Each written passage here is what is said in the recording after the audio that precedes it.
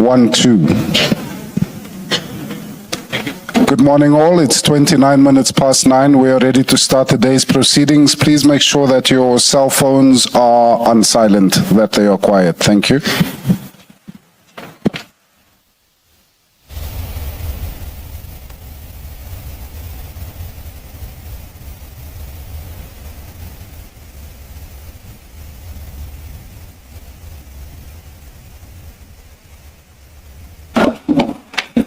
Good morning, Ms. Cyril.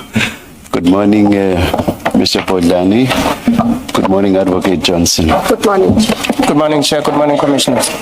Good morning, Chair. Good morning, Commissioners. Good morning, Mr. Bodlani, and of course, good morning, Advocate Johnson. Good morning.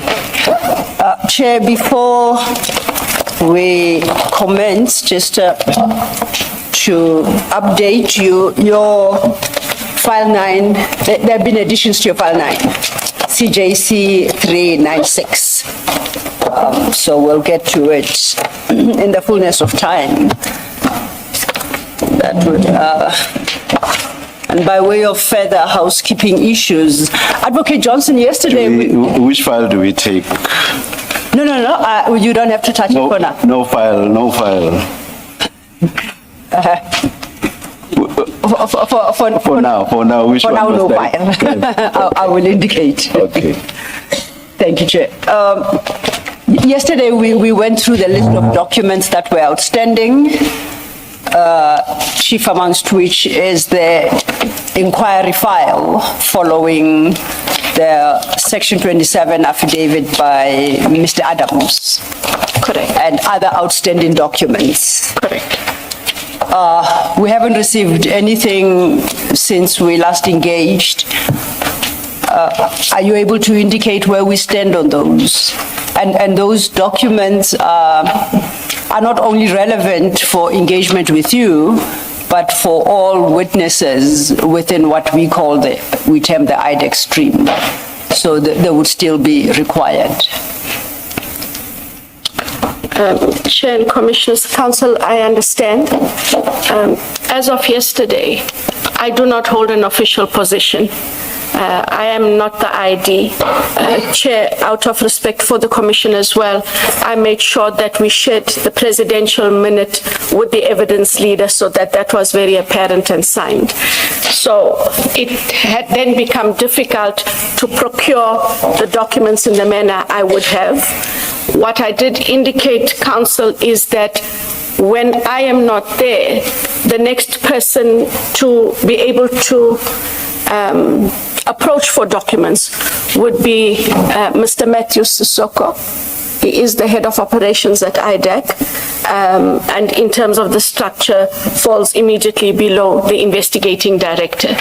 And why I made that suggestion, Chair, is I do not want that there be a break in how the Commission does its work and how it is able to access documents. I therefore make that suggestion, Council, so that the work of the Commission is not held up. Just to confirm, before you vacated office, did you make a formal instruction to Mr. Sissoko or whoever would be next in command to act upon the Commission's request, or is that something that we will have to do all over again? I did call a team meeting on Friday in order to also get information that was requested, amongst others, the A1 statement of Adams. That is how I got it. I did make the request there. Advocate Ramsamy was not in that meeting, and the project manager undertook that he will find out from her if she has that file. Given that I had done that, I will just send Mr. Sissoko a reminder as soon as we have an adjournment to please follow up on that process. He was part of that meeting, Chair, on Friday, and so would therefore be acquainted. Just a quick one. Who is the project manager? You referenced the project manager. Can you attach a name? He is Mr. Tlale. Mr. Tlale. T-L-A-L-E. Thank you. Chair, perhaps this will assist as well. We get instructions from a representative of the NPA, Mr. Mthunzi Maga, Now, in the wake of Ms. Johnson's departure from office, he has undertaken to follow up on these documents in keeping with the relevant protocols within IDAC and the NPA. We will report to the other side, perhaps after lunch, if we do not have anything immediately after tea. Thank you. Thank you, Mr. Bodlani. Thank you, Chair. Thank you, Mr. Bodlani, and thank you, Advocate Johnson. Advocate Johnson, yesterday when we parted, we had dealt with the 4 supplementary statements that were commissioned by Investigator Rapesu. Correct. And from your previous testimony, I'd understood that there was a referral affidavit and then followed by the supplementaries. Correct. So there are 4. And on my understanding then, if there are 4, if we go to file 9, okay, Chair, this is now we grab file 9. Starting at page 3487, that's CJC 394.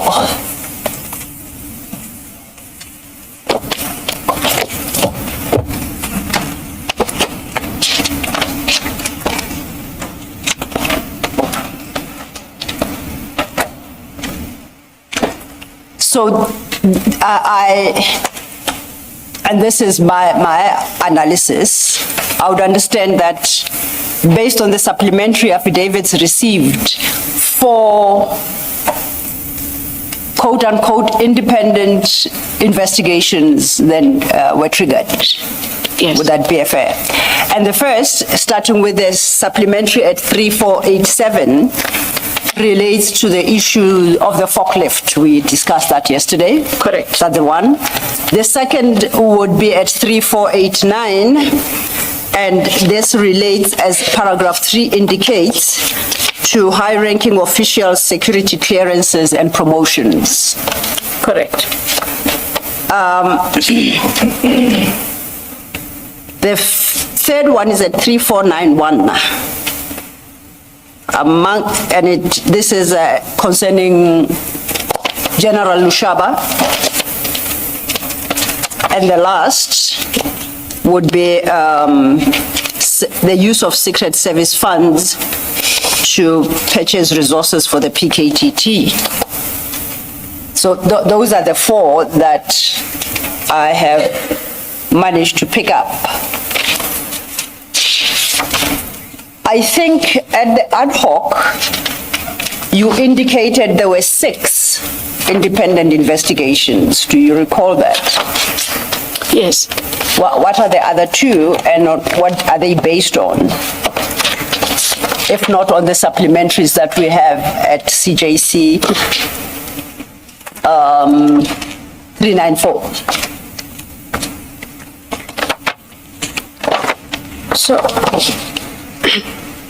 So how I understand them,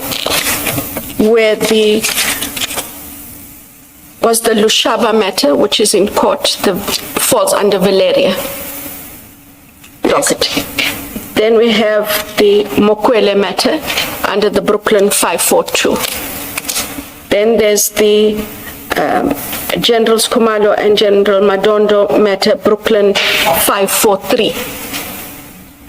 Okay.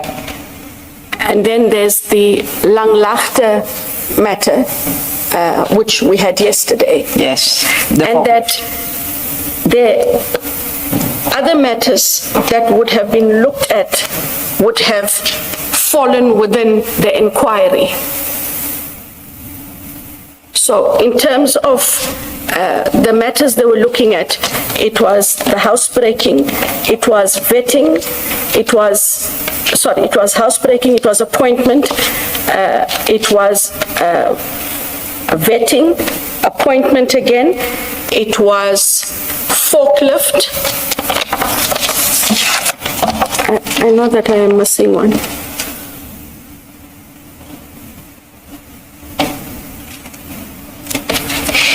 Just give me a moment. I am missing one. Okay, take your time. I am missing one. And because I also asked for this breakdown, Chair and Commissioners, from the team on Friday, for me to have clarity, simply because I'm not, simply because I'm not involved directly in the investigations, how those investigations work. And sorry, the last one was the alleged manipulation of the procurement processes. Is the manipulation of procurement processes not, didn't we agree that's the Langlaagte one? Yes, so what they've done in Langlaagte, from what I understood, they would perhaps be able to explain better, is Langlaagte looked at forklifts and procurement. That would be two. And then there's the other matters that I have given you. They didn't have, it's four files. Yes. Langlaagte has forklift and contracts. And the one matter that we did give as well, that wasn't Langlaagte, yes, that makes it 6, is the matter we disclosed on Sunday evening, Chair, where we indicated it is still under consideration, but it does deal with appointments and vetting, and that matter is still under investigation. That would then make those matters 6. Okay.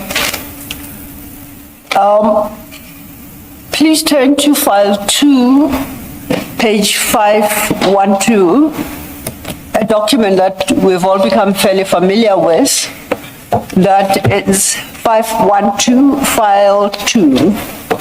That would be Mr. Adams' section 27 referral.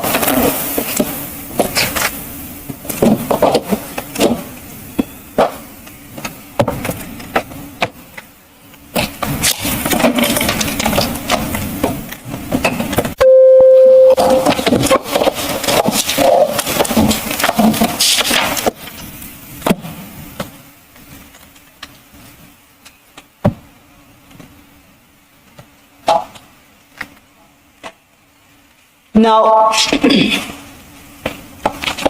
at paragraph 5, page 514, Mr. Adams states that he suspects that some funds became taken unlawfully from the secret fund and given to Police Minister Bheki Cele. Then the next allegation is the former police minister was also involved in appointing General Khumalo as the Divisional Commissioner of Crime Intelligence without an interview process and without Khumalo having worked as a senior manager in crime intelligence. So I read that to be two complaints. For my current purposes, I'm interested in the second, which really relates to how General Khumalo was appointed as the Divisional Commissioner of Crime Intelligence by the former police minister. And I'll stop there. The second complaint is, as I've just summarized it, and that particular issue, we don't have a supplementary affidavit to provide any further detail. As paragraph 5 is currently worded, how does that bring the matter within the mandate of IDAC? The fact that the former police minister appointed General Khumalo as the Divisional Commissioner of Crime Intelligence without an interview process and without General Khumalo having worked as a senior police manager in crime intelligence.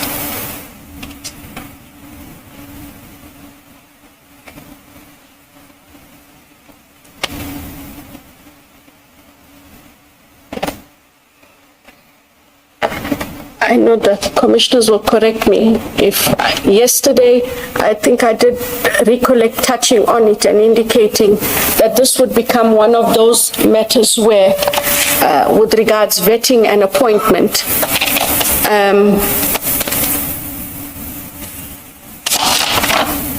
the matter would have to, it doesn't fall within the mandate. and the matter would have to be dealt with, as we discussed, Commissioners, with the Mokwele matter, the standing order, and a recommendation of what must happen with that. And I said in a similar vein that that must happen then with the Langlaagte matter with regards to the forklift. I just have to say here, I don't have an official position, but what I must do responsibly in a handover is write these up before the end of this week. I'm not sure who would act in that position, but write these up, summarize my point of view as conveyed to the Commission with what I conveyed should happen, and have that matter then escalated to the acting and copied to the National Director, because that would be the only safeguard I have, Commissioners, for them to then deal with the matters as we have now resolved. Okay. But just for our purposes, what's set out in paragraph 5 does not relate to vetting. It's a slightly different issue. It's his appointment generally as the divisional head of crime intelligence. That is the complaint. And that is the one that you, as couched, you would say IDAC would not have mandate over. Correct. Staying with with file 9. Staying with paragraph 5, good morning. Good morning. The first part of that paragraph 5, the suspicion of funds being unlawfully taken from the secret fund to former Minister Brigitte, it seems to me that out of this whole affidavit, this would be the one that obviously would fall within the mandate of IDAC to investigate. Correct. You accept that? I accept that. Okay. Was anything done about it? Was any further statements taken? Was any investigation initiated on this allegation? Commissioner Baloy, I am not sure how far the investigation team has gone or what they would have done in relation to this matter. But you would know if an investigation was conducted. I mean, you know about the others. Yes. Something was done and they've been classified into 6 legs that you can speak to. Correct. It's fair to say you would know if there was an investigation into this as part of the briefings that you're getting arising from this section 27. Correct, and I didn't receive a briefing on this. And so until there is evidence that there was an investigation, it is fair to surmise that nothing came out of this. I have nothing to gainsay your proposition. Yes. Now, directing this to you, you've seen this affidavit, this section 27. You've told us it came to you. When you realize, I mean, you familiarized yourself with this and you were satisfied, as you have told us, that there was a case to be investigated further. When you see this, do you not ask, don't you say to them, what is happening about that allegation about Minister Cele? How come I'm not hearing anything about it? Commissioner, I know that in the section 2813, yes, that would have been one of the matters as they were broken up and authorized. So I didn't ask questions about how far they were with each investigation. They presented each leg of investigation as they got to their completion.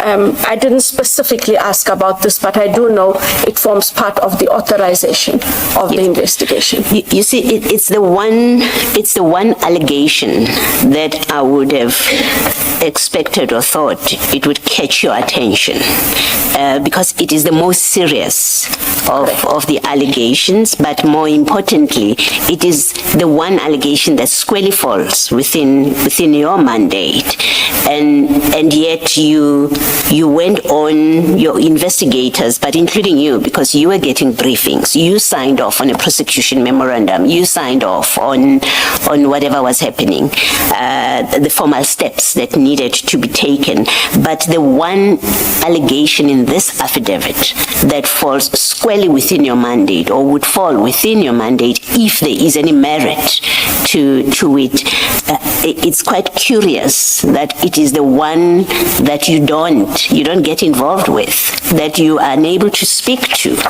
that you don't seem to have paid attention to. And that's quite a curiosity in the circumstances, considering that the rest of the affidavit has nothing to do with IDAC, right? The other allegations, they have absolutely, as you have fairly considered, have absolutely nothing to do with the mandate of IDAC, but the one that has is the one that nothing is done about. And again, it raises the question, what in fact was going on? Why this misdirection? And it cannot be oversight. It can't be. There was a deliberate decision to focus on the others. Hopefully we will find out why. But this speaks to, it was too inconvenient, maybe, to look at, or it was really not the focus of the intention of this affidavit and the investigation that follows. On the extreme end, it speaks to selective investigations and prosecutions, if this was overlooked. I hear what you are saying, Commissioner Baloy.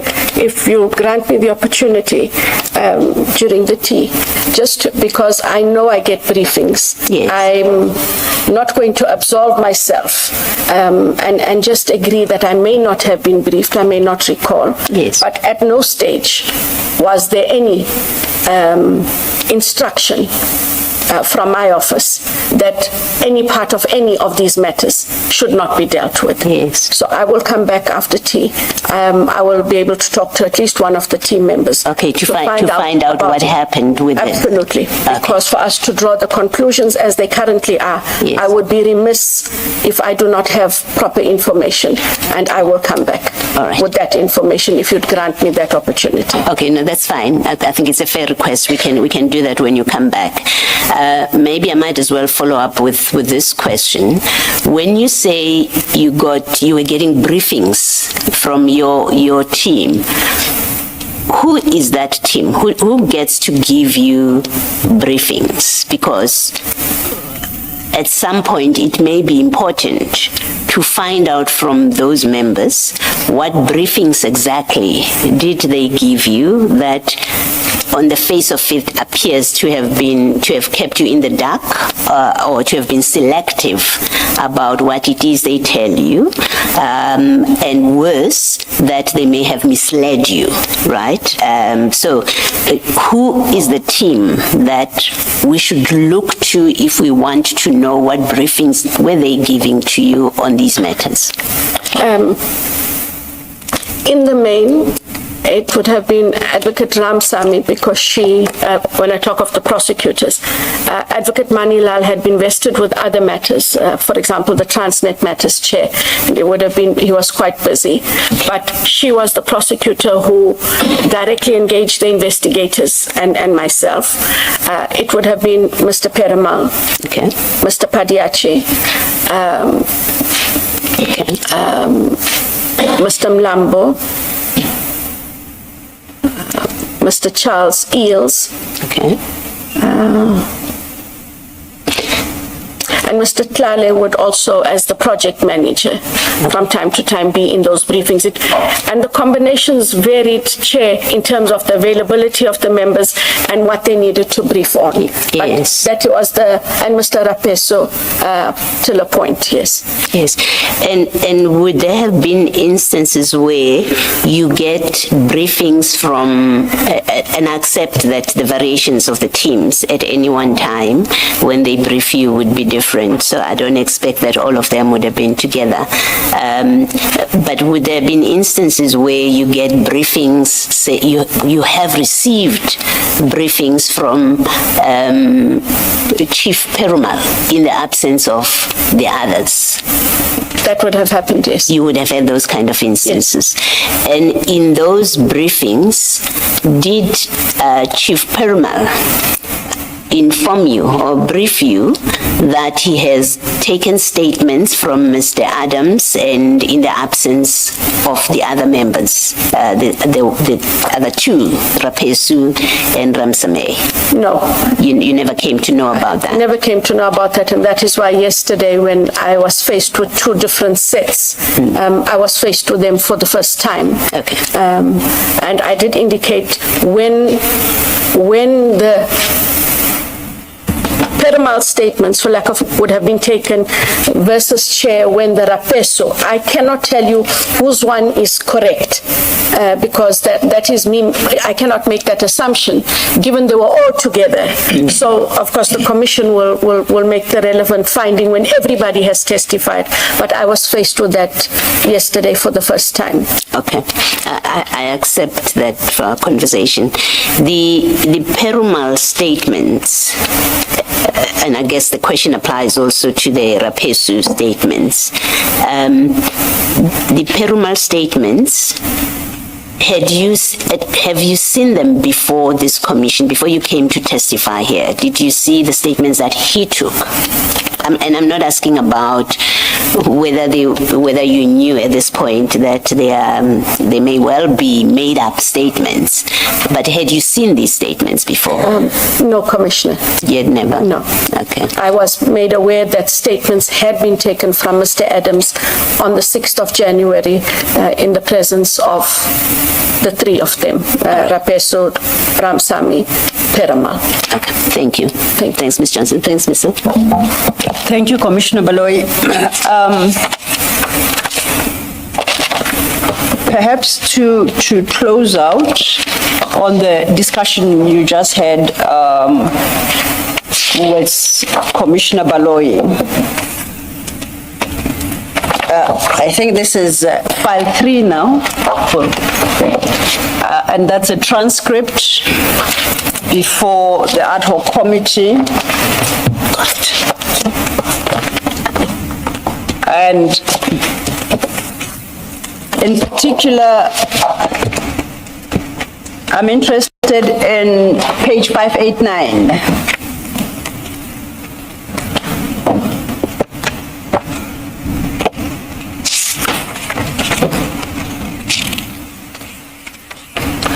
Now, in relation to the paragraph 5 of Mr.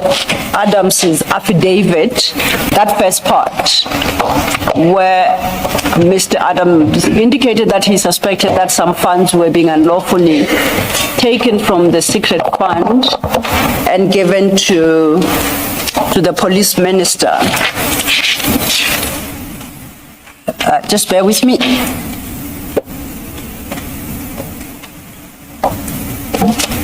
Let's start at page 587.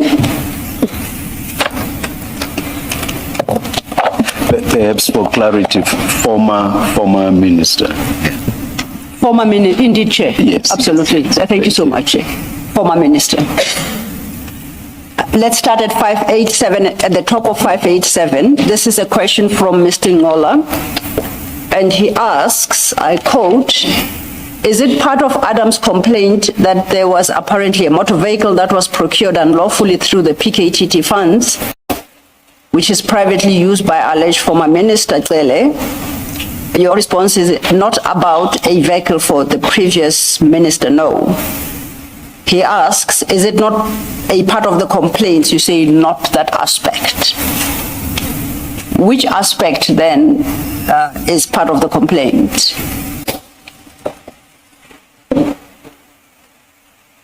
Because paragraph 5 simply says there's a suspicion that funds are being taken from the secret fund and given to the former minister, Becky Cele.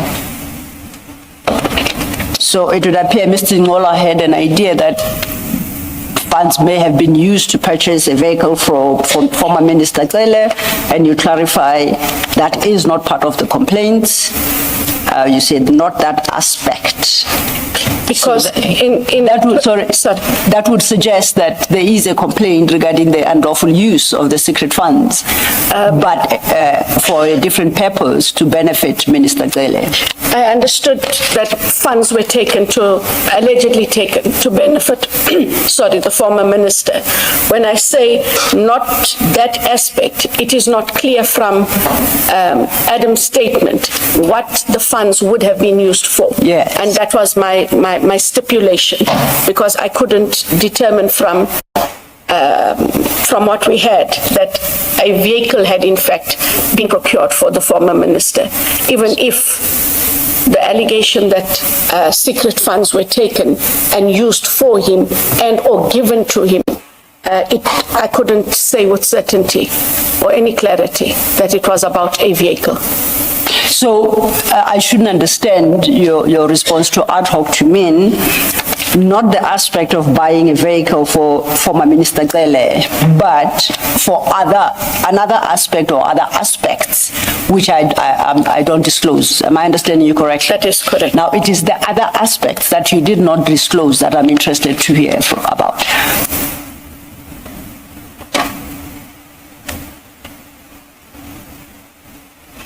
So, and that goes to the question that, or the request I made to Commissioner Baloy for me to be able to get clarity, because I go only on what he said about the secret funds, and I would just require that detail of what those aspects, if any, have been brought to date. But at that time, I didn't have details of aspects, Chair. So, I hear your response. Considering your changed status with the institution IDAC, would you be able to access documents relating to these matters as a matter of interest? I can make a request through Mr. Maga to Mr. Sissoko, and he is very helpful. If he's able to trace them, Chair, he will most certainly do. So okay. In fact, I did, off the record, speak to him yesterday to indicate that we might have to work through him, given that I do not have access to the documentation or documentation that might be required. So I'll do that through Mr. Maga. Understood. Let's move then to page 589 of the same transcript.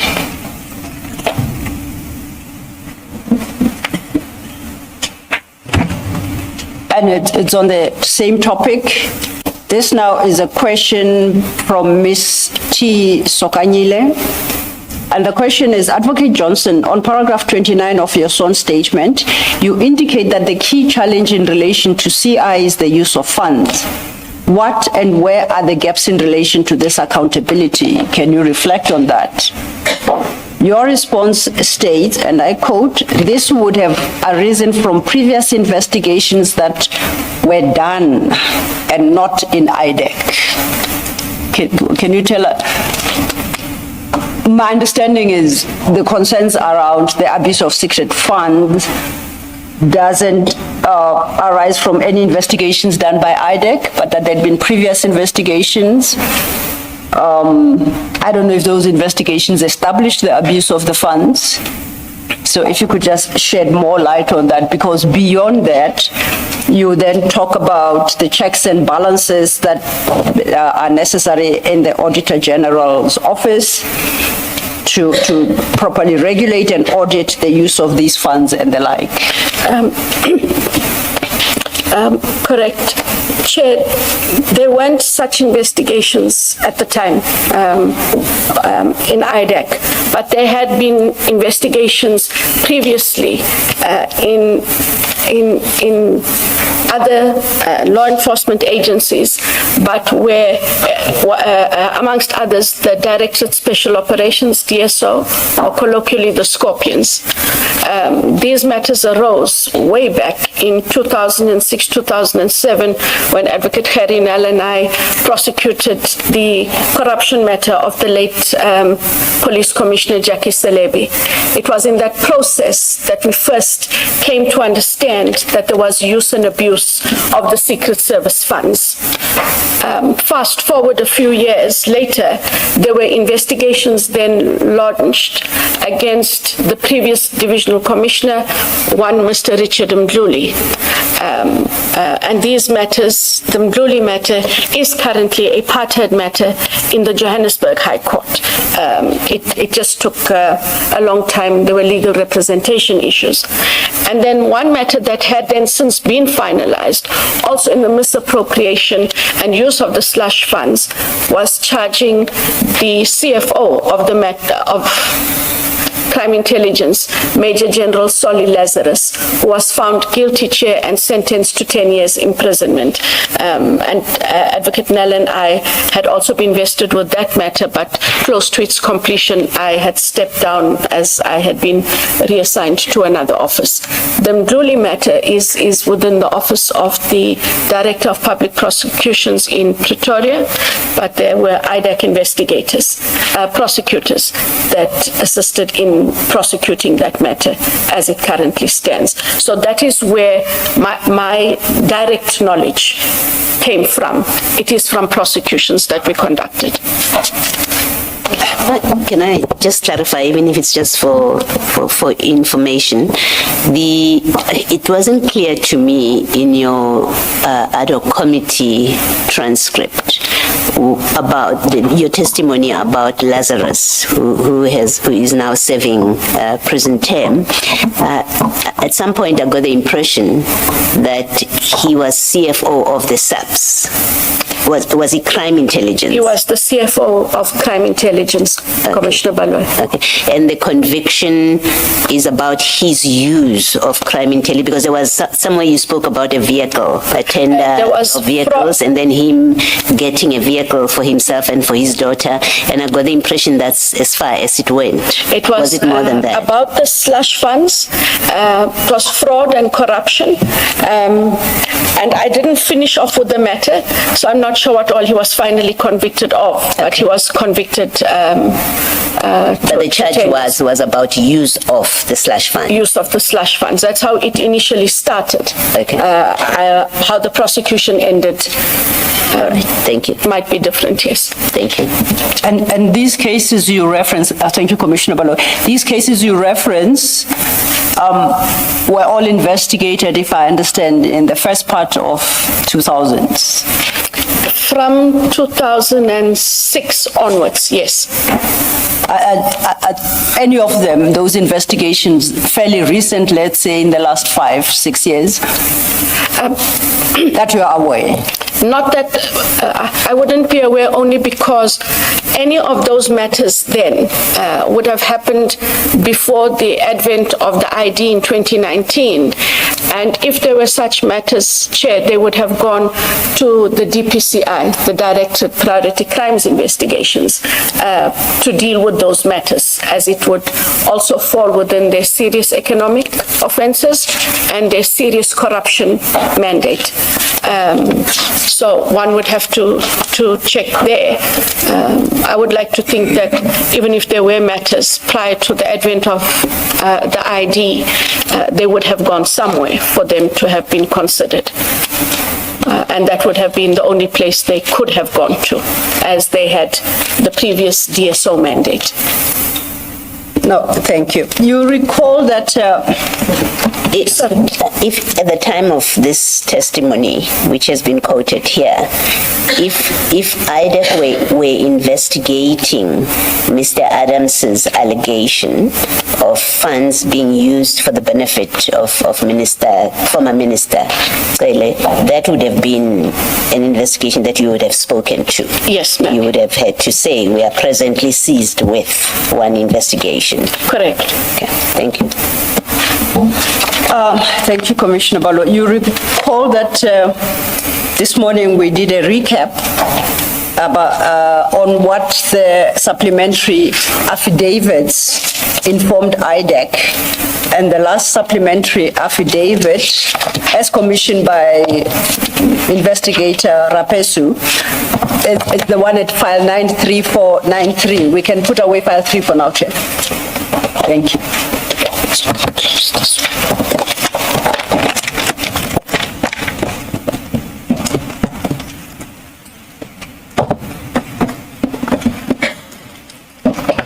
You said 3493. 3493, Chair. Thank you. Yes, sir.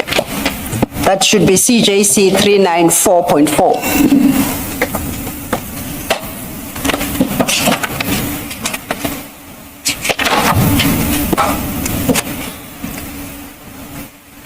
And you recall yesterday when we touched on paragraph 3, wherein Mr. Adams indicates that amongst the information he had received in October 24, it was alleged that Secret Service funds were used to purchase resources for PKTT, and that this team was previously led by Divisional Commissioner of Crime Intelligence, Lt-Gen Khumalo, who has close ties with the former minister, and that it is alleged that the resources procured under the ban of the task team were for the benefit of Mr. B.H. Cele and others. Now, when we dealt with this supplementary affidavit, and I pointed out that complaints concerning the PKTT don't form part of the Section 27 affidavit, and we discussed the possibility of there being perhaps another Section 27 that specifically references the PKTT. You, if I understood you correctly, you advised that you were not aware of any investigation into the PKTT. Correct. Did I understand you correctly? Correct. And you did not say, but the conclusion I drew is that for the first time yesterday at this commission, you found out that actually there had been an investigation of some kind into the affairs of the PKTT. That there is an allegation in a Yes. supplementary. That is more precise, you're quite correct. There's an allegation in the supplementary which supports a call for an investigation because it's supplementing the very Section 27. That is correct. And you learned of that yesterday. I would like to turn our attention to, still staying with file 9, CJC 392.2, that should be at page 3362. No, that's at 3361, Chair. Same file 9 where we see the supplementary. 3361. 3361, yes.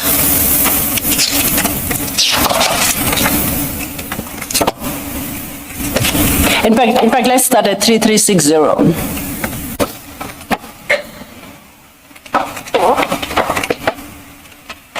This is at 3360, it's a letter you wrote addressed to the National Commissioner. And it reads, this office refers to the information previously requested in terms of Section 28 of the NPA Act, to which your office complied. And then at paragraph 3, you indicate attached here to is a Section 28 subpoena requesting further information. And that subpoena starts at 3361. You see that? I see that. And that subpoena has got a date stamp of the 3rd of April, 2025. And if you look at 3362, it has, under the heading details of the matter or other information, and I quote, this investigation pertains to unlawful promotion, appointment of personnel within the Division Crime Intelligence of the South African Police Service. Where does that matter come from? Because paragraph 5 of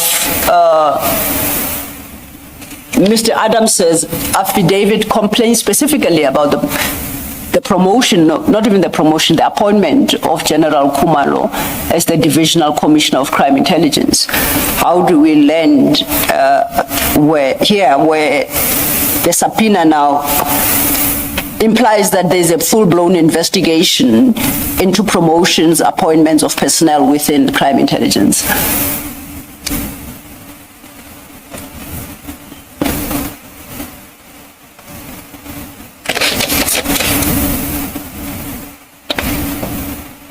At this stage, Chair, we were not talking about a full-blown investigation. This being the 3rd of April, it would still have been the preliminary investigation. And it would then invariably have related to the issues around the appointment of Brigadier Mokwele, and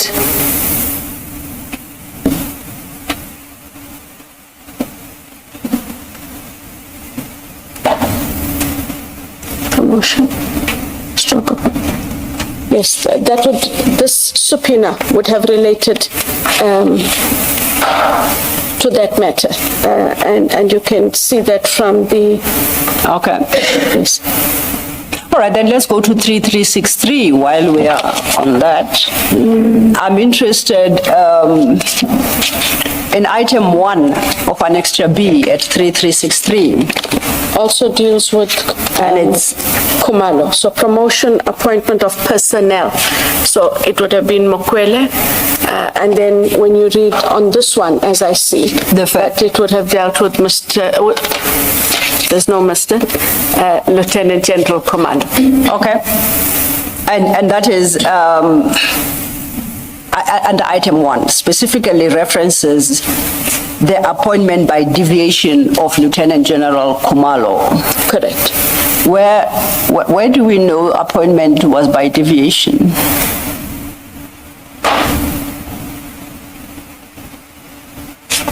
Sorry, Counsel? How did you land at the conclusion that the appointment was by deviation? The complaint was that the appointment, original complaint, was that the appointment was effected without an interview process. Do you recall?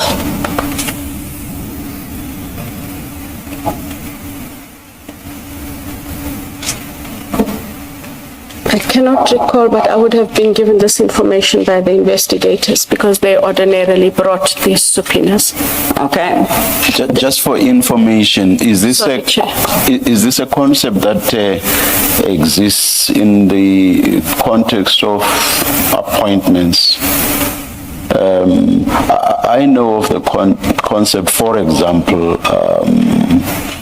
in the context of procurement. Where instead of going through the usual routes, like inviting quotations and the final one being an open public tender system,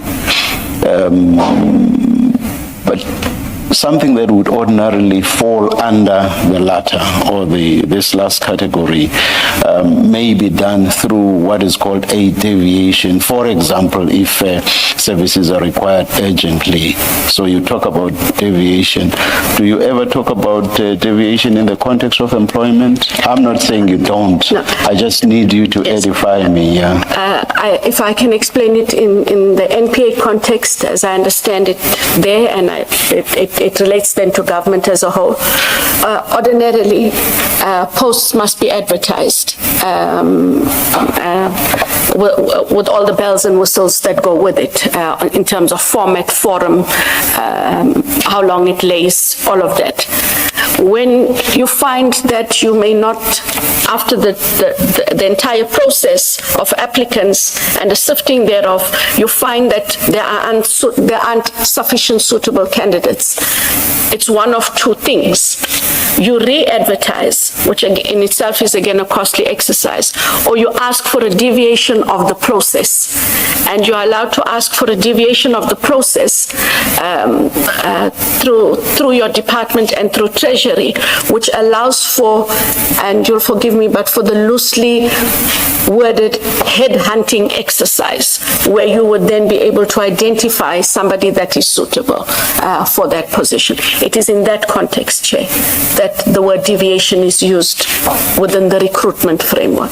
So it is something, it's a concept that does exist. It does exist. Thank you. Because you need approval for it. It's out of the ordinary. Thank you. Thank you. Thank you, Chair. Thank you, Chair. And if I understand you correctly, then you equate the notion of deviation to headhunting.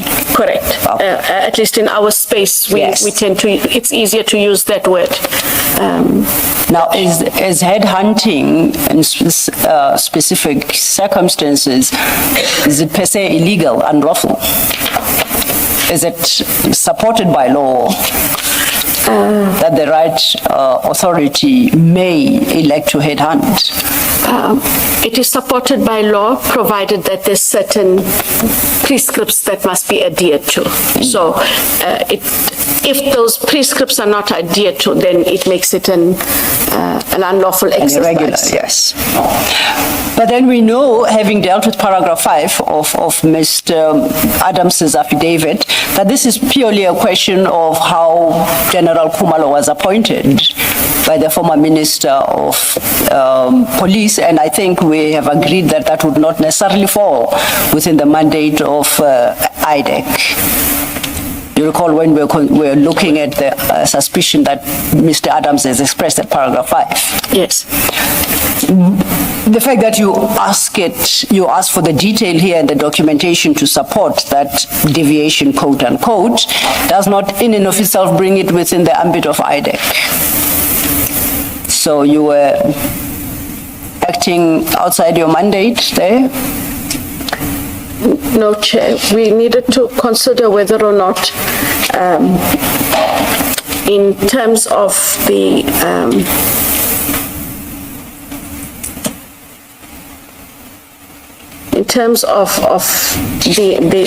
allegations of, more especially the fraud and or corruption, if in the alleged deviation that had taken place. Where does the That is fraud and how corruption come? I understand it. Also, my apologies. Now you are imputing corruption in the deviation and fraud. Where do those notions now come from? We start from paragraph 5 of the referral affidavit. We don't have a supplementary affidavit. We have just established on the issue of the appointment of General Khumalo. How do we even land on fraud or corruption?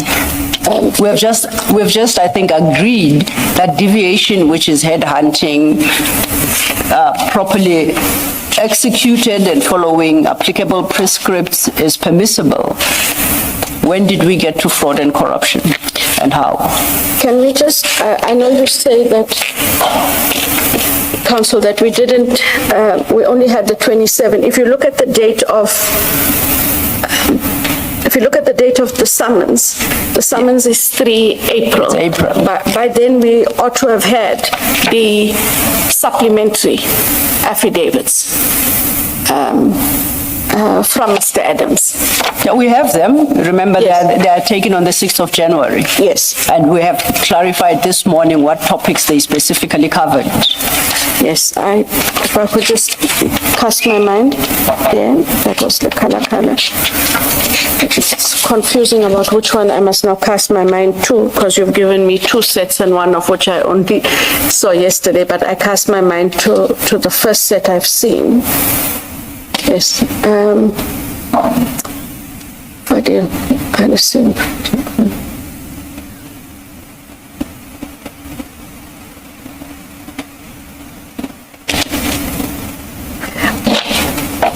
If you look at, sorry, Commissioners, 3, and sorry, Chair, I don't want you to play dice with the files, but it is in file 9. If we go to 3475, 3475. Okay? File 9. Yes. And this having been taken on the 6th of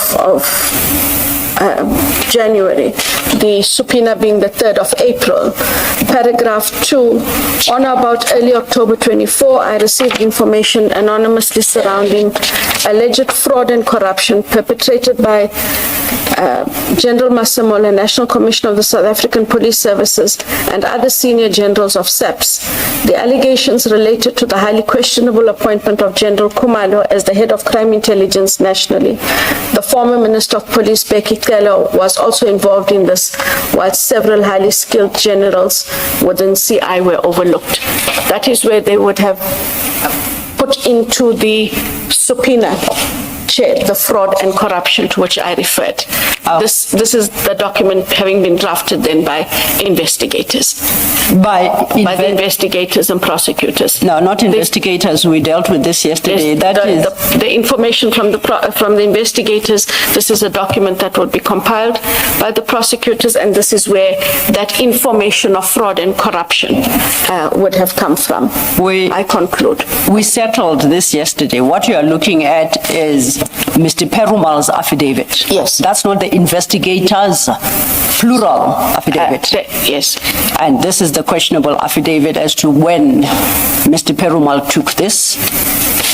Took this statement and commissioned it. And not only when, there's also the question of where, which is quite the Cape Town Pretoria issue. So this I would think, based on our conversation yesterday, as to what constitute the true supplementary affidavits or statements by Mr. Adams. This cannot be one of them, because you have Advocate Ramsamy and investigator Rapesu, who say they don't know where these documents come from. And there's a question, and a serious question, whether or not they were fabricated within IDAC. Because the two of a three-man team of investigators that engaged Mr. Adams completely disavow these documents, including the very one you've just relied upon.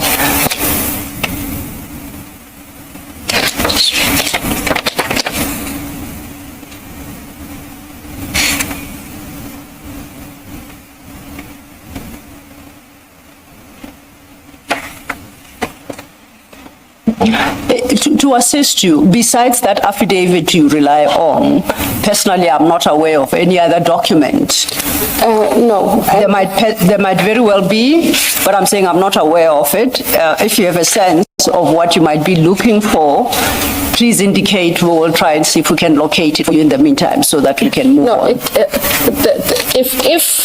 And I say if, because it's an exercise the Commission will still undertake about which is the true set.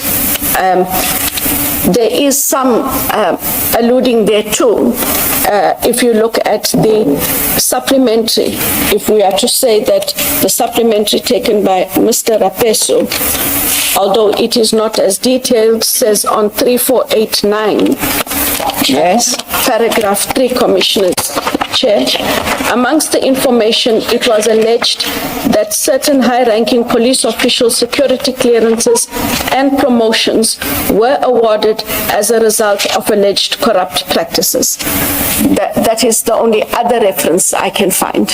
And in fact, that I think actually dovetails with what's in this, the original affidavit, which is about security clearances, but now it's got promotions being awarded as a result of alleged corrupt practices. That can be talking to the original paragraph 5. And even if we say they were, how that then lands you on Lieutenant General Khumalo is difficult for me to appreciate for the moment. But however you landed there this morning, you considered that would still not be a matter that falls within the mandate of IDAC. That is correct, no matter which way we debate it. Yes. And then if we go back to our section 28, still staying with file 9, we're at page 3363. Yes, ma'am. Are you still coming back to this document, or are you done with it? 3363. I'm 3363. That's where I'm going now. You're still busy with it? Yes, ma'am. Okay. No.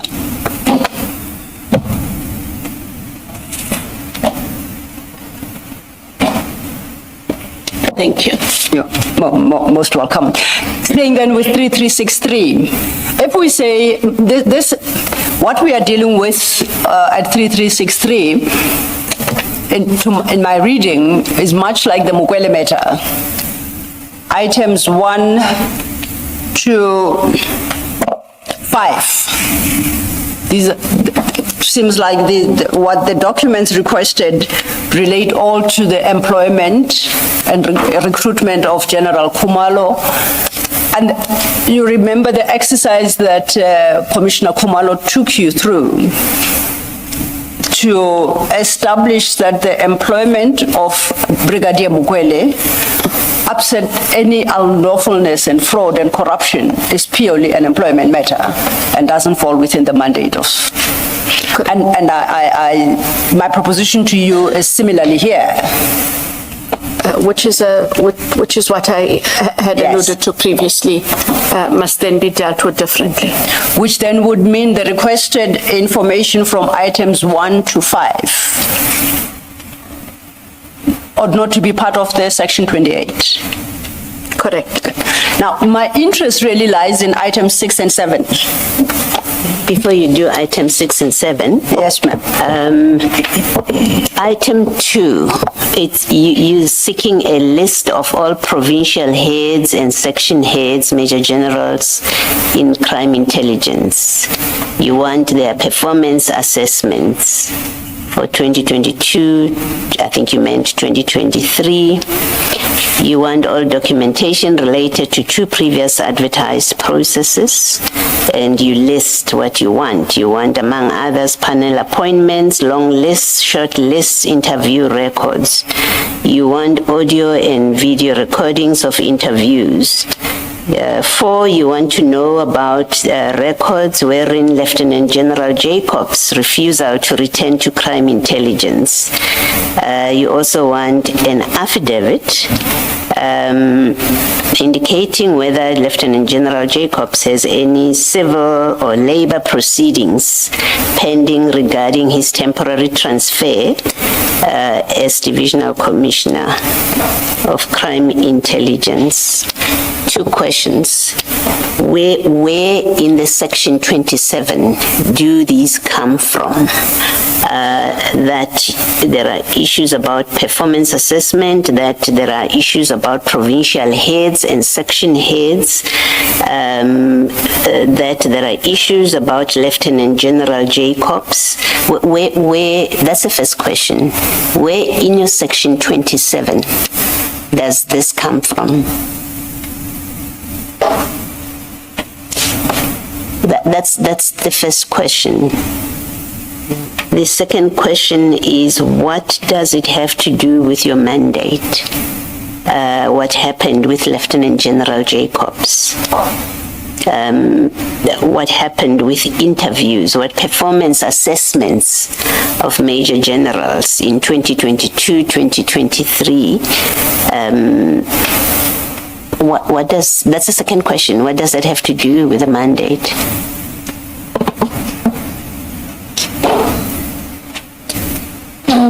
So you can answer the first question, which is where do this looking at the section 27 of Mr. Adams, the one that's before us, where does these questions come from? Or where do these questions, where do these questions come from? Yes. Commissioner Bulloy, for me, these questions would seek to determine whether or not there was a necessity for the deviation, whether or not there were suitable persons within crime intelligence based on their history and performance, and given that there should not have been a deviation. And the allegation then that there was corruption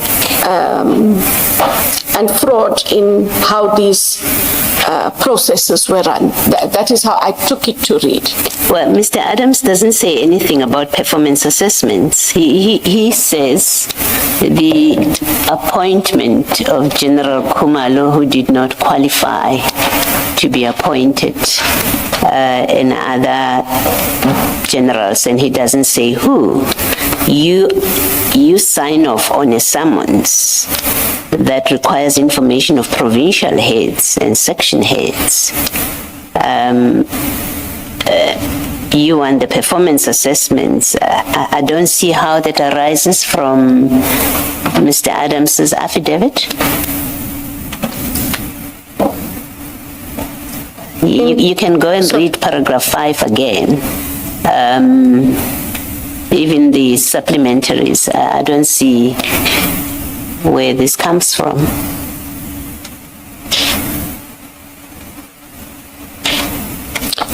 For me, Commissioner Baloy, this comes from what evidence would be required to prove the alleged deviation and or irregularity. How would an assessment, how would records of assessments say anything about a deviation, whether a deviation was warranted or not?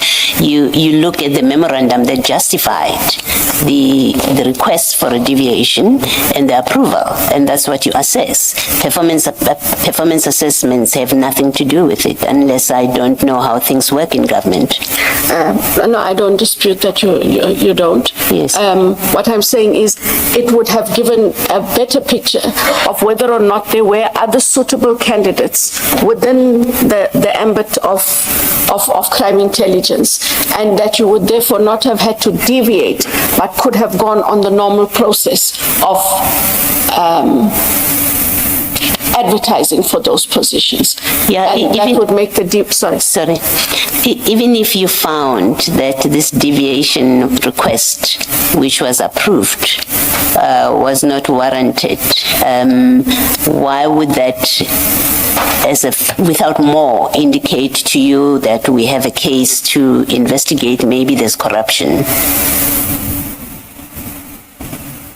Surely it doesn't follow. No. It doesn't. You accept it doesn't follow. Then Jacobs, General Jacobs, how does he enter the picture? Nothing has been said about his refusal to anything at all, in fact. He's not mentioned at all. You single him out, and you know that he has refused to return to crime intelligence, even though Mr. Adams doesn't say that in his affidavit. He doesn't mention him at all, let alone that he has refused to return to crime intelligence. And the next paragraph in 5, where does that come from? Lieutenant General Jacobs at the time was the head of crime intelligence. Yes. So what this sought to determine was what was the reason for him not going back, which necessitated the appointment of a different head. Mr. Adams doesn't say anything about him. He doesn't say anything. I'm assuming you don't go on a frolic of your own. You don't decide, oh, I happen to know, which obviously your investigators knew something about it. You obviously knew something about it that you wouldn't have signed off if you didn't know anything about it. You didn't know about it from Mr. Adams' affidavit. It's very specific. You're not asking what happened to Lieutenant Jacobs, which I would still ask you, why did you think something happened to him? Here, you know it's very clear. You know that he has refused to return to crime intelligence. Where do you get that from? It's not in the section 27 affidavit. It's not in the supplementary affidavit, which at this point are the only documents that speak to appointments in crime intelligence. Where do you get it from that General Jacobs has refused to go to crime intelligence? Someone told you that. They told your investigators, and they didn't tell you in any of the documents that are before us. So my question is, you are signing off on information that is not on record. Who told you or your investigators about General Jacobs that you decide it's a matter that we must look into? It is certainly not in the documents that have been presented to you. So it's fair for me to surmise that, well, on the properly obtained information, which is the affidavit and the statements, nothing of sorts was said. It can only leave one explanation that this is information obtained in other ways, which are not properly explained on documents. You accept that? I accept that. You accept that? I accept that. Okay. Now, when you sign this summons that speaks to General Jacobs, when there is no basis whatsoever. That's one. Two, on a matter that on the face of it doesn't fall within your mandate, the issues about why he refused to return. I have to assume you have read these documents when you sign them. They are presented to you, you are briefed. I must assume you ask questions. Yes. Because you read them. Okay. What explanation? Because the Jacobs thing is very jarring. It doesn't arise from any of the documents in front of you. What questions did you ask about why he's there? If you didn't already know. I did not already know, but if I can recollect my engagement with the investigator who brought the document for signature is the explanation that I did provide Commissioner Baloyi, that they wanted to determine why he was not going back, why he couldn't go back, and because that would then either legitimate the deviation, that you have someone in the post who has now been moved, refuses to come back, and then that deviation becomes legitimate. But if the person is not in the post, but is being precluded from coming to the post, it means that the deviation in itself is irregular. So that is the engagement I had and recollect. So you were told we are looking into the Jacobs matter because we have been informed that he's precluded returning into his post. Is that what you were told? Yes, and that is why there have to be this deviation of an appointment of Lt-Gen Khumalo. And the investigator who presents this to you and tells you this is whom amongst your investigators? I'm sure they didn't come as a team. Someone presents this summons to you. Who does? And who tells you that?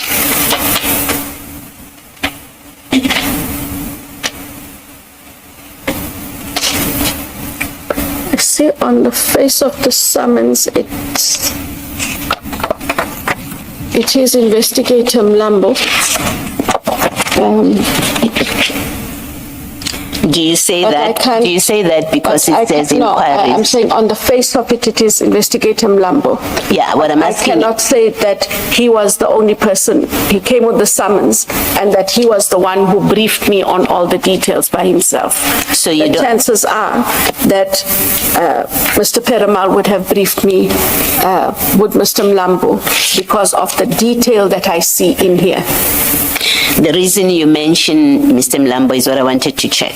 The reason you mention him specifically is because at the bottom at page 1, it has him as the person to whom inquiries must be directed. Correct. That's why you suspect him. Yeah, I said, but he would have brought the summons, but I do not say that he would of necessity have been the one that gave me this detailed briefing. There's a lot of detail in here. Yes. And I would expect that detail I got either from Mr. Perumal or from Mr. Padiachi, with the leading investigators. Okay, thank you. In fairness to Mr. Mlambo did carry out a bit more of the administrative functions. Yes. And we cannot impute this to him. So Chief Perumal and Colonel Padiachi, one of them or both of them would be the people that have compiled this list of what is required from the National Commissioner who's being summoned to an interview. That is correct. Thank you. Thanks, Mr. Sorry, please make me understand this. You say Mr. Mlambo was on the administrative side, which is why you say the likelihood is that you would have been briefed by Colonel Padiachi or Chief Perumal. Looking at the foot of this page 3361, against inquiries where Mr. Mlambo's name appears. It says senior investigator. Yes. Make me understand why you say Mr. Mlambo was on the administrative side and therefore would not have been the one briefing you, even though this says he is a senior investigator. On these documents, so what they would do is when there were summonses, they gave it to a central point. That was his duty, but he had other investigative duties where he took statements, engaged with witnesses and so on in the other legs of the investigation. On this summons exercise, I use the word administrative exercise, but he's a senior investigator with senior investigative duties that he does conduct, has conducted, and as part of the taskings of everything else in the team. All right, thank you. If I created the impression that he was an admin person with the rank of senior investigator, that is incorrect. All right, thank you. Thank you, Chair. Thank you, Commissioners. Just on the last issue about Lieutenant General Jacobs, you said he being precluded from returning to the position he was acting in. That's what you're investigating. Then I don't understand your point 4, because at point 4 you specifically reference his refusal to return. How does his refusal to return convert to him being precluded from returning? Item 4. Yes. So what I did indicate, Council, is we needed to determine whether he was precluded from returning. Did he refuse to return? Because if there is documentation where he refuses to return, then that deviation has to go on. If there's documentation where he has been precluded, which is paragraph 5, if you have the civil or labor proceedings pending, that precludes him from going back to that position. And they could then also make the decision on whether or not the deviation must proceed. So there must have been a theory that Lieutenant General Jacobs refused to return. There must have been. You were aware of that theory. That is what I'm And now you are feedback testing on. the truthfulness of that theory. Correct. Okay. By using a section 28 of NPA as IDAC. Okay. I had invited us then to go to item 6. Item 6 on the same summons reads, original documentary files and applications for promotions of the commanders and members of political killing task team through deviation. You recall when we were considering the supplementary affidavit Of the PKTT. yes, of the 6th of January, you indicated that you learned for the first time in this commission yesterday that there was a complaint regarding PKTT. Yes. And that there were investigations. Yes. But on the 3rd of April 2025, you signed off a summons inquiring into promotions of commanders and members of the PKTT through deviation. How does that come about? Firstly, it would suggest that you were aware that PKTT was under investigation or inquiry. You have to be aware for item 6 to make sense. I've been made aware. In the briefing for the summons, I would have been made aware. Yes, but so then when we deal with the supplementary affidavit of Mr. Adams of the 6th of January 2025, you said earlier that you learned for the first time in this commission that the PKTT was even under any investigation or inquiry. Correct. Please In reconcile terms the of, two for me. sorry. No, so, please reconcile the two for me, because I had understood that it was a discovery for you yesterday that PKTT was ever being looked into by IDAC in any form. In the affidavit, yes. I had not seen that in the affidavit. No. I had not seen that Let me in clarify. the... Let me clarify a question. We looked at the section 27 as has been provided to us. You and I agreed that it doesn't reference PKTT. Correct. We looked at the supplementary statement by Mr. Adams dated the 6th of January 2025 as commissioned by investigator Rapesu, the one specifically dealing with PKTT. And you informed the commissioners that you learned for the first time in this commission, and to be precise, yesterday, that the PKTT in any form was even a subject of inquiry by IDAC. That's what you said this morning, just barely an hour ago, that you learned for the first time yesterday. And I'm saying then please explain your insertion of item 6 in a section 28 summons dated April 2025, which summons wants all documents relating to promotions of commanders and members of the political killings trust team. One of two things. You were fully aware that IDAC was looking into PKTT, and I say looking into because I don't know if inquiring or investigating, but that PKTT was the subject of investigation/inquiry by IDAC. You authorized a summons requesting records of promotions within PKTT. On what basis and why?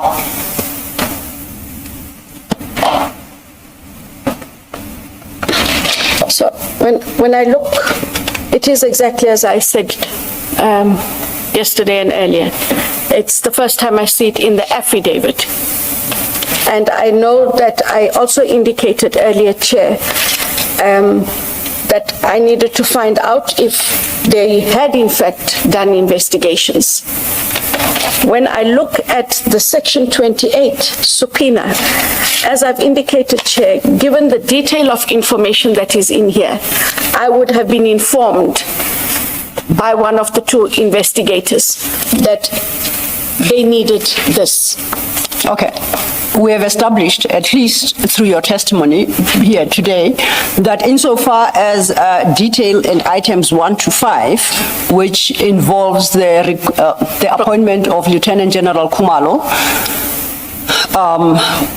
and all the other details regarding other major generals and their assessment and the position of Lieutenant General Jacobs, based on the engagement you had with Commissioner Baloyi, you said that information you obtained from maybe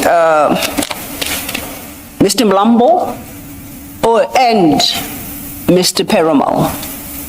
Where did you obtain the issue? The PKTT issue is so divorced completely from what is required in terms of 1 to 5. It just slips in there. What does PKTT have to do with anything, and who informed you that it is necessary to obtain those records because PKTT is a subject of investigation? When we know neither the Section 27 that we have So, yes. and you had not seen the supplementary affidavit up until yesterday, July of 2026. Correct. This again.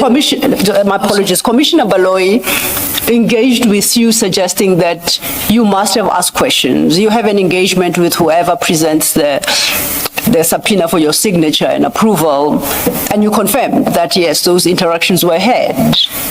So you must have discussed item 6, the digging into the PKTT. What were you informed about that? And did it cross your mind that on what basis, to inquire on what basis are we investigating PKTT? And any aspect of PKTT for that matter?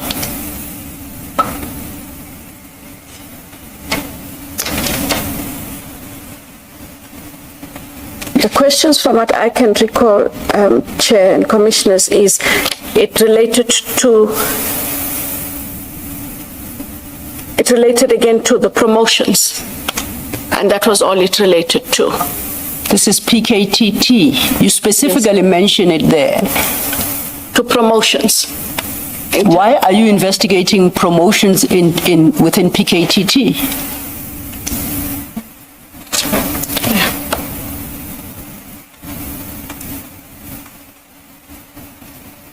I can honestly not recall asking them about the PKTT as the PKTT. I would have asked questions around the applications, wouldn't have asked about the PKTT. The original documentation, file and applications for promotions of the commanders, for me, dealt with the issue of the promotions we were dealing with.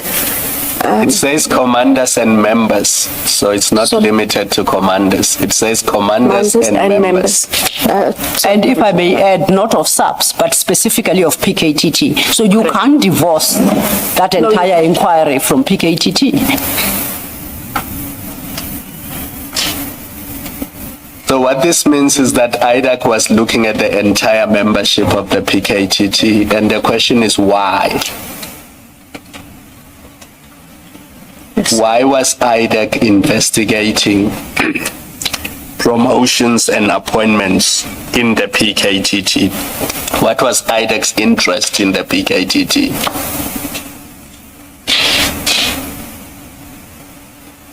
And maybe while you consider your answer, let me read for you what you said in the ad hoc committee. You were discussing the PKTT and their involvement with that the National Commissioner said to you, I will arrange with the PKTT. He did not make clarification. You don't need to go there, but I'll read it for you. At 583, you say, and then the PKTT, like I indicated, it is a name that is known, but what they did, who they reported to, what the actual work was not within my knowledge and purview. So you say to the ad hoc committee, I know nothing about the PKTT. Keep that in mind when you explain, when you give your answer to Ms. Silo's question and Commissioner Khumalo. Page 583, right at the bottom, that's 53. And it continues overly.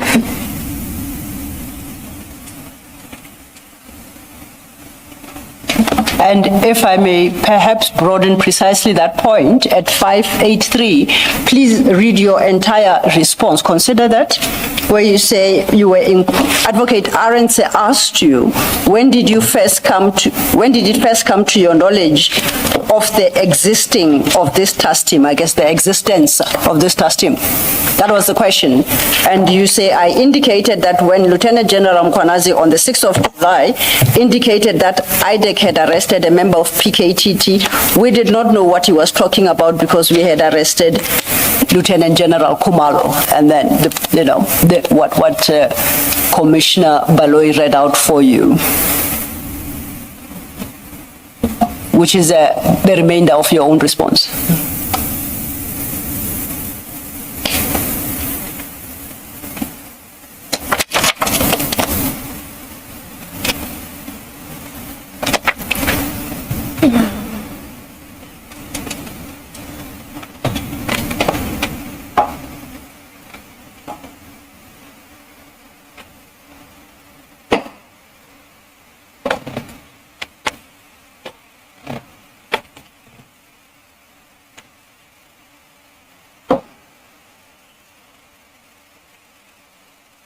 Is it 583? Yes, what I think both Commissioner Baloyi and I read from 583, I just started with Advocate Arendse's question. Oh, at the bottom. Yeah, the bottom, Sorry. 1/3 of 583. Chair, I see it's 10:56. Perhaps the questions posed to Advocate Johnson on this particular topic may require her to consider a few documents. Might not be more appropriate that she does so during the tea adjournment. Let's take the tea adjournment and come back at 11:30. Let's adjourn. Thank you, Chair.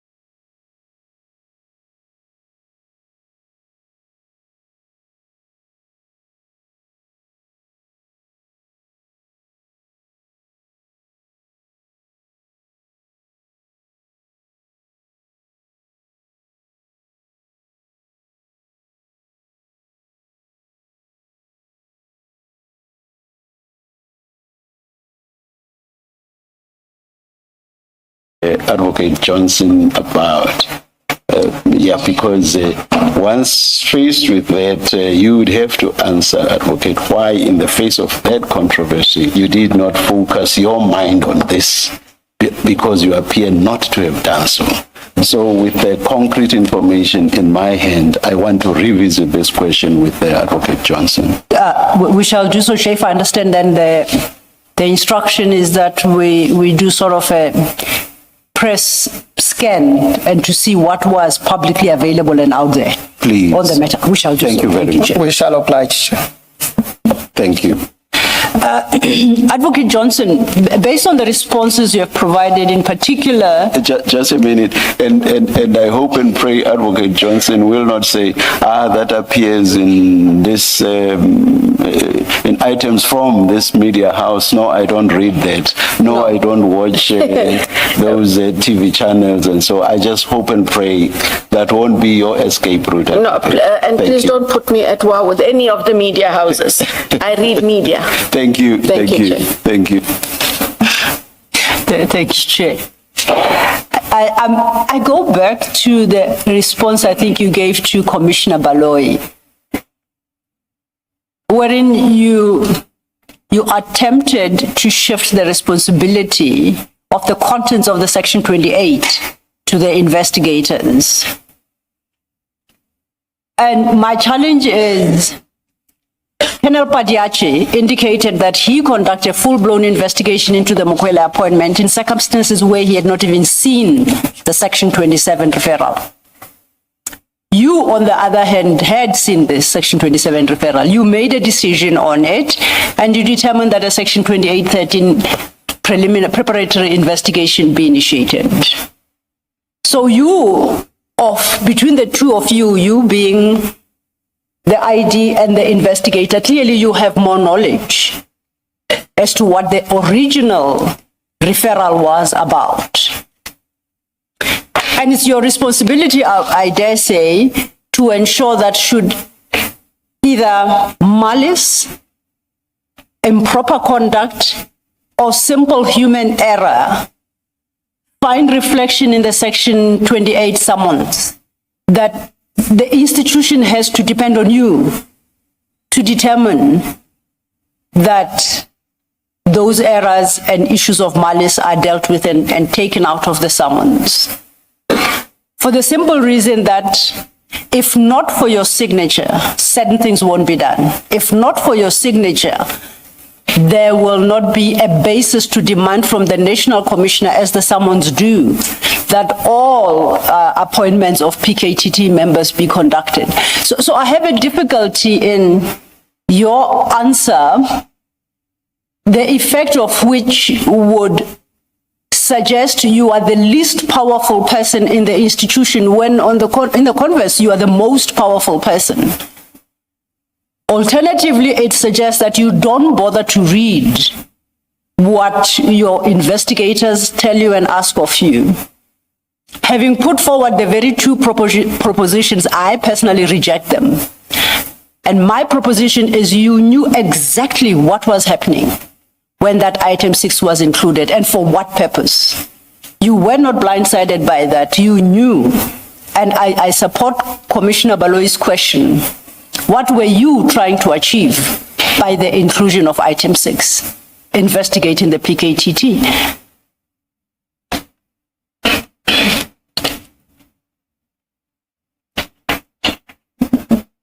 Chair, as I indicated, I was not aware of an investigation into the PKTT. I've made sure I've checked with those who are the custodians of the documents that if I missed something, the project manager would at the very least have been able to refresh my mind and indicate, ID, we actually do have an investigation and this is what it is. And it is not to absolve me of anything. It was to find out then, how did this come about? What was put to me in order for me to have authorized it? Hence my phone call to Mr. Peramal. I seek not to absolve myself, chairs and council. I wanted clarity because I independently cannot recollect what the questions and the conversation would have been around that specific point. Advocate Cyril, Yes. please help me. The documents 3373 3373. all the way to 3383, did you get them from IDAC? How did they land in this file? Because these are performance assessments of PKTT, not employment issues, just general performance. Some of these documents we would have seen before investigation and prosecution of politically related cases from 2018 to 2022. The information notes relating to PKTT. If IDAC was not investigating PKTT, where do these documents come from? The pages that Commissioner Khumalo has just referred me to are part of CJC 392.2. For the record, the documents marked CJC 392, the entire 392, with all its sub-exhibits, was obtained from IDAC. Pursuant to either a subpoena or a written request from us. What we, as the commission, added to that file 9 is CJC 394. So, Advocate Johnson, it cannot be correct then to say IDAC was not investigating PKTT, because if you take it from 3373 all the way to 3383, those are all PKTT documents. And IDAC can only obtain these documents if IDAC is conducting an investigation into the PKTT. That must follow.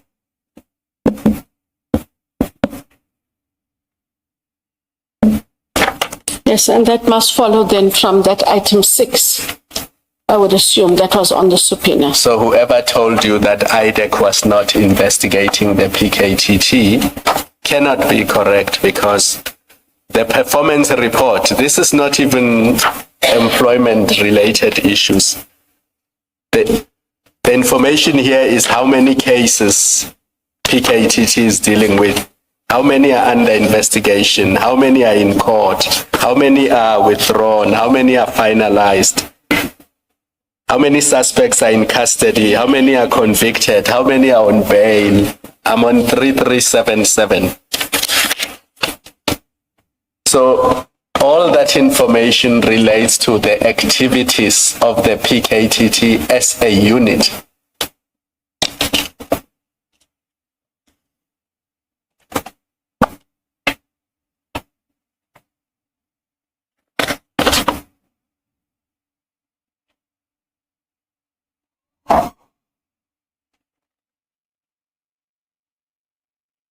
That is correct, Commissioner Khumalo, and then it conflicts in any event with what is asked in point 6 of the summons.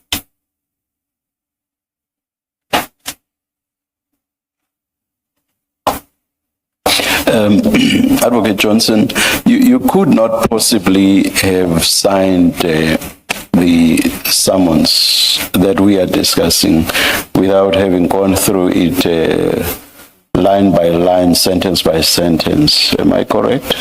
Correct, Chair. Now, if that be the case,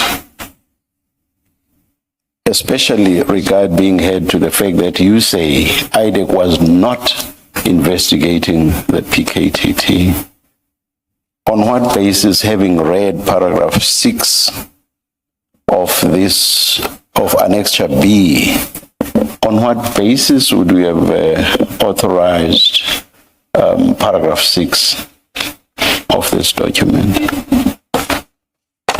And the answer, let me upfront say, cannot lie in whatever briefing you may have been given. It cannot lie there. So on what basis would we have authorized paragraph 6 of the summons?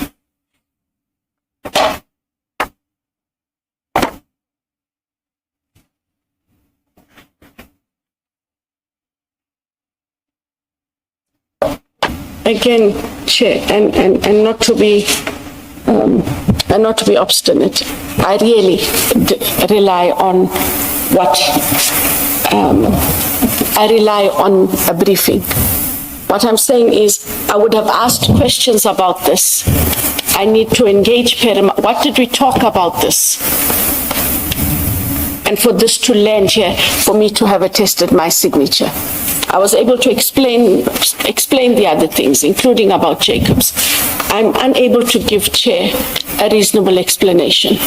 You are stating what IDAC was not investigating in the past tense. So I understand that to mean that even at the time you signed the summons, that was your understanding. PKTT is not being investigated, correct? Sure. It is exactly for that reason that I say to you, the answer for authorizing paragraph 6 cannot lie in a briefing that you might have been given. It cannot. That briefing would have been irrelevant to what was being investigated, correct? Correct. Now, if it were irrelevant, paragraph 6 would also have been irrelevant in terms of what you required for purposes of your investigation, correct? Correct, sir. Now, it must follow automatically then that you ought not to have authorized paragraph 6 of the summons, correct? I agree with the Chair. Yeah. So, are you able to explain then? Because, again, I repeat, the briefing is totally irrelevant. On what basis then did you authorize paragraph 6 of the summons? I don't have an explanation for you, Chair. Not from just my reading of it. And exactly what I say is, and I really don't want to frustrate you, and we go. No. That's not my. Sorry. I will let you answer and say everything you want to say. I just want to say, I assure you, I'm not going to be frustrated. Please go ahead. Thank you. It's just, for me, sometimes it is the context that triggers why I did something. I'm reading it as I read it. Yes. And as irritating as it may be, I do need the context of what was discussed between Mr. Perumal and I. In the absence thereof, I have no explanation for you, Chair, given that I have indicated that we had no investigation against the PKTT. Yeah, based on the discussion that you and I have just had, do you think that context could ever change the picture? Because you say you've agreed with me that whatever briefing you might have been given would have been irrelevant to what was being investigated for the simple reason that you were not investigating the PKTT. So I do not understand how context, as you put it, could have been relevant to the question as to why you authorized paragraph 6. If the briefing could not be relevant, how could this context be relevant?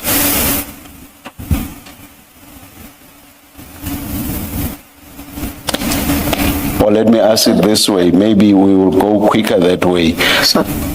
Just like the briefing would have been irrelevant, something you've agreed to, I suggest to you that the context as well would have been irrelevant. Do you agree? Surely you must.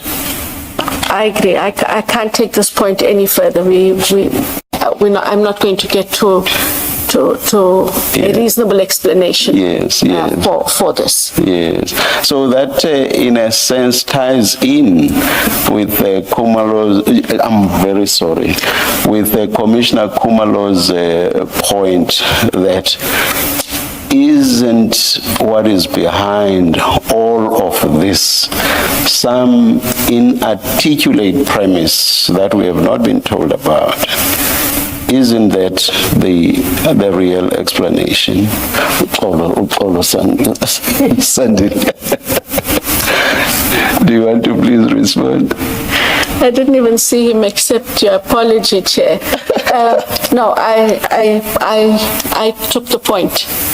I took Thank the you. point. Thank you. Thank you. Yes. Are you, before you leave this annexure, I wanted to deal with the Public Service Commission report of August 2023. If you're going to deal with it, I'm going to. Now, I'm just going to make comments regarding the PKTT, but we are still in that annexure. By the annexure, we're talking section 28 summons. They are all part of, And the responses there too. they are part of CJC 3922. Yes, which would have been the documents received pursuant to that summons. Yes. Yes. So, So- then let me leave it and then, No, I'm still on PKTT for now. As soon as, and when I'm done, then perhaps, Commissioner, you may. but if you're going to deal with it. No, there's no need. I wasn't. My time pressure. My issue is, and having listened to your interaction with the commissioners, this is where we land. You, the person who authorized this section 28, have absolutely no recollection why it is you authorized investigations into the PKTT and how its members are appointed and the like. You suggest that Mr. Perumal, who would have told you. Once again, I ask you, when should Mr. Perumal be sitting where you are and be confronted with the same question? And he says, I have absolutely no recollection. What do you suggest the commissioners make of all this? Both of you, the only people who were in that conversation that can explain away paragraph 6, say you both don't have a recollection. And if that is the case, you're discussing it amongst yourselves become irrelevant because neither can remind the other. Where do we land? Or worse still, Advocate Johnson, he doesn't say he has no recollection, but he says, I never said anything about this. Please. Indeed, thank you, Chair. That's the question. Please guide the Commission as to what it must make of the investigation into the PKTT and how it came about and the basis thereof. So I can, commissioners, only work on the basis of what I get from the rest of the team, which is he compiled this. So for him to then indicate he has no idea, I do not see how he's going to be able to indicate he has no idea. But if we both don't have an idea, I think then Commissioner's going to have to make a referral for some kind of treatment at a facility, because all of us can't be sitting here. For both of you, or just him? No, so, on a lighter note, I have to take it from where it comes, Commissioner. His fellow investigator says he's compiled this. And so he'd have to give an explanation. Whether or not it is one that is accepted is a different story, Commissioners and Council, but there is no way that he won't have an explanation for this. Please make me understand. Why does he bear the full responsibility to remember what your conversation was about? The conversation was between the two of you, but you don't bear that responsibility. It is enough for you to say, I don't remember. Why does he assume the full responsibility for that conversation? Not because I don't bear the responsibility. It's because I have many conversations on many matters. And so the investigators invariably would engage. Either they would have kept notes and or because it is their matter, it is easier for them to engage me. We engage as we do, and then I'm able to, in their presence, having had that engagement, sign the Section 28. So I'm not running away from having a responsibility. It's the number of things they present versus what I have to deal with. Let me take it a step forward. And if he were to come here, we are now in the arena of conjecture, accept. If he were to come here and say, now I do recall that summons, the ID and I had a full engagement on it, and I explained why it is necessary to obtain those documents from PKTT. If that were to be the answer, what do you want the commissioners to make of that? Do you suggest that the commissioners should reject it?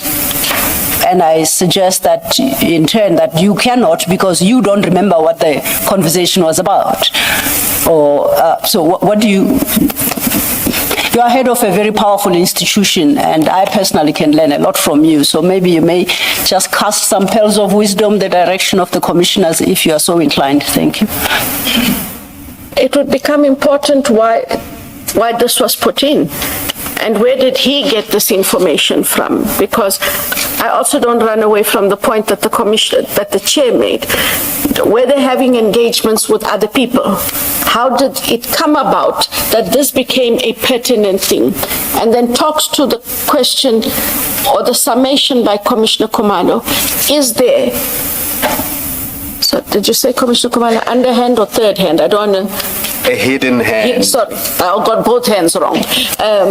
That there is a hidden hand, because that is an engagement this commission would be fully entitled to have and might arrive And at an answer. by extension, you are suggesting that should it be concluded that there is a hidden hand, you have neither any knowledge of that hand nor are you a part thereof. Is that what you are That is suggesting? correct. But that potentially your investigator, starting with Mr. Perumal, could potentially be involved in that or have knowledge of that underhand.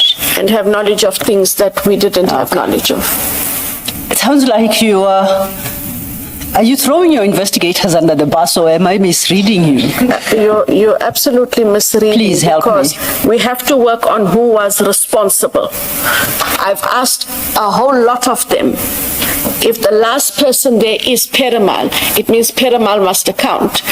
If the issue was it was Mr. Padiachi, I would have indicated Mr. Padiachi has to account, together with myself. And so it's about, Council, we've agreed that if there's items on which I myself do not have direct knowledge, we should make sure that those who have the direct knowledge are at least mentioned to the Commission. I'm saying it is in that light that we'd have to ask Mr. Perumal. Can I just follow up on that answer? But in fact, it was going to be a follow-up on your answer to the chairperson earlier. But now that you've said it, you must have direct knowledge because you were briefed before you approved this summons. So you're the right person to look to give an explanation on your summons. We're not at the point where we are asking Mr. Perumal what informed him including it in the summons. That's not the discussion we are having. The discussion we are having is why did you approve it in the summons? So you must have had knowledge of what this is about. You said to the chair at the end of your discussion, you said, yeah, Chair, I don't have a reasonable explanation for this as matters stand.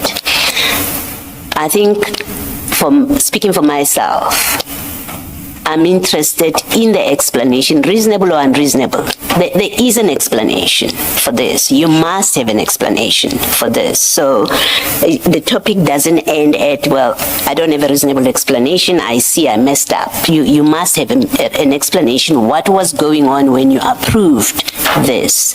And it is that explanation that you are not giving us, and it's, in my view, it's not satisfactory an answer.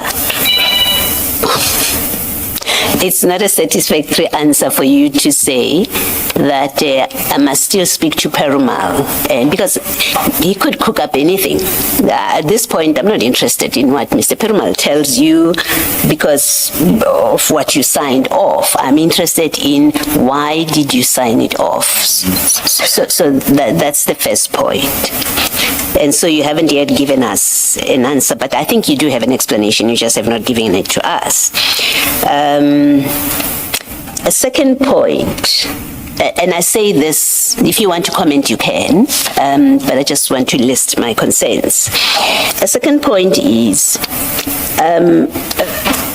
having signed off on the summons, which has paragraph 6 in it, your answer, whether to the ad hoc committee or to us, that you were not aware of an investigation into the PKTT in the face of this summons is not correct. It could not have been correct unless you said to us, I signed without reading the summons.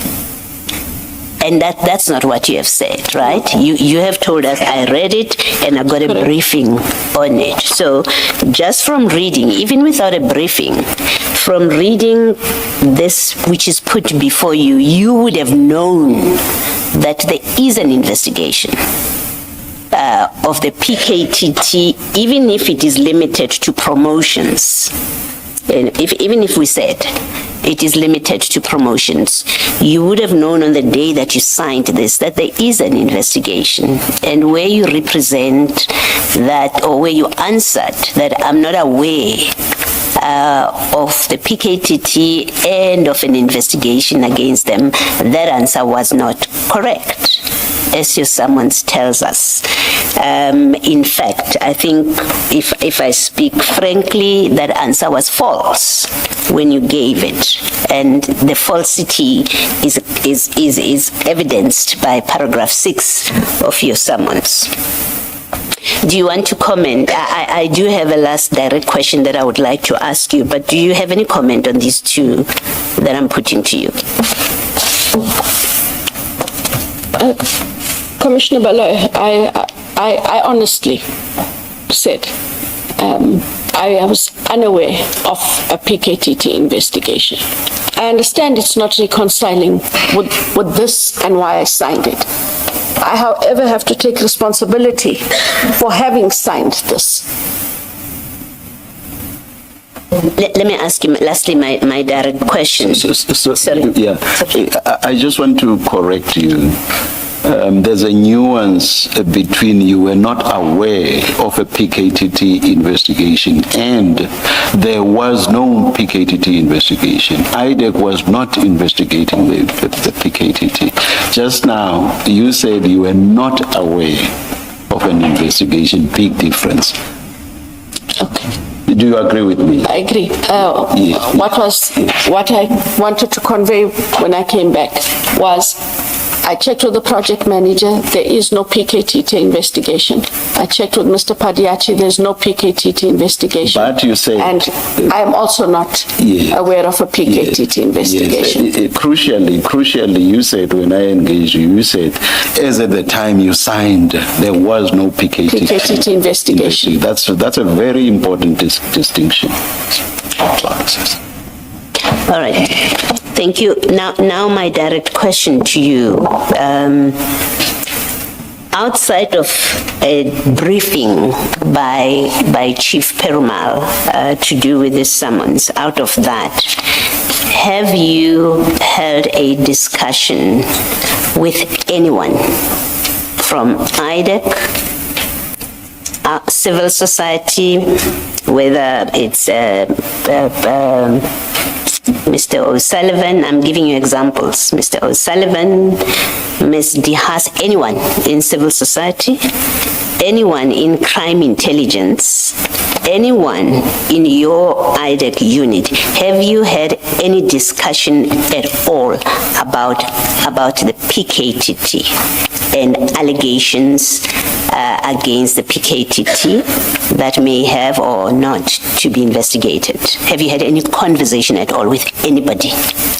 No, Chair. You haven't. Thank you. Thanks, Mr. On that score, perhaps I don't immediately have it now, and I'm interested in the response you just gave, Commissioner Baloy. Are you aware of an interview on TV, I don't remember which channel, of Mr. O'Sullivan claiming that on these matters, including the hiring of Brigadier Mkwele, that he had discussions with inter alia IDAC Are you aware of that interview or that claim by Mr. O'Sullivan? And whether or not you are aware of it, perhaps I'll take it further. Did you have any discussions, you being IDAC, of course, with Mr. O'Sullivan regarding these matters, the investigations that IDAC is conducting, and how it came to conduct them? And if you had any such conversations, can you provide the context? No, I haven't had conversations. But is it I personally or IDAC? I personally. I cannot dispute he might have engaged IDAC staff. Let me ask, are you aware whether he has engaged? Let's ask more positively. Are you aware whether Mr. O'Sullivan has had any engagement of any sort with your IDAC people, not you, because you say you haven't, with your IDAC people? I am aware, Commissioner Baloy, that he would have had from time to time engagements with investigators. Relating to these matters? I don't know if it relates to this matter on PKTT or which matter. The crime intelligence matters that arise, that we are dealing with, that we've been dealing with for the many days that you've been there. Yes, so I'm not aware what he engaged them on, but if he said he met with them, then I have nothing to gainsay it.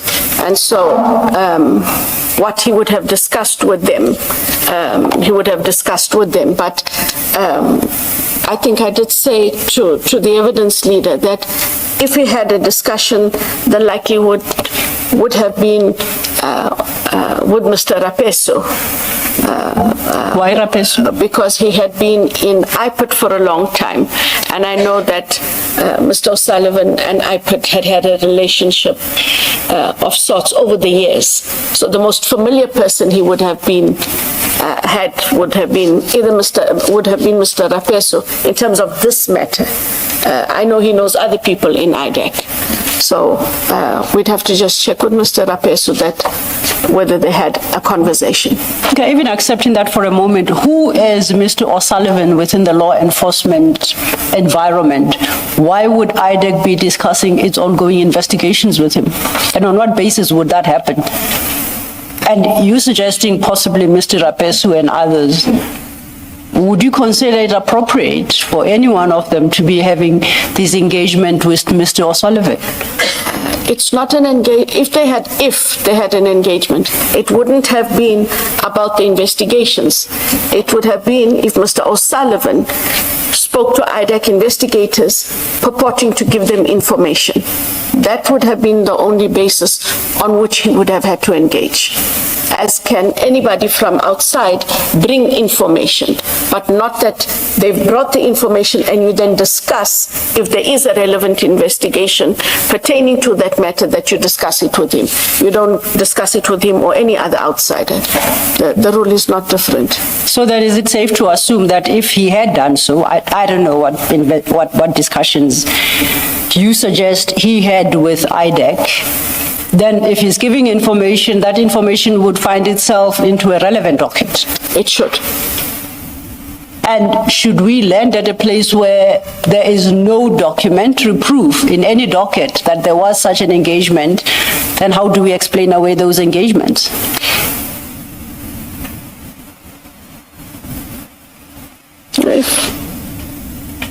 If he's had engagements, they would have.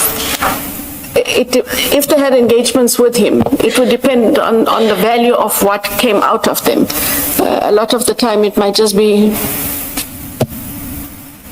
mind over matter and not substance that then didn't have to be dealt with.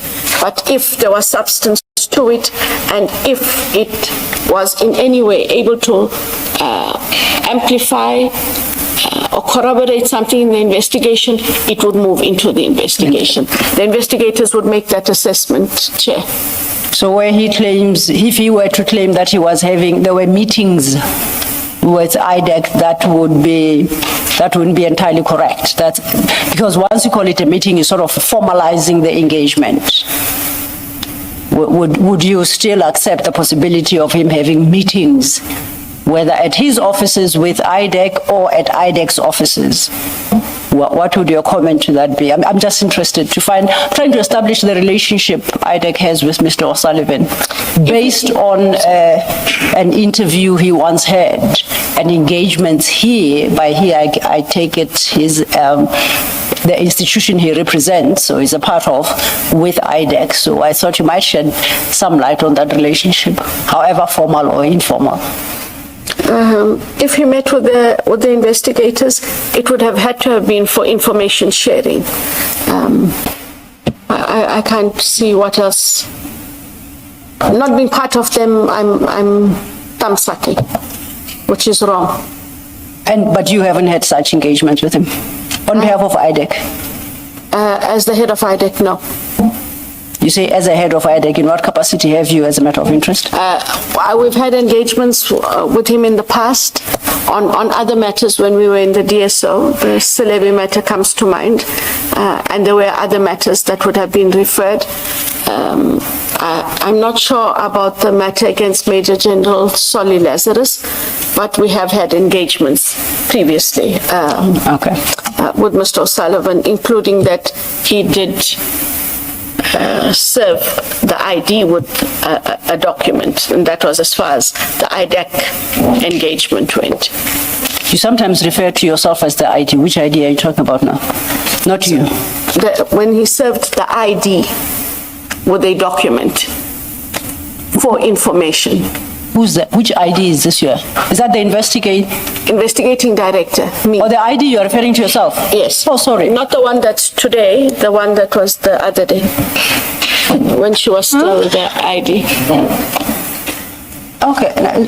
As long as the commissioners understand, don't mind me. Commissioner Khumalo, you wanted to deal with the annexure still.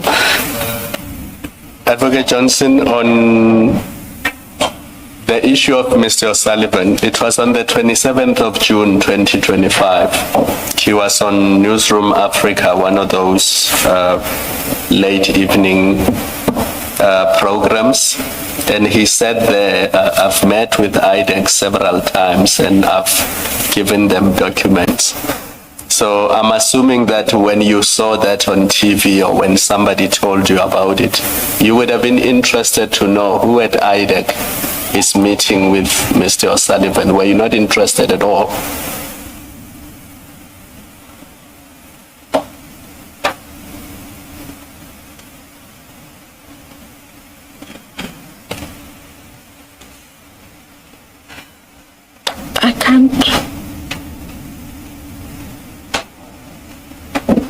I can't recall the interview, but if he said he was meeting with IDAC several times, the one person that I do discuss it with would be Mr. Sissoko, to find out if Mr. O'Sullivan engaged with anyone in IDAC. Yes. And then in relation to these cases, did you meet and discuss them with General Khan?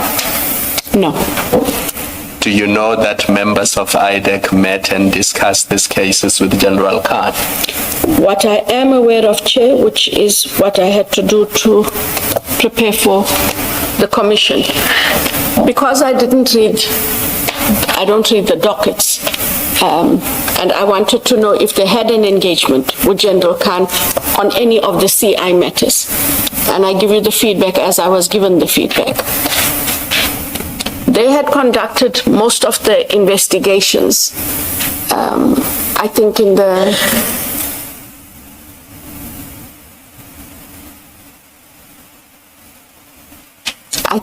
the Mokwele matter. I speak under correction.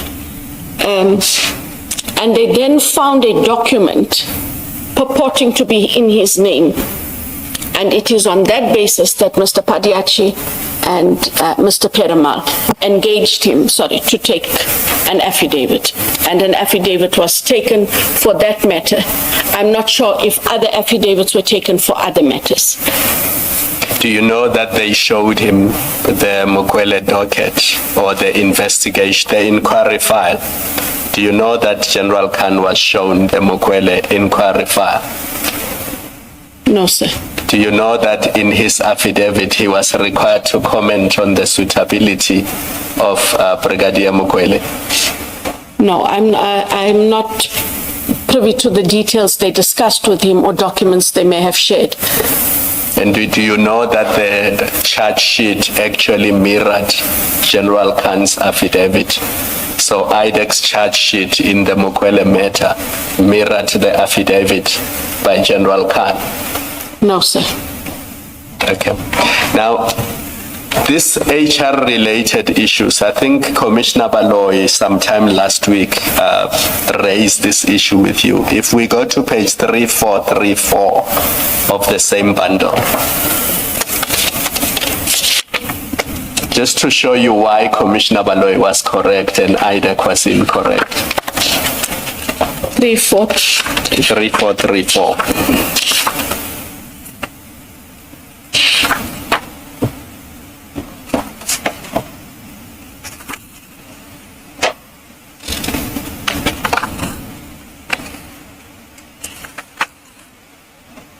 Are you there? Yes, I'm sorry, my 3434 is very small. No, that's fine. Do you see that it's a provisional report by the Public Service Commission? I see that, Chair. And it was investigating alleged irregular appointments within crime intelligence.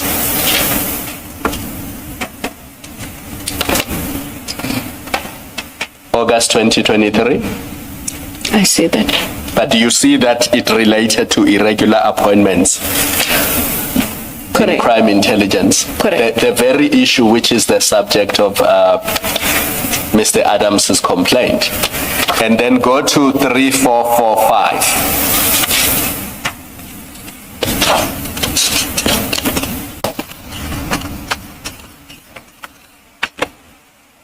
Are you there? I'm there. So just cast your eyes on the finding in 7.1.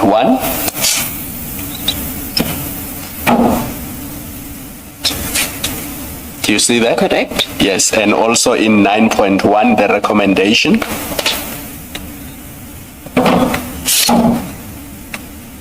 Do you see that? So by the time Mr. Adams brings these things to IDAC, the Public Service Commission has already investigated them and made recommendations to, among others, the National Commissioner and the Minister. So even if IDAC was not aware of this investigation, what this shows you is that there are other bodies established in terms of the Constitution that are responsible for investigating issues such as irregular appointments within SAPS. It's not IDAC's mandate. Absent the crimes mentioned in Section 7 of the NPA Act, it is not IDAC's mandate to be investigating these issues because there are other bodies that are responsible for these investigations. So what this report, all of it shows you is that exactly what Commissioner Baloyi said last week, that the moment this came to IDAC's desk, IDAC should have said, but these are not our issues, let's refer them to bodies that are responsible for investigating these issues. And there would have been no need for that summons that we see on 3360 and the annexures that follow all the way up to 3363, because all those issues about performance assessments, about deviation, appointment deviations, all of those issues, those are matters for the Public Service Commission, not for IDAC. And with your leave, Commissioner Khumalo, if I may point out, at item 11 of the same report, this is a report of August 2023. So the employment of Khumalo in that position was resolved by the PSC already in August 2023. And almost 2 years later, IDAC wants to revive this issue, revives the issue, culminating eventually in his arrest in June 2025. Do you see the problem of crossing lines and not performing strictly in terms of your statutory mandate? Yes, correct. Maybe also for completeness, and it has a bearing on my earlier question about whether you met and discussed with a number of people, and I mentioned names, to mention for completeness that at paragraph 2.1, the PSC records that the complaint was lodged by Miss Mary DeHaas. And you see that at page 3437. Just I'm mentioning it for completeness.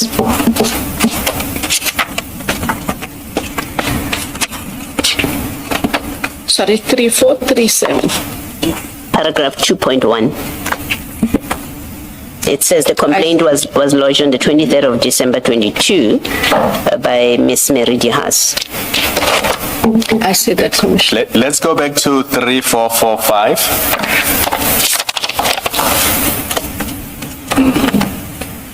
Are you there? I am there. I'm going to ask you to do three things very quickly. Please read 7.1 into the record, and then read 9.1, and then read that date on 3446, the one that Advocate Cyril was referring us to. So please read 7.1 into the record, 9.1, and then the date in paragraph 11 into the record.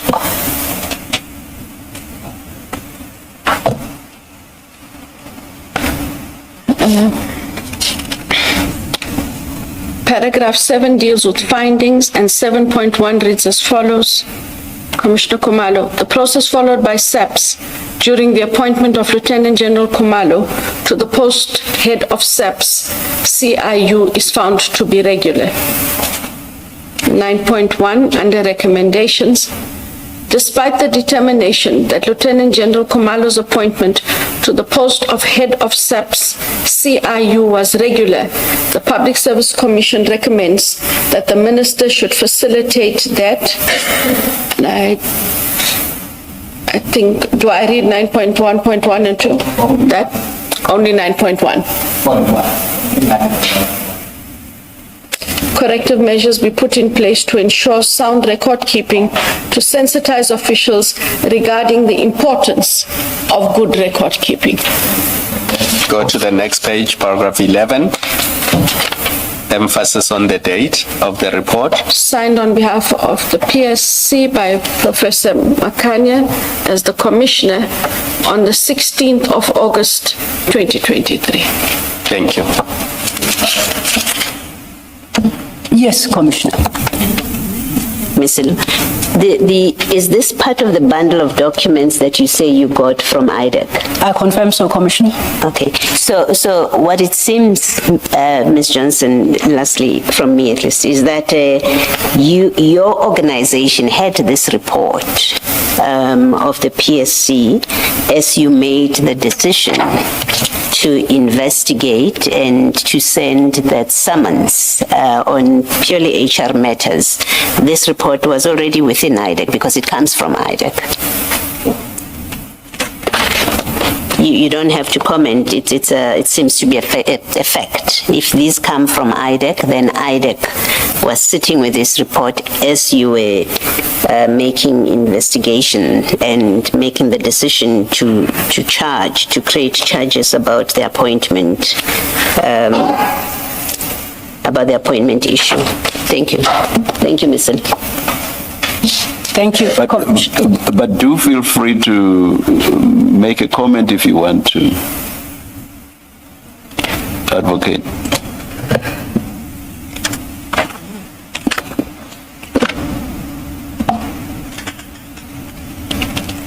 Advocate Johnson? It is irresponsible for us as IDAC, if the investigators had this, not to have brought it to my attention, and for us to have had then a proper adjudication of what did we get in, what has happened in the interim, and does this still find place? Because just this report, don't even worry about the mandate of IDAC, just such a conclusive report removes it from the realm of any kind of investigation. Thank you. If I may follow up on that, again, we go to our base document, our famous Section 27 affidavit. We don't have to go to it, I'll read into it. It's our paragraph 5. Okay. That one that suggested that the very appointment of General Khumalo to this position was either irregular, unlawful, or otherwise. That was Mr. Adams's. Now, we know that the Section 28 is dated the 3rd of April 2025.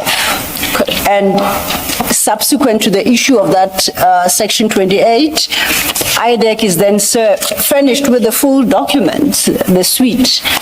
And as Commissioner Khumalo points your attention to the PSC finding, is it safe to conclude that somewhere within IDAC lies a formal report under your signature indicating that any complaint or concerns raised by this Section 27 referral, particularly in paragraph 5 of the referral, or relating to the appointment or the regularity of the appointment of General Khumalo, has been put to bed? Is there anywhere where IDAC has signed off and say we will not be pursuing that matter any further? Whether or not you had the mandate, that's not the issue. But that it has been definitively responded to and that subject is closed. Is there a document like that that lies within IDAC? Or is the investigation perhaps somehow continuing under some or other guise? As I said earlier, Commissioners, where there are issues that have come to the fore as they have over the days, and when you look at this report as well, then the recommendation to the head of IDAC would be that all these matters, where they are still under investigation, would have to be set aside, because this is what it is.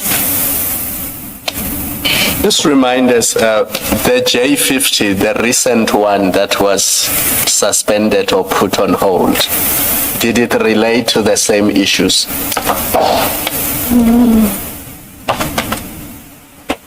Did it relate to appointment issues?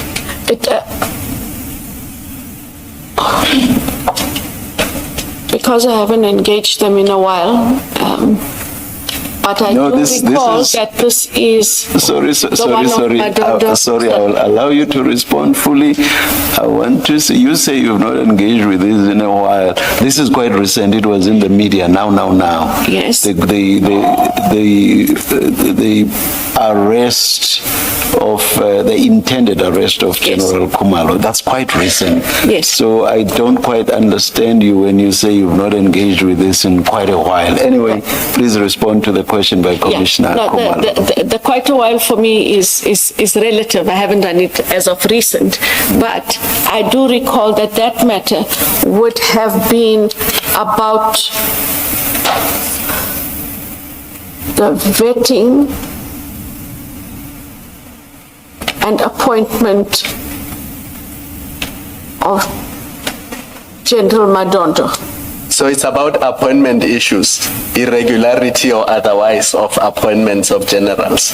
No, it's more the vetting and her moving positions because of the vetting. But aren't the vetting issue. those issues for the Public Service Commission to deal with? And that matter is under review by a special panel. I said the ones that are not there, commissioners, that remain under investigation, those are the ones on which I will make those recommendations as I undertook. So it's those ones, unfortunately, once a court process starts and they've now been taken on review by the Office of the National Director with a special panel, I'm not in those ones, but Commissioner Baloy said to me, those are court matters. You got investigations, so go look at your investigations. She didn't say it in that harsh way. I know I said it better than that. Yes. But that was the gist. And I did undertake to do that, as I've undertaken to do with now quite a few of the other matters. That must happen. I must say, Advocate Johnson, that I find it quite strange that you you are as hesitant as you are with regard to the basis for the intended arrest. In your response to Commissioner Khumalo, you were quite hesitant.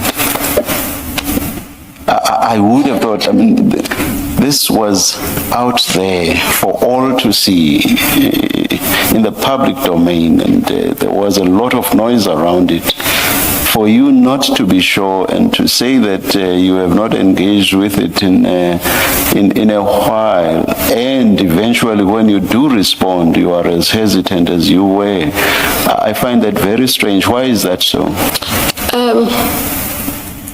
I'm not hesitant, but I'm trying not to. You were hesitant. Okay, I'll take. You did not just rattle the response off, which is what I would have expected. Okay. It's because I'm not vested with those matters, I become overly cautious about what I'm saying and don't want any negative implications. So my recollection has to be correct. That matter is still under review. And I did say that as well yesterday. Lest I say something that may negatively influence the matter, not just for the state. There are people whose lives are involved, and those are, they're not yet accused. Those are suspects. And so I am cautious. And I'm sure you'll understand why I'm saying what I'm saying, because you're a very articulate person and you speak far quicker than I can ever hope to. So that's why I noticed the hesitancy. Thank you, Chief.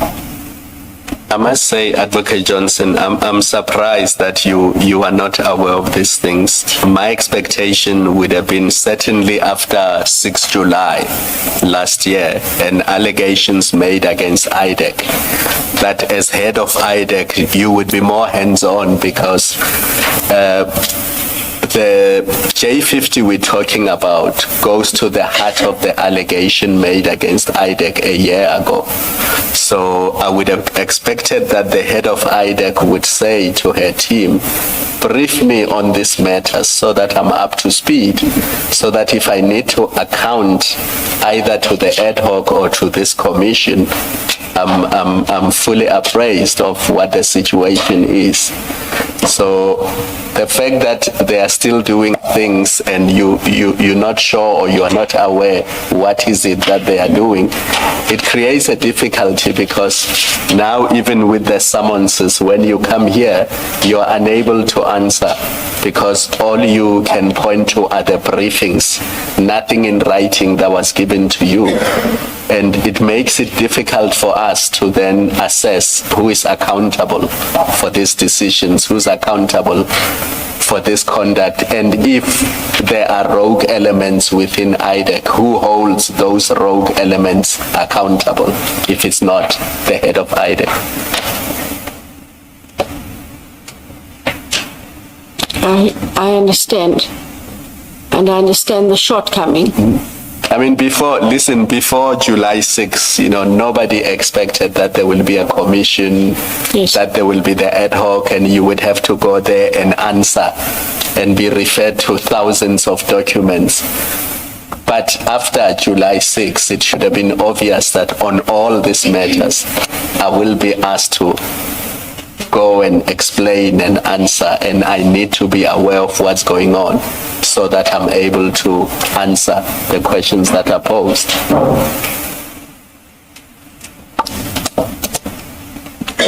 I take your point. Thank you, Advocate Johnson. Because we touched in passing on matter case number 543, that is the second matter. That, Commissioners, is at file 7. That's at page 2611.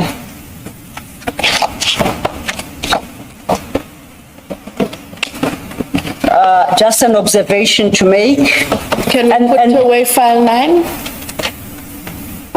File 9. No, I'm not making any promises, but It must be close. it must be close by. And just for the record, that this is the file, the docket. We said it's still under investigation. It's fairly sensitive. and it concerns I'll call them the aborted J50 warrants of arrest of Generals Khumalo and Madondo.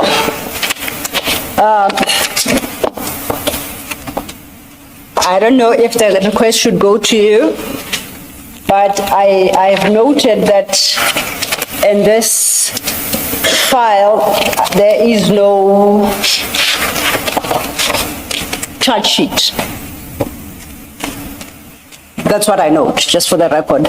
But what I'm more particularly interested in right now is page 2613. And this is an IDAC document.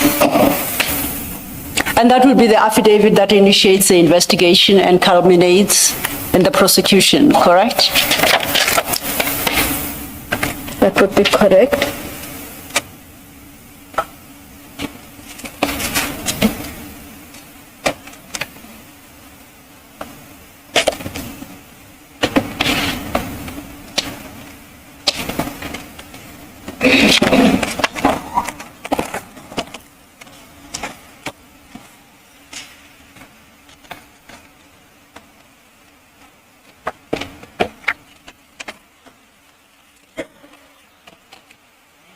Maybe whilst you're still looking at it, just to point out to you that this is one of the documents, both the preamble statement and the affidavit, in respect of which it was suggested to Colonel Padiachi that there seems to be something wrong with the signatures there.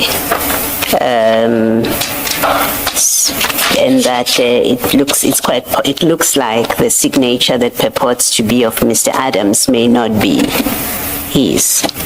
The affidavit is commissioned by Mr. Perumal. I'm not asking you to comment, I'm just pointing out to you that this is what was put to Colonel Padiachi.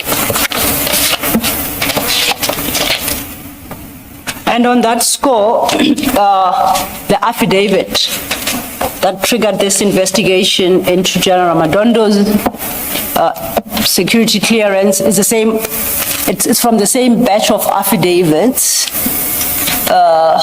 commissioned by Mr. Perumal on the 6th of January. You know that? Yes, in Cape Town, Pretoria. So, just as a matter of interest, if that affidavit is invalid, as a lawyer, what impact does it have on anything? What impact would that fact have on anything, if at all?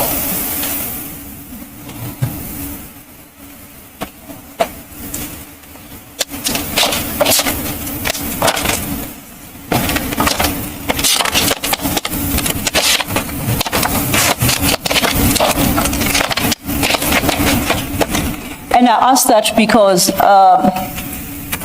my reading of the original Section 27 does not single out General Madondo in the manner that this supplementary affidavit does.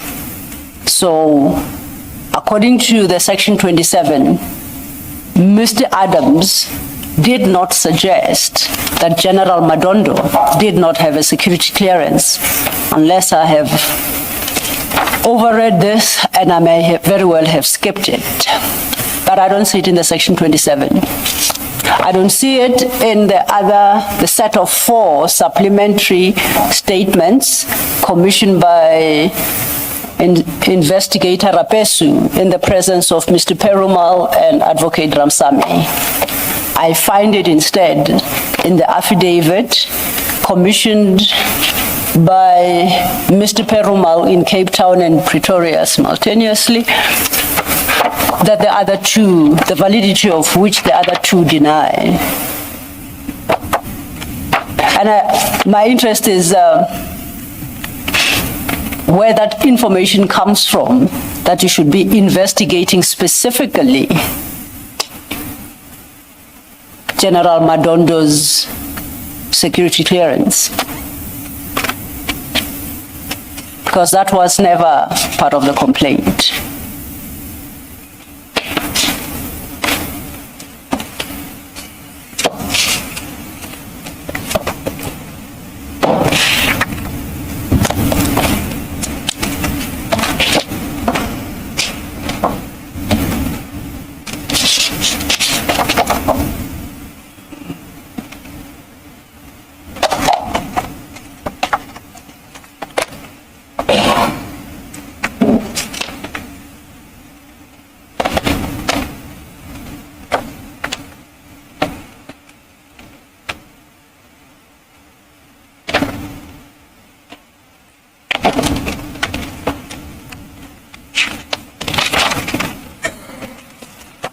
Council, the question being that if this A1 of Adams is false, what do we make of the rest of the investigation?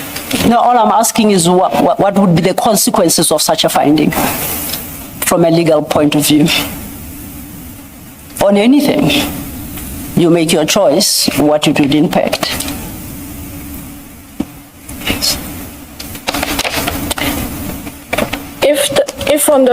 If the statement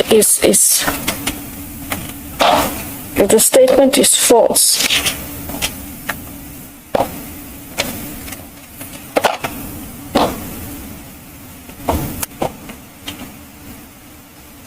and because of the statement, you derive the evidence that is derived as a result of, then it taints that investigation. Unless there is other independent evidence that even if you didn't show anyone this A1, and you just approach them to say, are you aware that the transfer of Major General Mabandla from KZN to CI, assisted by General Khumalo and other generals, knowing that she failed to secure a top secret clearance? If you took just maybe that part, because that is what it relates to, and you are able to find persons who can independently give you that evidence, and it is objective evidence, that evidence can't be tainted. What is the direct evidence out of this? Because if I look, and because there is evidence to support the allegations. So it's not affected by the principle of fruits of a poison tree notion? And that is what I said. It depends how far this goes. What derived from it is fruit of the poison tree? Is it everything, or is there independent evidence that you would have been able to glean?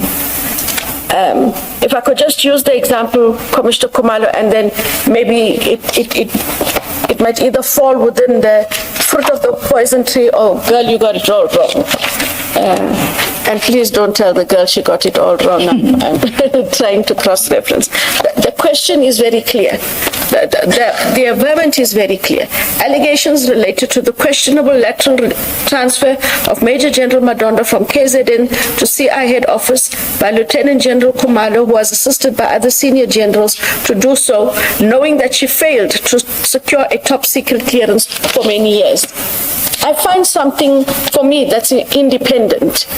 And for me, the independent is, now I don't know what these pages are marked. I think it should say 281111, if you have something like that in the same what page? 28 yes 1111 in the same file. And what about that page? It refers to an affidavit. And here you're going to guide me. This is the one that we were not talking about names publicly, am I right? Yes. So there is a statement from a very senior official. Yes. And what the senior official is saying, this person, Mabandla, resorted under my district, was laterally transferred to CI after a request from General Khumalo. The lateral transfer was approved by the National Commissioner. What's important is, I was not aware, nor did anyone inform me, that Mabandla did not have a top secret clearance and was also refused a top secret clearance while she held the rank of brigadier, including the time when I, that is this deponent, chaired a promotional panel which resulted in her appointment as a major general in the post in that district. Similarly, I was not aware that Mabandla did not have a top secret clearance when she was recommended for the lateral transfer to the Division CI I was also unaware that her application for a top secret clearance was refused. And Assume all of that Yes. is correct. Assume all of that is correct. What does it have to do with IDAC? Is it IDAC's mandate to investigate lateral transfers within subs and whether they were regularly done or not? It was the issue of the vetting. But does IDAC investigate whether somebody's vetting is correct or not? Is that IDAC's mandate? No, and this is may, one may, of- may I piggyback on that? We've taken the liberty of projecting Section 7. Please indicate accepting the correctness of the affidavit that you've just, part of which you have read into the record. Where do we fit in that Section 7, 1 capital A?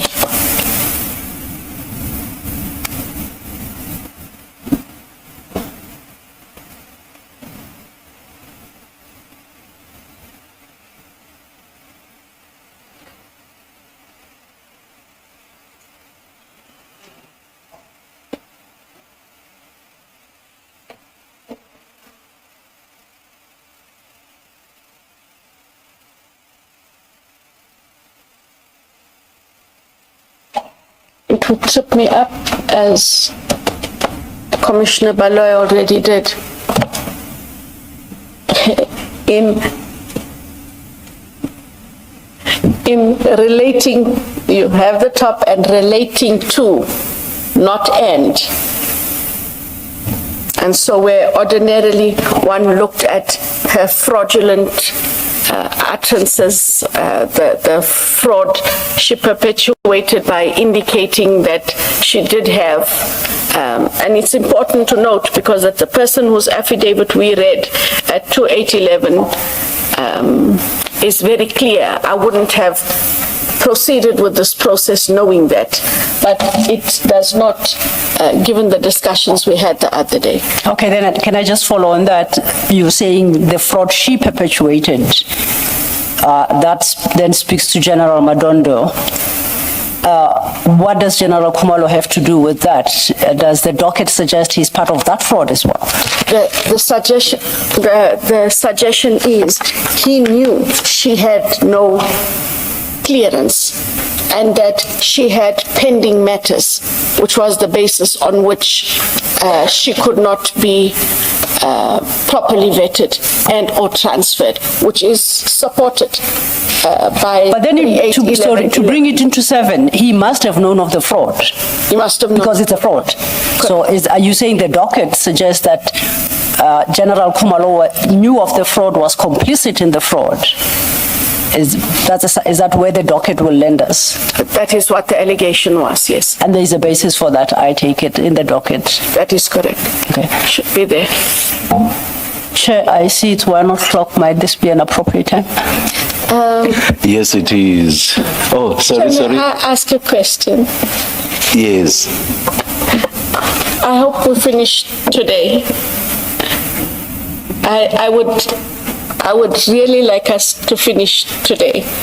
You know, I'm not being disrespectful. I've been, my employment is terminated.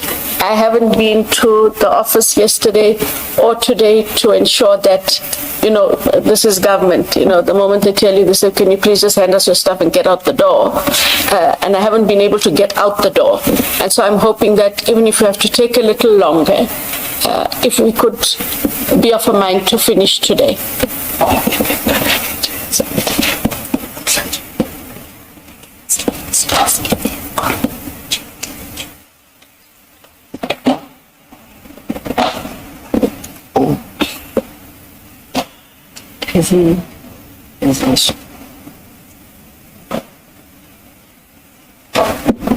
Ms. Silo, Chair. how long do you think will be this afternoon? Oh, I thought the chair was going to ask me an easier question, which is whether we'll finish today, the answer to which would be a yes. I wouldn't commit to the time. Yes. Not too long, Chair. We should finish around our normal scheduled finish time or close thereabouts. All right. I would not be making an issue of it. It is just that Commissioner Baloy has a Judicial Service Commission engagement, but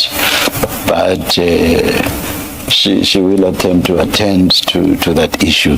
Let me say this so long, Advocate Johnson. We hope to finish, and we want as much as possible to come to your assistance in that regard. I appreciate it and thank you. Thank you. Let's adjourn and come back at 2 p.m. Thank you, Chair.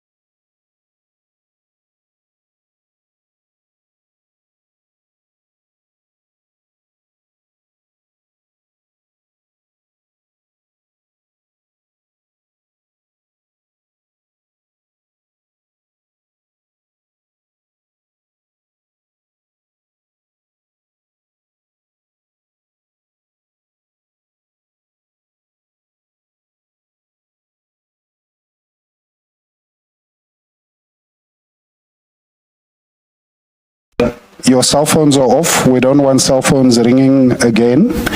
And yeah, thanks.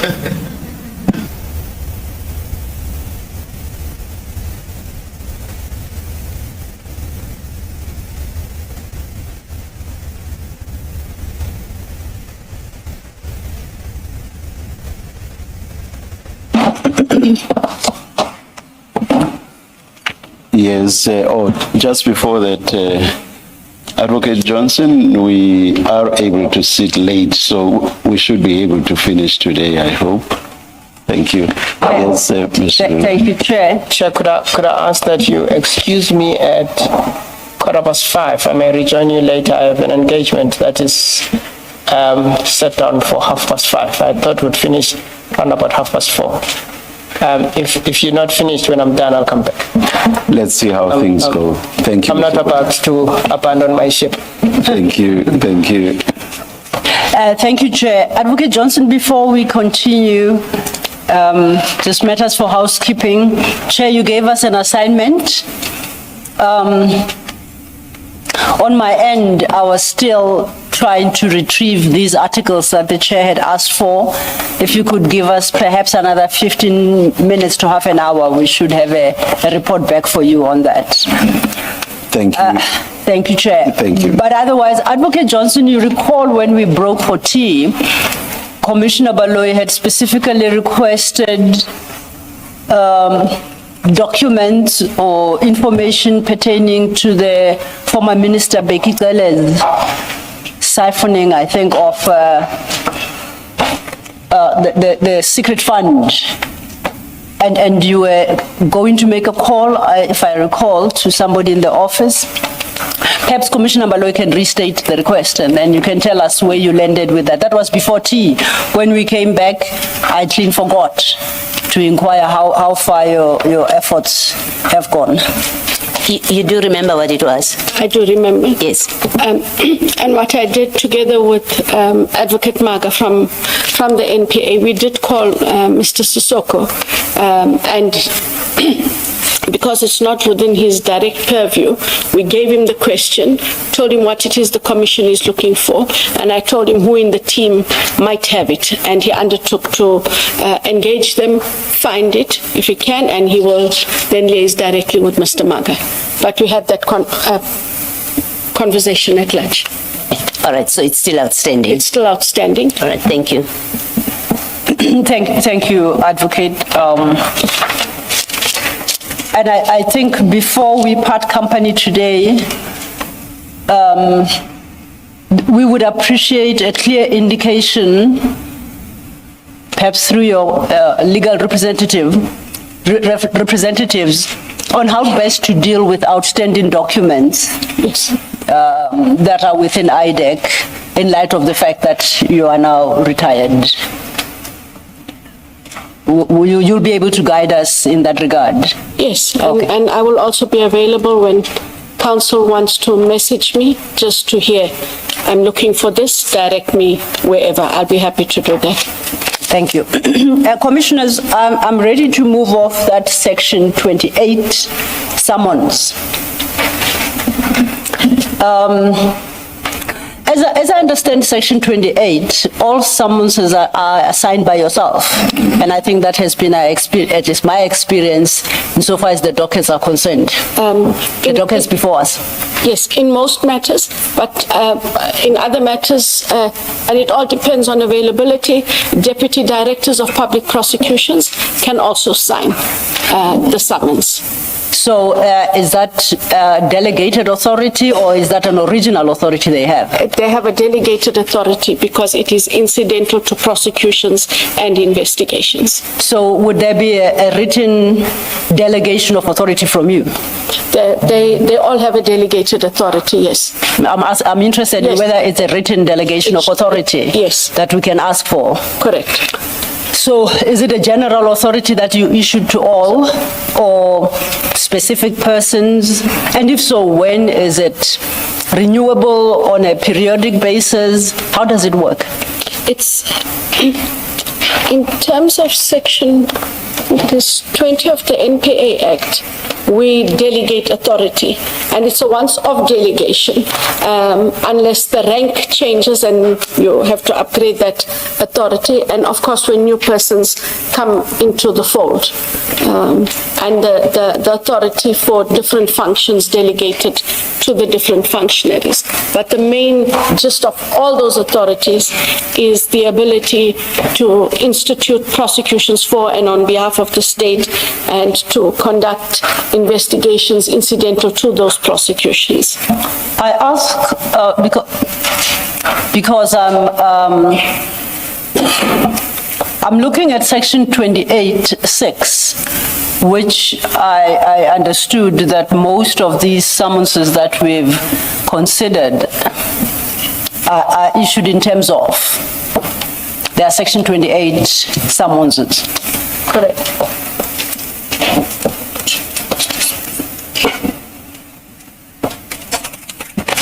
So wait a minute.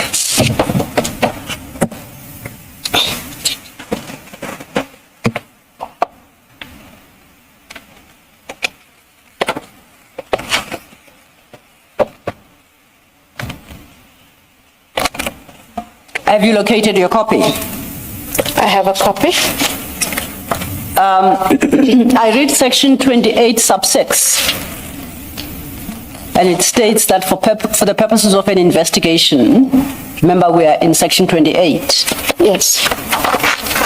Sub A, the investigating director may summon any person or ask for any document or book in their possession or under their control.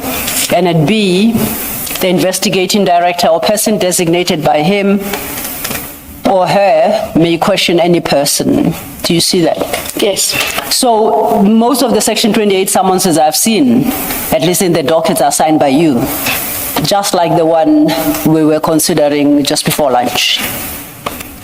Now, section 28 sub 7 provides that a summons referred to in subsection 6, which is the one we've just looked at, shall be, and it states AB, and I'm interested in C, be signed by the ID or a person authorized by him or her. So there seems to be a requirement, if it's not signed by you, for specific authorization by you, which of course implicit in that is that you delegated the power. And as we know, with the rules of delegation, it must be in writing. Correct. So it would be fair to expect that if we come across a summons that is signed by anyone but the ID, there would be within IDAC's records that delegation to be compliant with sub 7.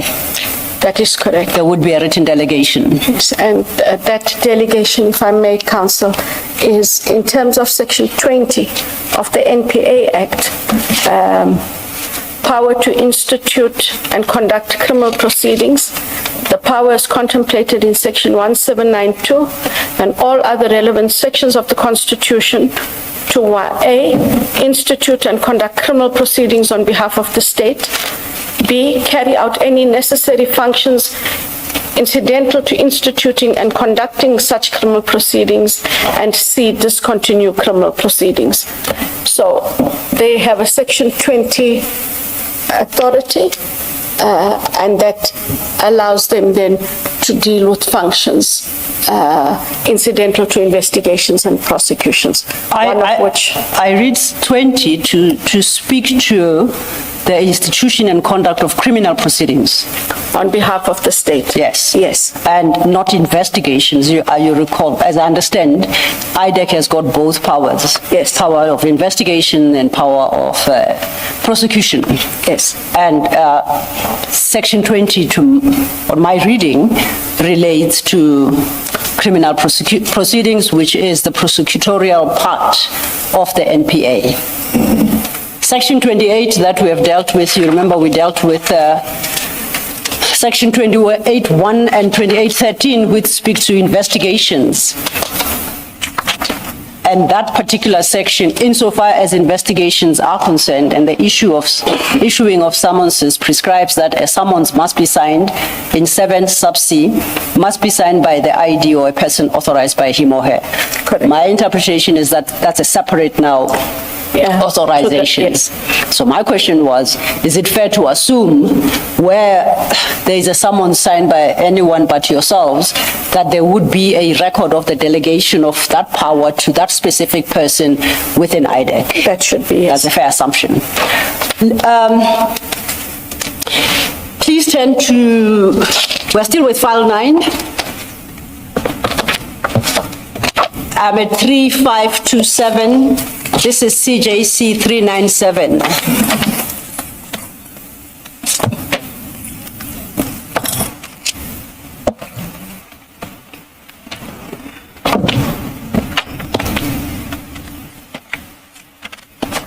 Page 35, no, did I say 97? 3527, okay, thank you.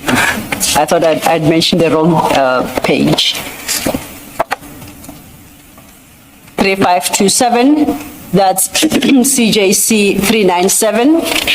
And you see at the top of that document, it says it's a summons in terms of section 28.6, read it with 28.7 of the NPA Act, which are the subsections we just had regard to now. You confirm that? I confirm. I see this is a summons issued on the 11th of May 2026. It's signed by Advocate S. Manilal.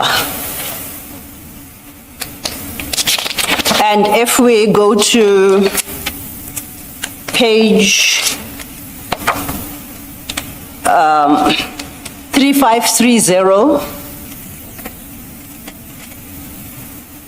you have a main heading introduction under A, B, background.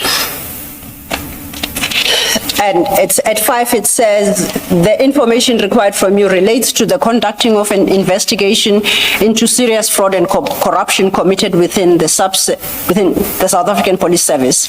This investigation was authorized by the investigating director in terms of section 28 sub 1 sub A of the NPA Act into allegations of the commission of the following offenses.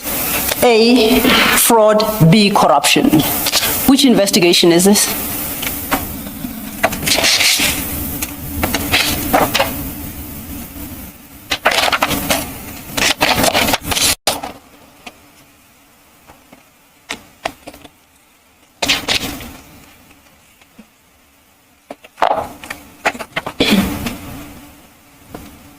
Perhaps let's move on to Annexure B, it might shed light. Annexure B provides the particulars pertaining to this investigation and states that the PKTT team that traveled to the Western Cape for the arrest of Mr. Fadiel Adams. And in that regard, IDAC requires certified copies of all travel documents for the PKTT members who traveled to the Western Cape and were involved in the arrest of Mr. Fadiel Adams for the period 30th April to the 8th of May 2026. Travel documents must include all applications, itineraries, SAP 501s, approvals. The members would have departed on 30th April 2026 and returned on the 8th of May 2026. And is signed by Advocate Manilal. Which investigation is this? Where IDAC issues a section 28 to demanding details and documents pertaining to the PKTT's team's travel to the Western Cape to arrest Mr. Fadiel Adams.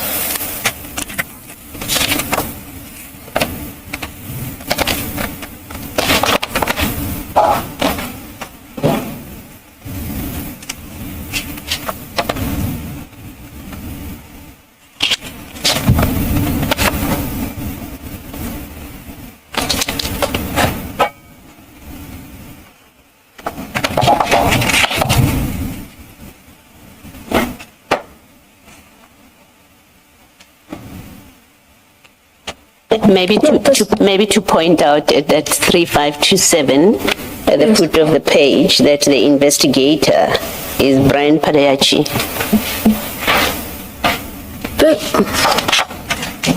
It's somewhat confusing because it looks like IDAC is asking the police to indicate who went to, I would assume it's on the arrest of Mr. Adams, who went to arrest him and what it costs. And that isn't part of anything that I'm aware of we are doing at IDAC. This isn't brought to me. This is signed by the deputy. They are delegated to sign. But I cannot see the relevance of why we would ask who traveled. A different conversation, Chair, might have been if one wrote to the National Commissioner indicating this is a witness, we would like to know what charges he faces, something like that, a very generalized, because we want them to know he's our witness, they have taken him. But other than that, I can't legitimate this because I don't know why this happened. Even that, why would IDAC put forward such an inquiry? Because it suggests that if the individual is your witness in some or other matter, he's then above the law and cannot be acted upon by any arm of the law enforcement. So what would be the basis for the inquiry? Unless it is interfering with that person in their capacity as a witness, which you would have to spell out in that communication. The communication would merely be to indicate this person is a witness in our matters and we are informing you. And then that stays where it is. It becomes important when you have a witness who is subsequently arrested. You do inform the other team. We've done that in other matters as well. If you take, and not to go into his details because he has yet to come to the commission, when Mr. Matlala was arrested in Joburg on other matters, we were already busy with a corruption matter. We informed that prosecution team, colleague to colleague. I just would like you to know, IDAC is only vested with this matter into Mr. Matlala, and we're not aware of what you are doing, but if you need anything, ours is purely a corruption matter, and vice versa. That way, either teams get to collaborate. We don't trample on one another's toes, but it's a collegiality we've always afforded one another. If you don't know anything about this, it then suggests that there are investigations that are being conducted by an organization that you don't know about. Is that how it operates? Is that how IDAC operates? That the head may not know that there are investigations against certain people and in certain matters that are happening? Not in that sense, but if they are already busy with an investigation and within that investigation team, they see fit to seek information that they think may help their matter, they are allowed to go ahead as investigators and prosecutors. And so I don't know why it happened. And that would be part of an investigation. It flows from an investigation, right? Correct. But you are not aware that there is an investigation into the arrest of Mr. Adams. No, you're not aware that there's such an investigation? No. I did see on television that Mr. Adams was being arrested. That is a matter that must get dealt with wherever it gets dealt with. So for us to want to know anything, I think it's not just about the anything. It was the detail of what was being sought. Yes. And what would you do with this detail? Why do you want the names of people indeed, who arrested him? Correct. And you say you were never made aware that there is such an inquiry or there is such an investigation that IDAC is looking into. Correct. Thank you. So, and no idea why a team would have then deliberated on something like this. Yes. And not brought it to the attention of the head if it was going to make a difference to cases we had where he is a witness. Yes. That's different. But even when you look at the level of the detail that is asked, it can in no way further the investigation that we have. Thank you. Thank you, Mr. Thank you, Commissioner Baloyi. Based on your response, doesn't reading this Section 28 summons and the detail contained therein as regards what IDAC wants, have we not crossed the line of interference? Is this not interfering with the affairs of SAPS as law enforcement agencies in circumstances where IDAC doesn't know, at least from these summons, why that particular individual was arrested? Is this not rendering SAPS accountable to IDAC for decisions that SAPS takes? And if so, what would be the statutory entitlement to that?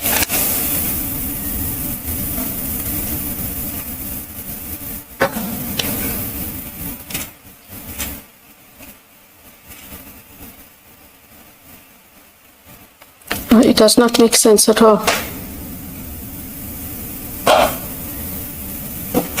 And that's why I said that there's no requirement, there's no legal requirement. They may have used a legal document to procure this or attempt to procure this, but there's no legal basis for the existing investigations in IDAC where Mr. Adams made a 27 referral and however many supplementary A1s. It cannot take the matter further knowing who arrested him, why they arrested him, and so on. So would it be fair then, based on the face of this document and your responses, I take it you have no knowledge of the summons, you never authorized the issue of such a summons? Correct. So the commission must turn to the person who signed it, which is Advocate Manilal, together with his investigator as reflected at page 3527, Mr. Brian Padiachi, who's the senior investigating officer. The answer must lie between the two of them. Correct. We shall do so. Thank you. Maybe just to complete this, you will see in the last 2 pages that the SAPS does indeed respond, and now we know Mr. Manilal and IDAC have the names of the people that effected the arrest. You see that at page 3532 and 3533. So whatever purpose he sought these names for, he has now been given the names, and maybe he'll come and tell us what he did with the names. Okay, thank you. And having worked through these documents, did it happen often when you were the ID that investigations are initiated without your knowledge? You will recall that I think when we started our engagement last week, I had expressed a concern that it sounds like everyone within IDAC was on a frolic of his own and running their own show. And this is one such case that brings that to the fore. I want to know, are there many of such, to your knowledge, that are perhaps lying about in IDAC?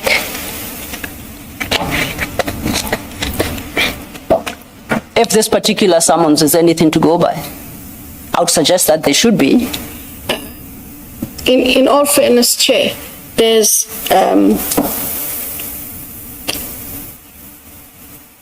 the teams work within a very structured approach with their matters. They won't come to me with every Section 28, but the 28 has to have purpose, and I haven't stumbled across one where even when we have a discussion, then it's out of sync. Sometimes they may have asked for something extra or something less, but it is within the framework of what they were allowed to ask in order to further that investigation. And where I have to make a slight qualification is, I'm not sure what drove this, and so they would have to answer, why would we need that information?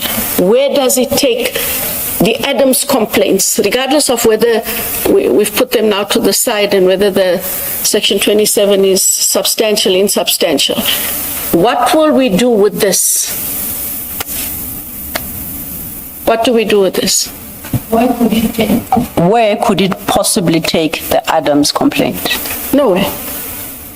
as we have it. Yes. Nowhere. And that's what I'm saying. They've now, Commissioner Baloy has shown at the last 2 pages. Having all these names and knowing whether approval was granted or not, knowing whether it cost 5 cents or 5,000 rands, does not take the Adams matter or matters any further than before he got arrested. And knowing who from PKTT effected the arrest as well. Yes. Doesn't take The matter any investigation. further. No, so is it your testimony to this commission that this actually was the first time such occurred? Can you confidently say so? And if the answer is potentially yes, what would give them, should I say, the strength or the bravery to do just what they did in May 2026? How do you land there as the ID?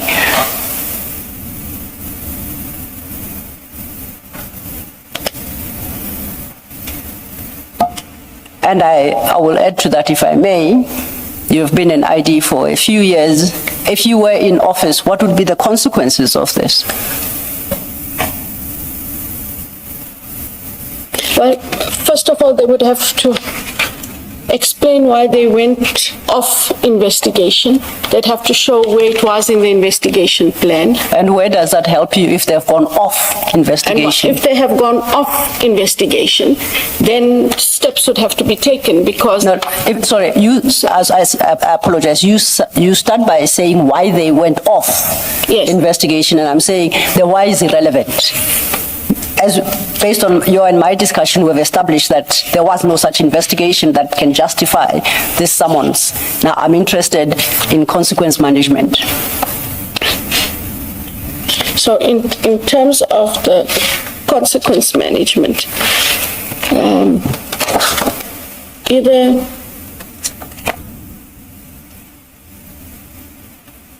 I'd have to first determine if this was the first time and hope to God that it is.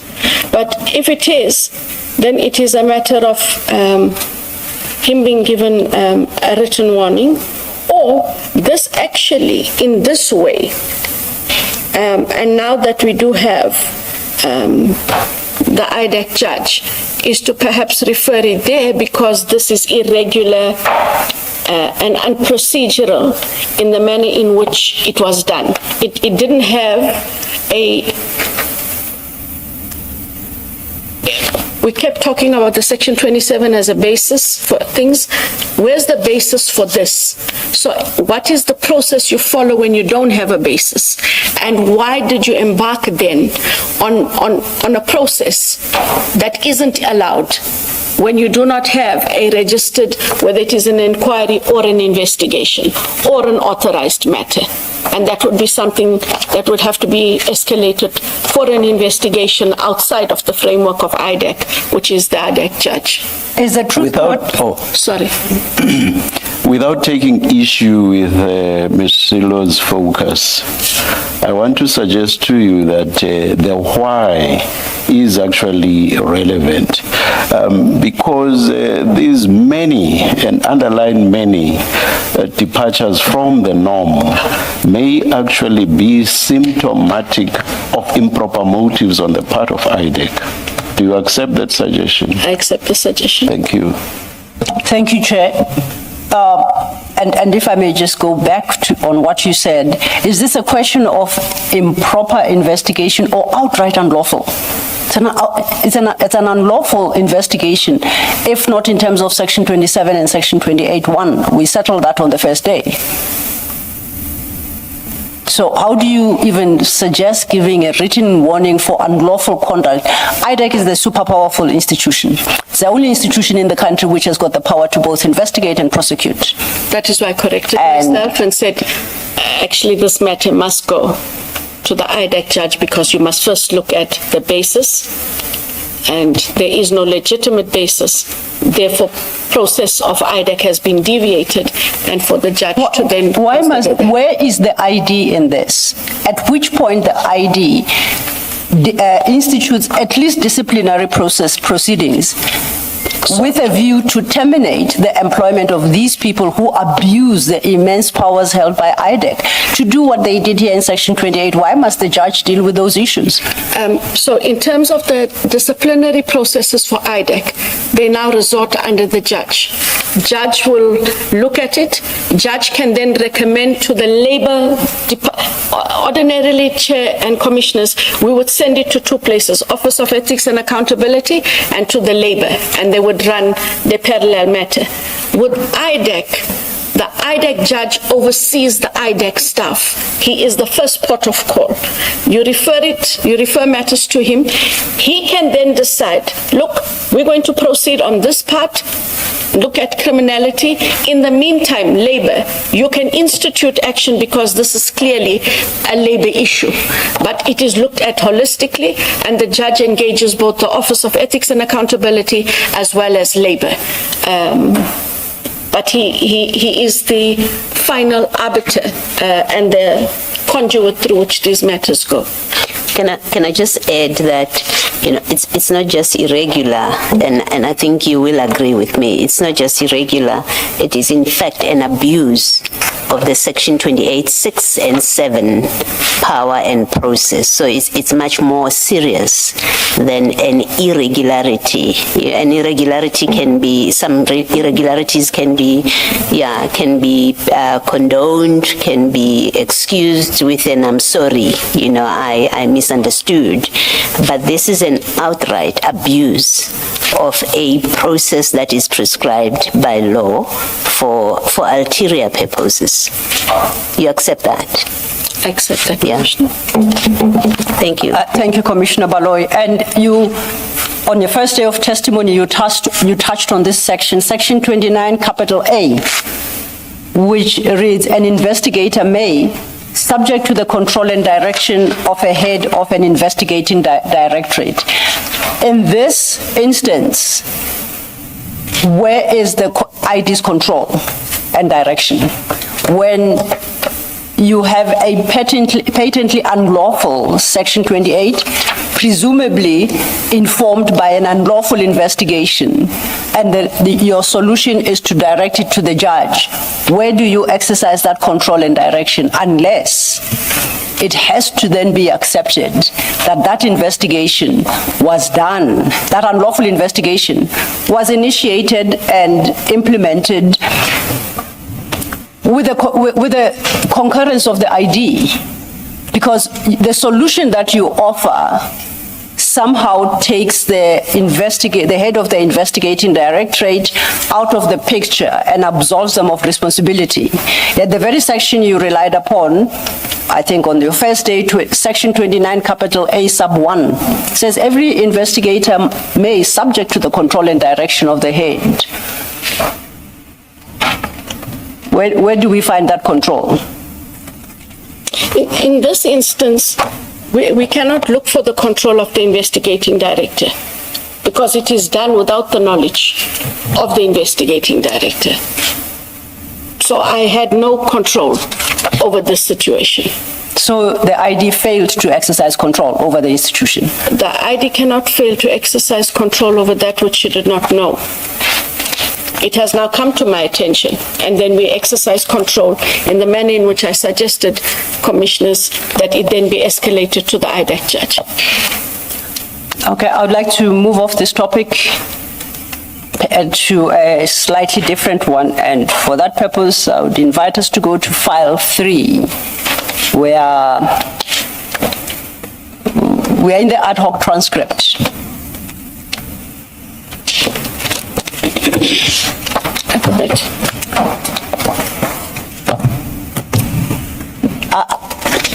I think I'm not closing file 9 yet. No, I'm not. In particular, please go to page 586.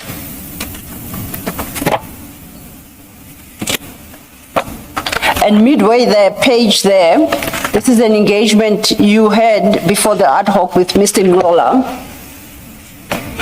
And I'm reading from, I think, literally midway, where it says, there is an allegation, Mr. Ngola says, there is an allegation that IDAC actively participating in a well-coordinated attack against General Mkhwanazi, General Masemula, and General Khumalo. Are you aware of that allegation? To which you respond, I've heard the allegation. There is no truth to the allegation. There are criminal matters that are in the IDAC space. If all that IDAC wanted to do was to go out on a witch hunt, nothing precluded IDAC from arresting and placing both Generals Mkhwanazi and Masemula on the court roll when I took office in 2022, or any time from then till now. We did not do that because there was not sufficient evidence in the matters we have.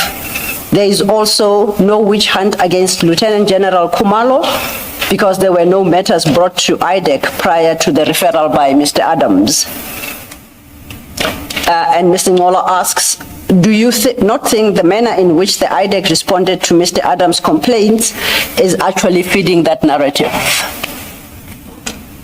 Now, what we dealt with in the morning, in large part arises from yesterday, Mr.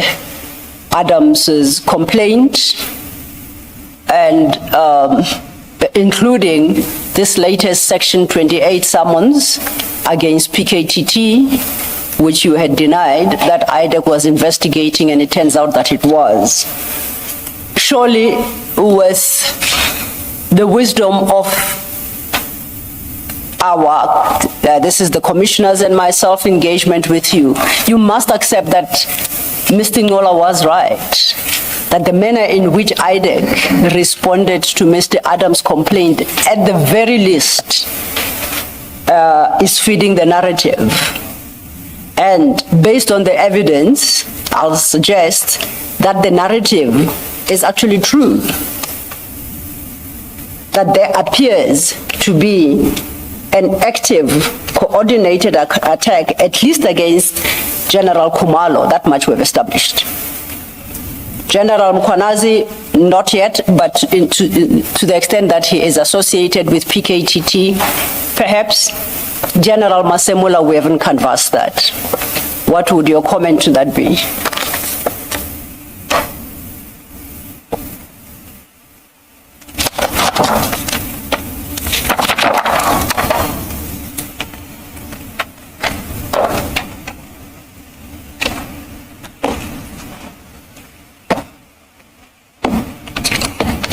Yes, I think that if we look at the matters in their totality, and we also look now that this one,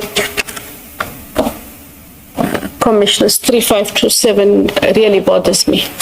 Then the assertion that, or the conclusion you draw, makes reasonable sense. And whilst it didn't, and in all honesty, at the time, what I said is exactly how it was. And as you look at some of the things that have now come out from parallel statements, etc., there are dots to connect, unfortunately. Yes. It's not just 3527 that feeds. Sorry, It's not just 3527 that feeds into that suspicion. There's also the summons that you signed. Correct. Where there doesn't seem to be any basis for the inclusion of the PKTT. So that's another dot that feeds into the suspicion of the PKTT being targeted. You accept that? I accept that. Thank you, Commissioner Baloy. Staying with the transcript, let's go to page 592. The same point is revisited by Ms. Sangoni.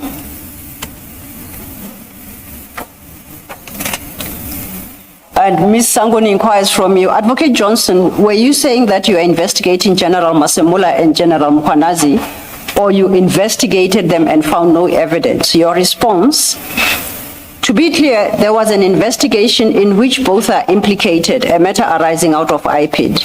There is insufficient evidence for me to move against the both of them. I'll pause there. My first question, what are these matters arising out of IPID, and what do you mean they arise out of IPID?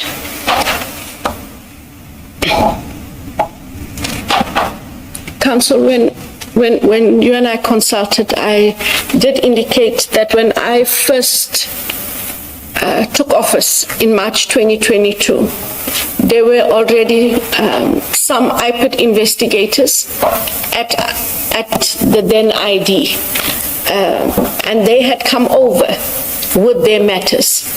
I sought to find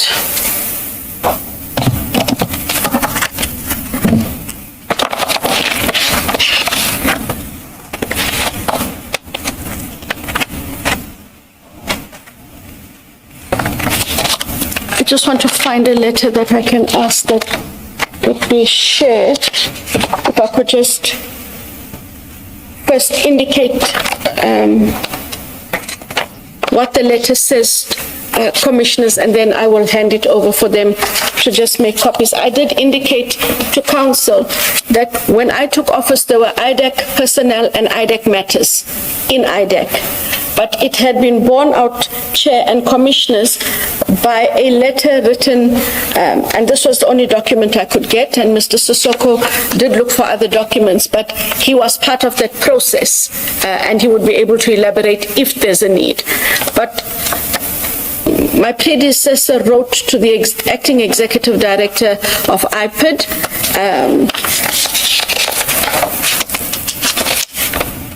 on the 31st of October 2019, wherein the gist of the letter is that there are matters currently in IPID that fall within the mandate of IDAC. And in terms thereof, certain cases have been identified, and the request is for those matters to come over to IDAC together with the investigators who had those matters. At the time, in 2019, we must bear in mind that the ID was created by proclamation. It is not permanent. It is unable to recruit investigators permanently. And so any investigators the ID would have required would have been what they call secondments or duty reassignments. So she asked for these matters to come over and for those investigators to be brought with those matters. And in fact, investigators did come over with the matters that they came over with. And this is the one letter that I could find where the request was made and to whom the request had been made. Just for the record, who's the author of the letter and who is it addressed to? It is addressed to the acting executive head of IPID at the time, and it was addressed by Advocate Andrea Johnson, who was the investigating director, commissioners at the time. Do you know who was the acting executive head of IPID at the time? Does the letter say? Make copies. Sorry. Apologies. We can pause. We'll pause that one. Yes. But it would say, from what I then found out, that exercise did in fact take place. And so when IPID came over, they came over, council, with matters that would have dealt with corruption. And in the main, because they are IPID, it was corruption matters in the South African police services. And much of these were, Commissioner Baloy, supply chain management issues, corruption, PFMA, and all of those things. Okay. It brings me to a question about which could have been asked much earlier. And it's a question about how IDAC takes over matters from other agencies, matters that fall within the jurisdiction of those agencies. So you took over dockets, for example, the Orlando dockets, the Langlaagte dockets, all of those, they do fall within the jurisdiction of the SAPS. Correct. You took them over and investigated them. Now we know that IDAC, in its former formulation took over matters from IPID which fall within the jurisdiction of IPID.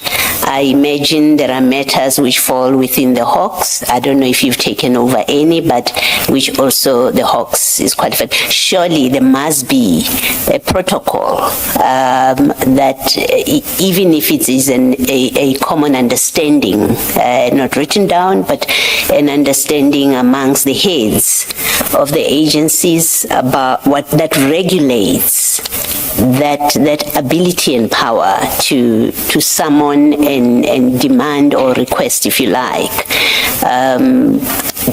matters that are sitting and properly so with another agency. What is that governs that, and that would have enabled you, for example, to demand, and I use the word demand quite deliberately, to demand the files from SAPS, to take over the files from IPID? I think it's the protocols with which we had worked over the years, and it became accepted practice. But I do believe that in some instances, and I do speak under correction which ones, there are also memorandums of understanding or service level agreements just to ensure not just the smooth working, but legitimacy for why we are asking from somebody else.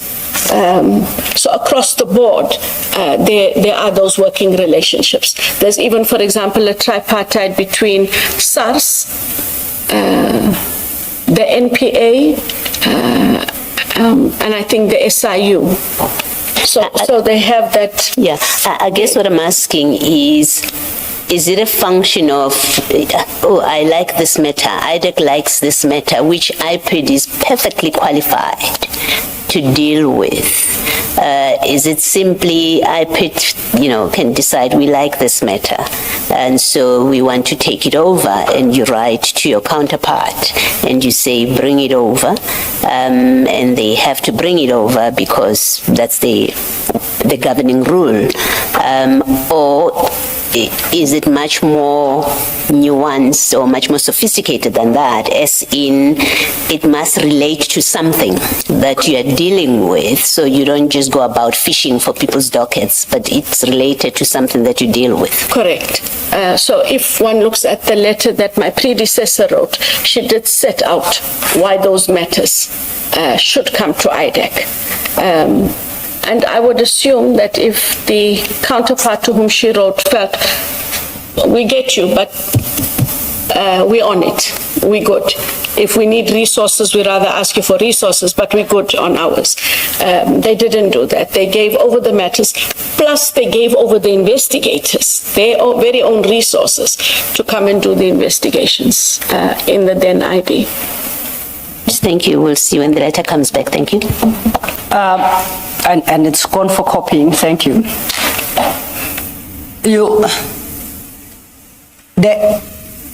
Let's agree on one thing. The files and the investigations are owned by the institution, which has the mandate to investigate. No investigator owns any investigation. Correct.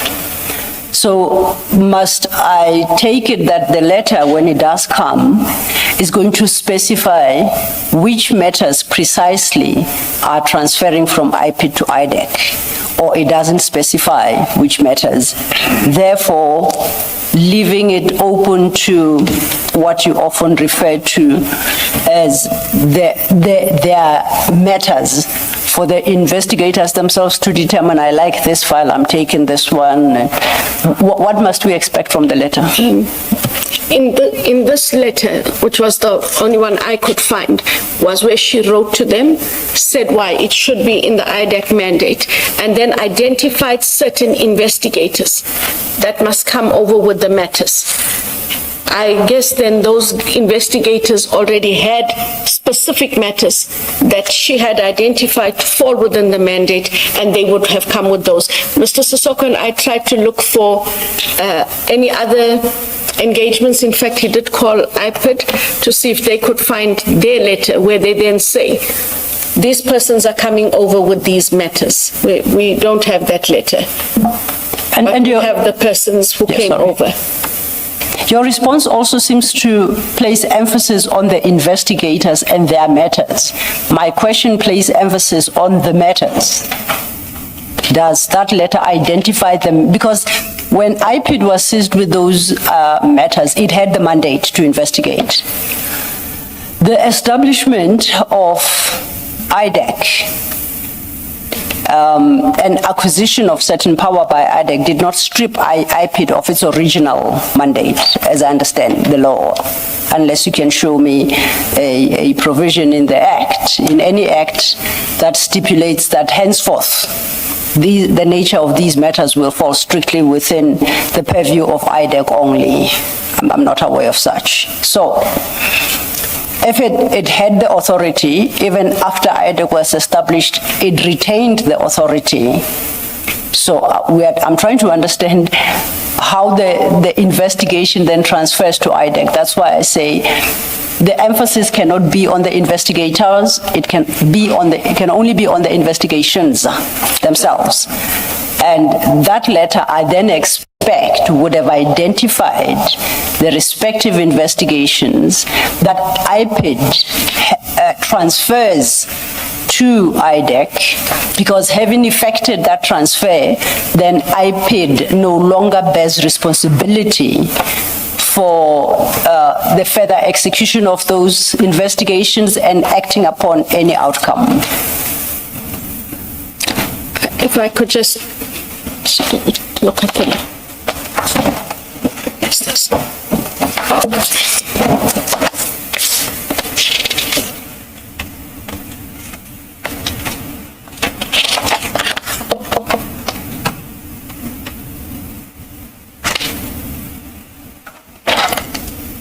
So in paragraph, apologies, Commissioners, in paragraph 3.1, my predecessor writes, with reference to my letter with subject request for a meeting to discuss the operational cooperation between the Independent Police Investigative Directorate and the Investigating Directorate Corruption, and there's a reference number and date 16 June 2019, I have identified a number of cases that I understand are already being investigated by IPID. I hope to prioritize them as short-term, medium-term, and long-term cases for the ID. Given the sensitivity of the matters on the list, I propose we set up a meeting to discuss the cases that the ID will investigate within its mandate using the powers conferred by Section 28 of the NPA Act. Now, we couldn't find that letter that she talks of, but she does identify that there are matters that would come. We did look for that letter because I was also confused that there's a whole table setting out who must come, but there wasn't anything about the cases. And then in 2.1, Chair and Commissioners, transfer of the cases mentioned in paragraph 3 for investigation by the ID as specified offences in terms of the mandate of the ID, and the placement of the IPID members mentioned in paragraph 4 for a period of 10 months to conclude the investigations under the auspices of the ID. And then she just set out logistical arrangements. But that list, we were unable to find in our office, and we did ask IPID to look for that list of cases. Yeah, and because the letter you've given us, as I understand it, at least it identifies the investigators that have been seconded to IDAC, and those are set out in paragraph 4 of the letter. At paragraph 3, there's supposed to be a document that lists that the cases currently under investigation by IPID, but which are being requested to be transferred to IDAC. That is the list we don't have. Yes.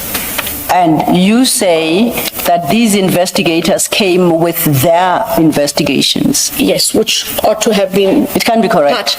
Which ought to have been part of the list. It can be correct. They don't have investigations. They get seconded. Paragraph 3 tells us which cases go to IDAC. There are no their investigations, surely.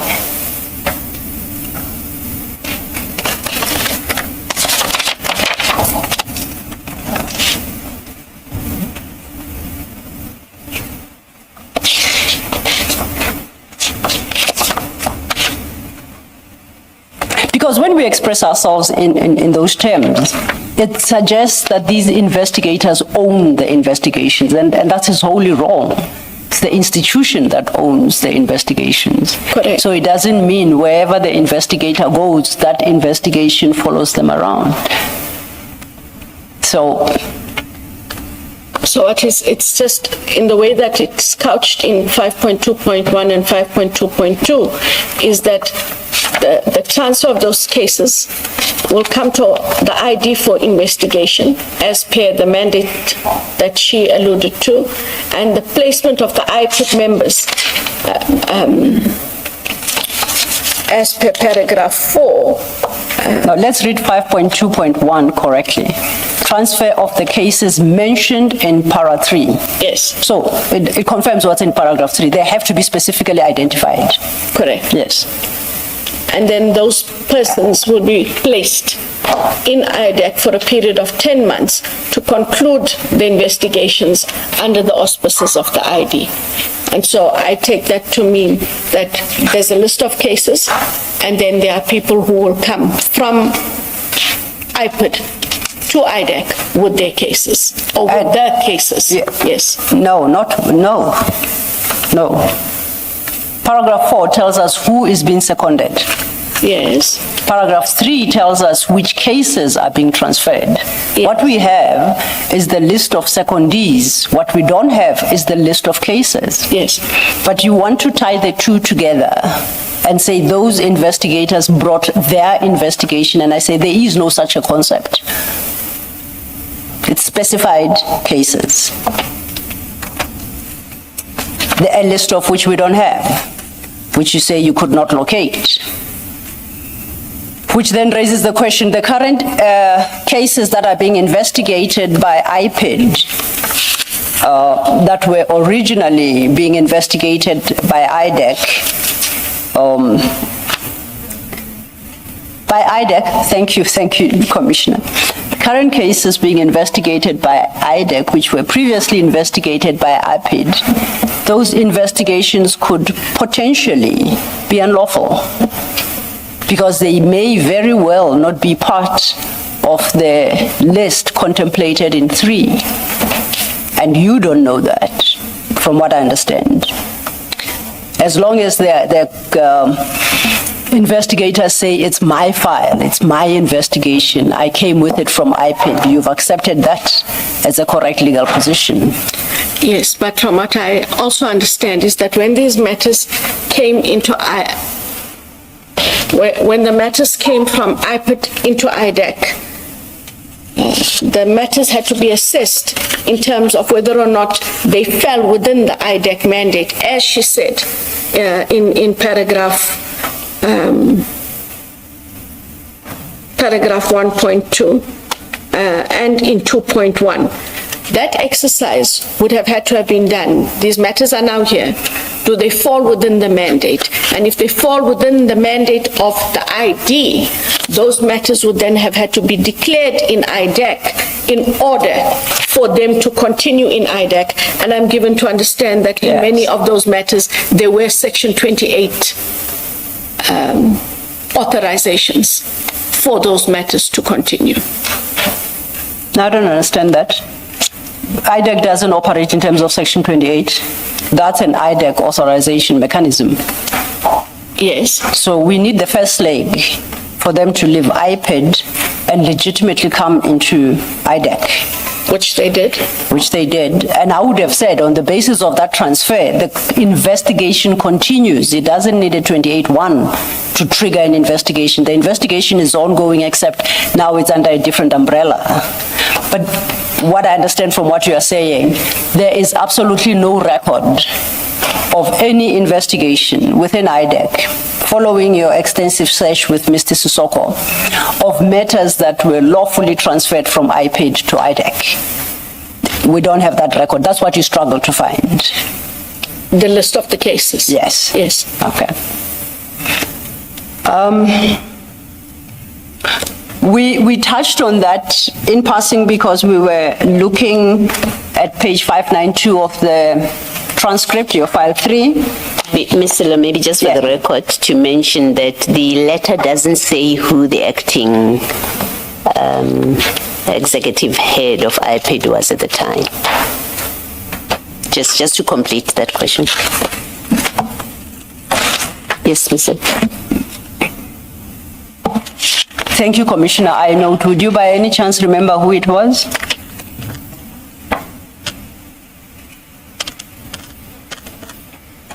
No, I had not engaged with that person. I came much later.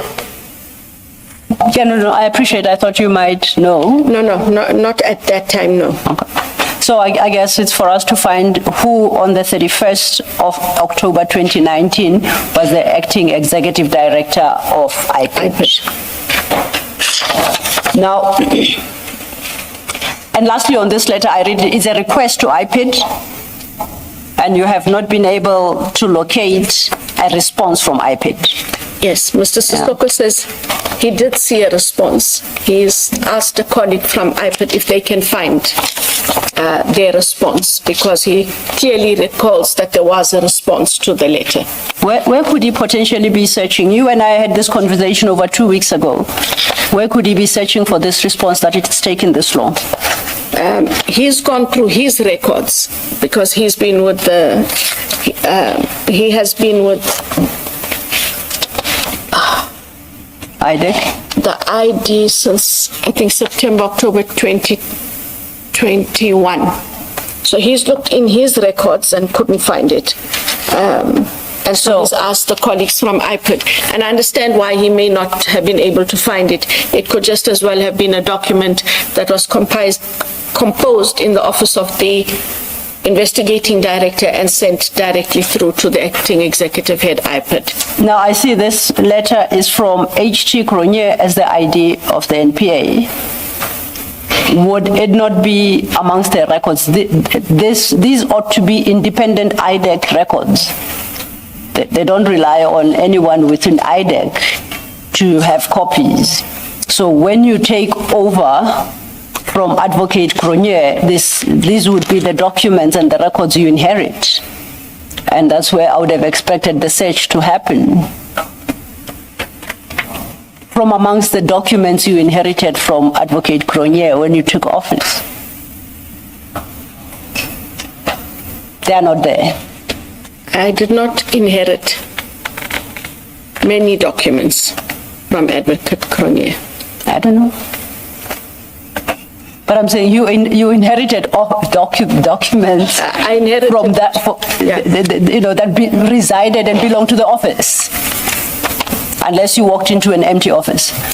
Actually, I did. Oh, yes. Sorry. So you're suggesting? That's a fair answer. she asked for it. So then we're suggesting that, how long was Advocate Cronje in office? I think it would have been April 2019, thereabouts, to February 2022. Okay, so I guess we'll direct our inquiry to Advocate Cronje to check whether when she left office, she left with the ID's documents, seeing as you walked into an empty office. I can live with that, Commissioner Khumalo. Thank you. Having then dealt with the investigations you referenced during your ad hoc hearing, you then proceed with, at page 596 of the same record,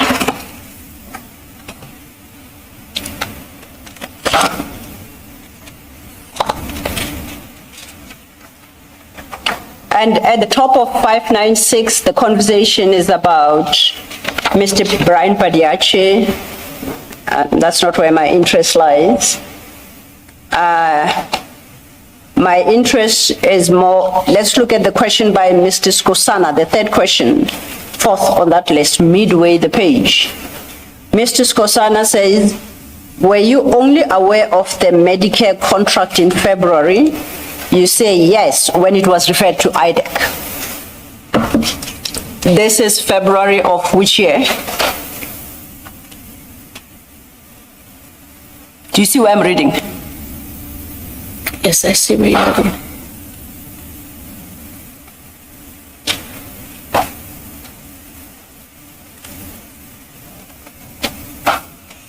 Yeah, we are now in November 2025. You are before the ad hoc. Just to give you pointers. Were you only aware of the Medicare contract?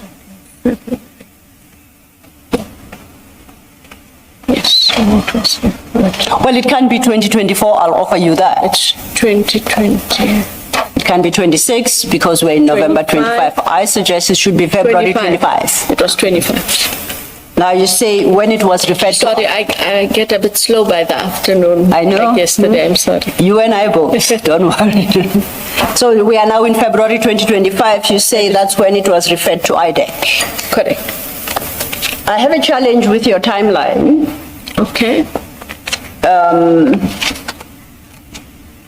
When it was referred, I take it is the Section 27 referral. That's what we mean when you said it was referred to IDAC. Yes, that is correct. This, just for the record, the advertisement for that contract was in January 2024. The award or the contract was the 14th of June 2024, and it was signed on the 18th of June 2024. Now, what I have on record is file 9, page 3519. And my reading of that document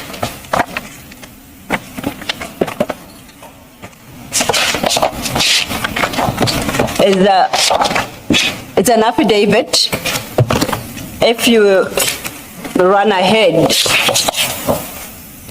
to page 3521, it's signed there and commissioned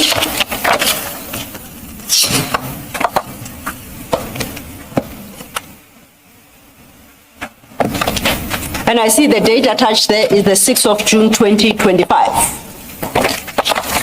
My interpretation of this document is, although it doesn't say on the face of it that it is the referral, and at paragraph 3 thereof,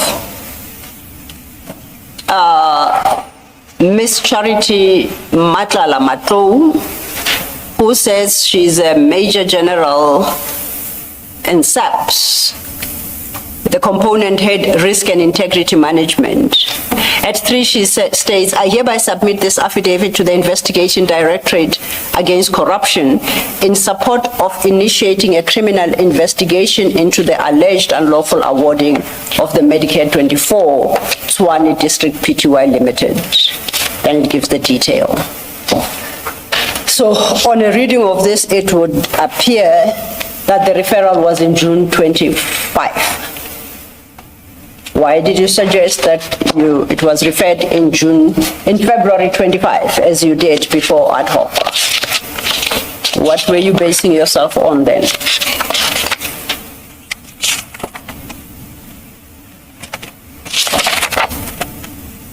I know that they...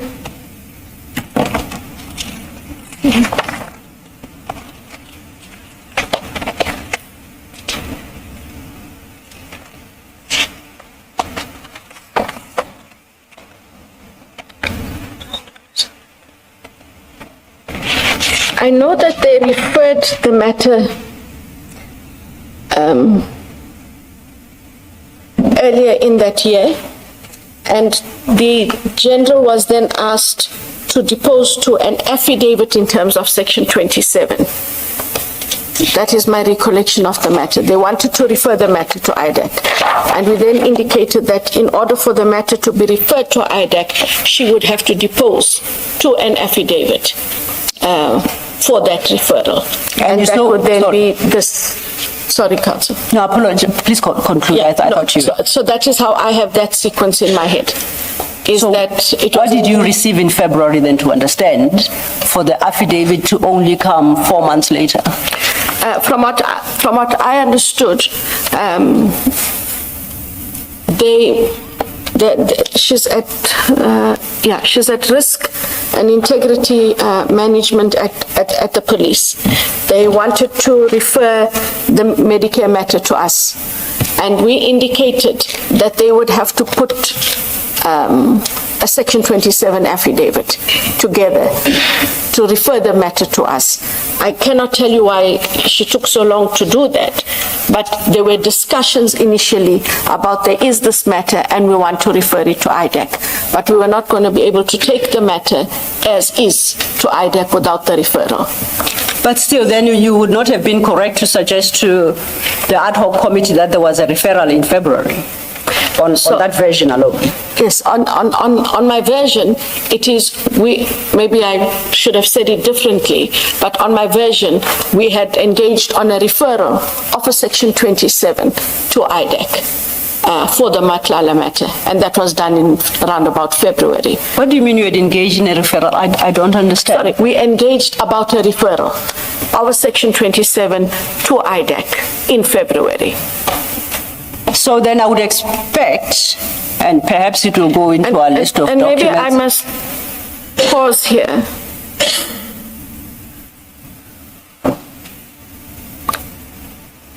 I speak under correction, but I think that what might have preceded this was a letter.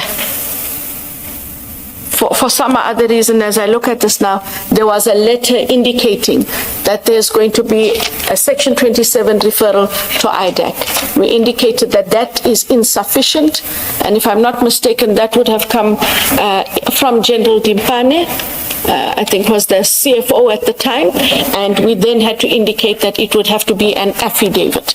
I will look for that letter and ask the prosecution team this afternoon, because for some other reason that is a bit more familiar, that we had a document that said we are referring this matter to IDAC in terms of Section 27. And I take it now that letter, in order to get to a point where an affidavit is submitted, that letter would have been responded to in writing. Yes. So should I expect a response that says, please have regard to the provisions of Section 27, these are the requirements, something along those lines? And if there isn't? And if there isn't, you won't be around for me to ask you. So. No, so I can give you a possible scenario if there isn't. If there isn't, what it would have been is I would have asked Mr. Perumal, who worked quite closely with General Matlo, to make sure that this letter is not sufficient for purposes of a referral. Kindly ensure that they follow the prescript and give us an affidavit. But then Mr. Perumal would have dispatched such a letter. Is that what you're suggesting? Either verbally, or there is a letter that was dispatched. And that is why I wanted to say, if you can ask me later, that if there isn't a letter, there would have been an engagement. This is the second letter that is received by your office, and there is no record of a formal response thereto.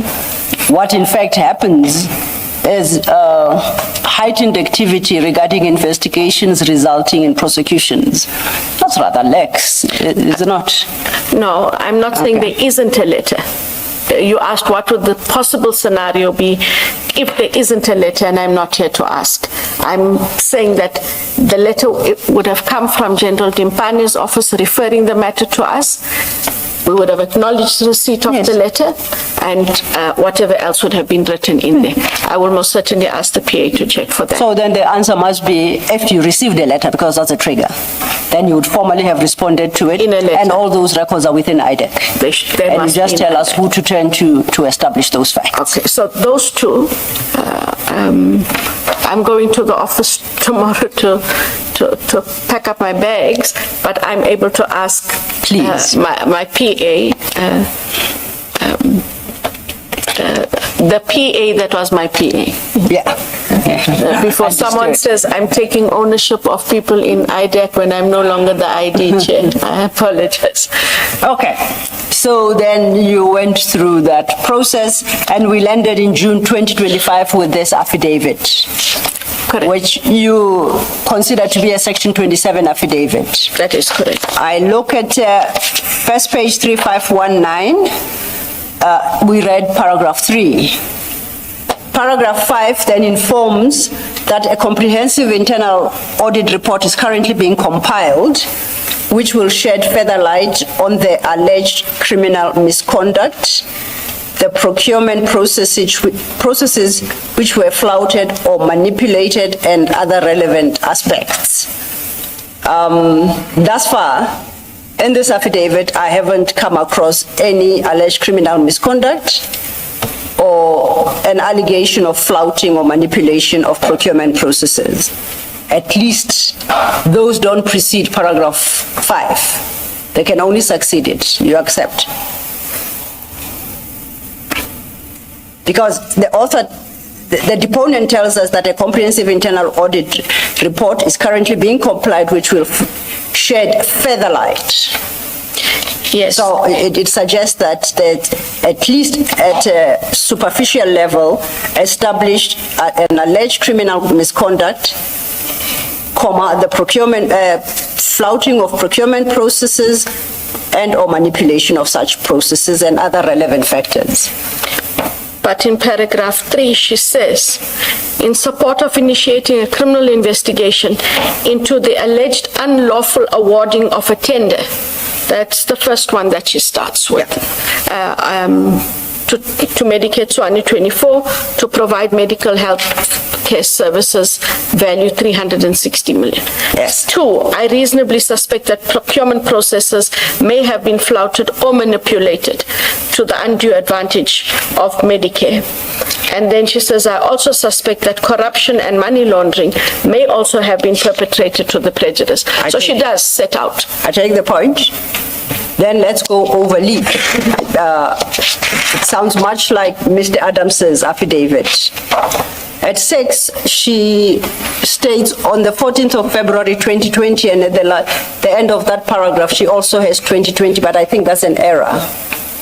Because I think that contract was advertised in 24? 24. Yeah, I take it just a typographical error. And until told otherwise, we will perhaps make a provisional amendment. 7 then touches on her suspicion that Mr. Matala has questionable ties to members of SAPS who unlawfully assisted and favored him during the procurement process. Mr. Matala misrepresented in the bid documents that he did not know any officials. Then at 8, says, I've advised the National Commissioner General Masemula of the SAPS that he should consider terminating the contract with Medicare to save the SAPS from irreparable harm and to diminish the financial prejudice being suffered by SAPS.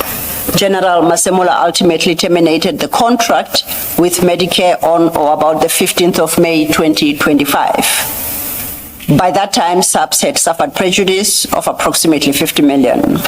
And concludes at 9, nobody has the right to defraud and commit crimes against the SAPS, and I therefore report this matter to IDAC to conduct the criminal investigation. So what we can deduce from this affidavit is at least the Section 27 is referral affidavit is filed after the contract was terminated.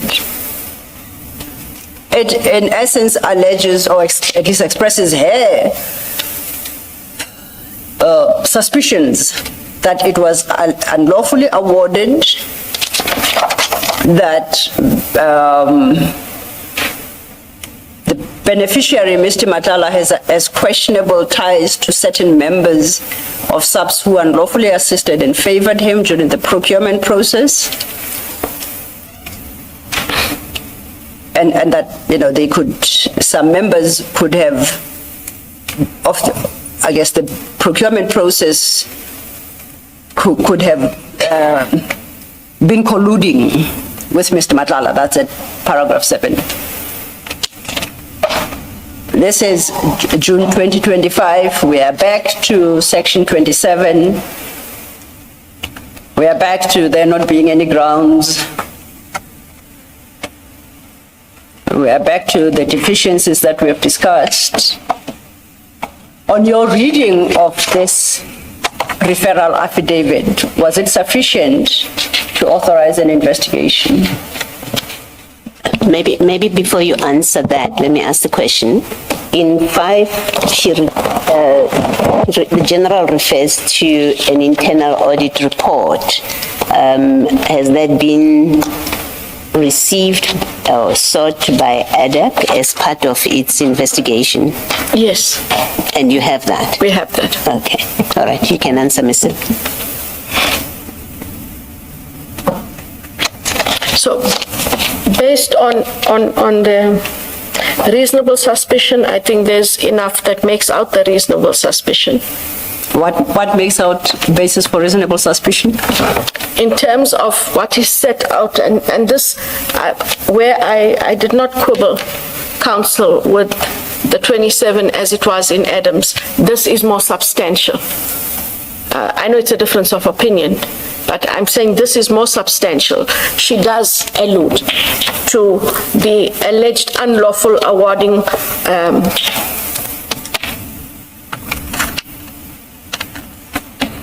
As you said, you remember that the unlawful awarding, that's a conclusion of fact. And that fact must be premised on a certain grounds. Yes, which is now not going to add in the 27, the unlawful awarding of a tender to Medicare to provide medical health care services for a period of 3 years. So she says the tender one is unlawful. I would expect you during the course of that exercise to at least tell me where in this affidavit she states the basis for that conclusion.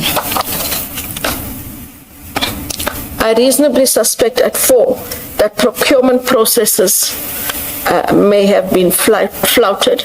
Okay, which then invites me to say on what basis does she suspect, reasonable or otherwise? Where in the affidavit does it tell you that?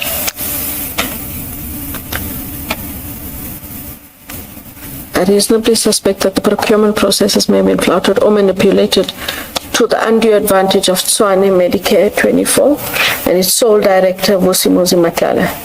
I also suspect that corruption and money laundering may have been perpetrated to the prejudice. Again, we are in the realm of suspicions.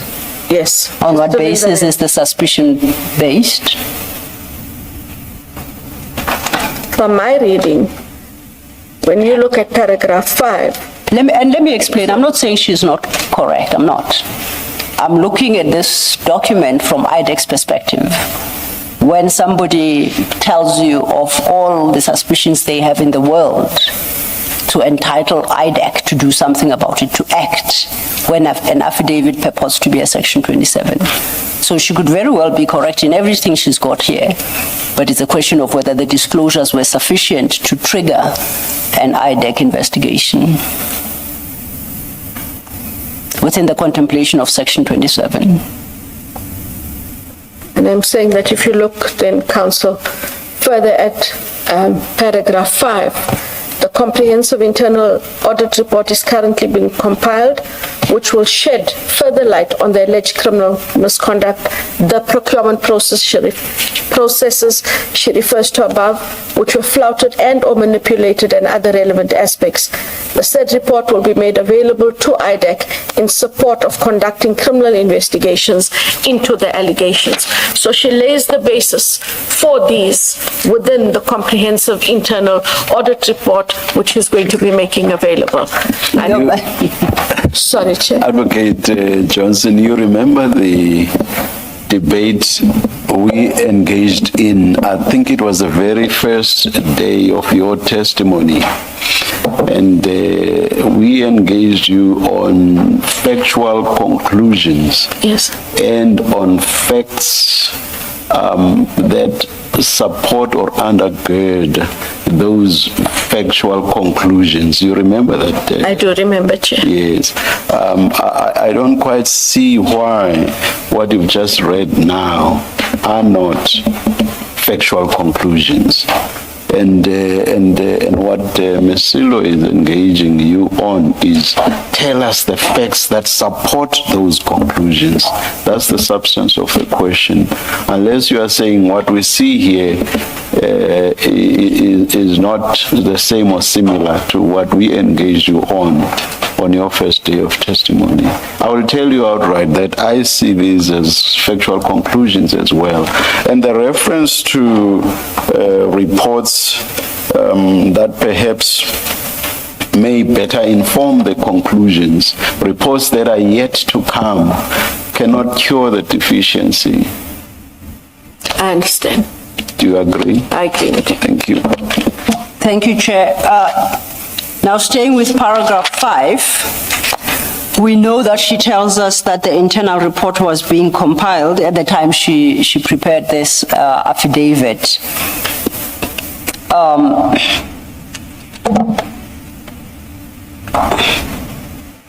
Was IDAC ever finished with such? And if so, when? I will find out. I'll find out this afternoon still. And as you find out, please check and confirm that it definitely was not earlier than the 25th of June 2026.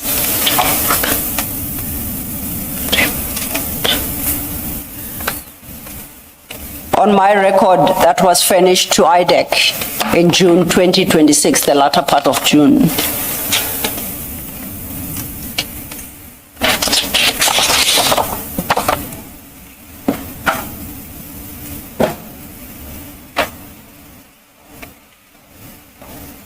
And if I am correct in my understanding and accepting as you have the deficiencies that beset this particular affidavit, then once again the challenge is the basis for initiating the investigation in the first place. And I think, if memory serves me well, by June 2026 there had been arrests. We're in July 26? I think, was it not before? There had been prosecutions, initiated arrests, Sorry, and summoning I of... think it might be April, May? I put a date for you to cross-check. Yes. My record would seem to suggest June 26. And I'm saying by No, then... They appeared again in June, if I'm not mistaken. But I think the first appearance was... I stick to my date that audit report was made available to IDAC no earlier than June 2026. Okay. Now, if that report was intended to shore up this Section 27, then I would have expected investigations to stop or not be initiated pending receipt of the report, the audit report, because that would tell you, give you some facts to determine whether or not your mandate is met. But based on what we know has happened, it sounds like, it would appear like, and that's how it appears, I'm happy to be corrected. Upon receipt of this particular affidavit, investigations were triggered, resulting in arrests, and I think appearances in court already. And after all that happened, then the internal audit report came in. I will have to find out. Assuming I'm correct in my assessment, I guess you know where I'm going with this. Oh, yes. Okay. Now, this is particularly interesting because this contract, yes, was engaged with to some extent before the commission, and that could potentially have been a source of information for IDAC. But absent a valid Section 27 affidavit, that information would have had to be held in abeyance until your own investigation is formalized and not acted upon. Now we know at least it culminated in the arrest of a couple of people, but I'm interested for the moment in the summons of General Masemola. You recall we started at page 586 of the ad hoc, where Mr. Ngola asked you whether there is a coordinated attack by IDAC against Generals Masemola, Khumalo, and Kwanazi. And I think it was Ms. Sangoni as well asked about the investigations against Masemola and Kwanazi, and you said there was nothing at the time. This is November 2025. Just if you can go back to page 592.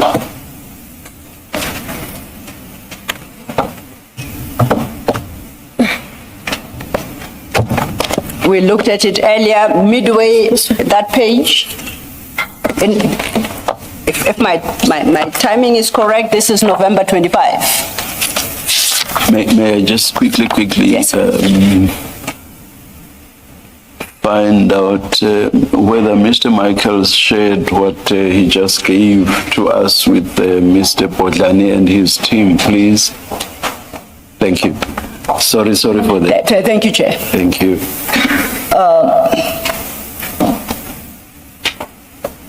It's a different issue. It will come to you, Advocate Johnson, in a short while.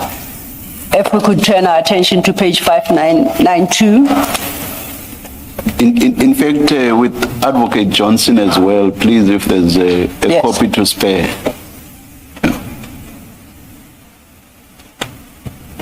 Where is that? We'll turn our attention to that in a moment, Advocate Johnson. It's the exercise that the chair had asked, yes. had asked. I will be coming back to you with my questions on that. Thank you. Okay. I just want to wrap up this issue. So now you are at the ad hoc in November 2025. You are specifically asked whether there are investigations into General Masemola and General Mukwanazi, and you said, apart from those inherited matters from IPID, there are none. One of two things, you might be correct that there were no investigations into both, insofar as the Matala contract is concerned. Regard being had to the fact that you received the affidavit in June, or you might have misled ad hoc when you at least claim that General Masemola is not under investigation for anything. Because for you to have been correct, it would mean General Masemola's, I'll take it, involvement in the corruption relating to the contract came to the fore, insofar as IDAC is concerned, only after November 2025. Would that thinking be correct?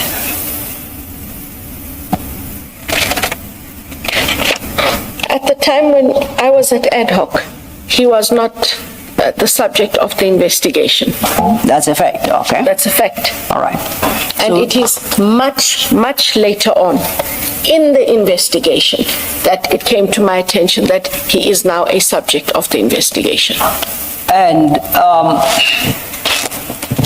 that would definitely not have been on the strength of the internal audit report, because on my contention, that audit report was availed to IDAC in June 2026.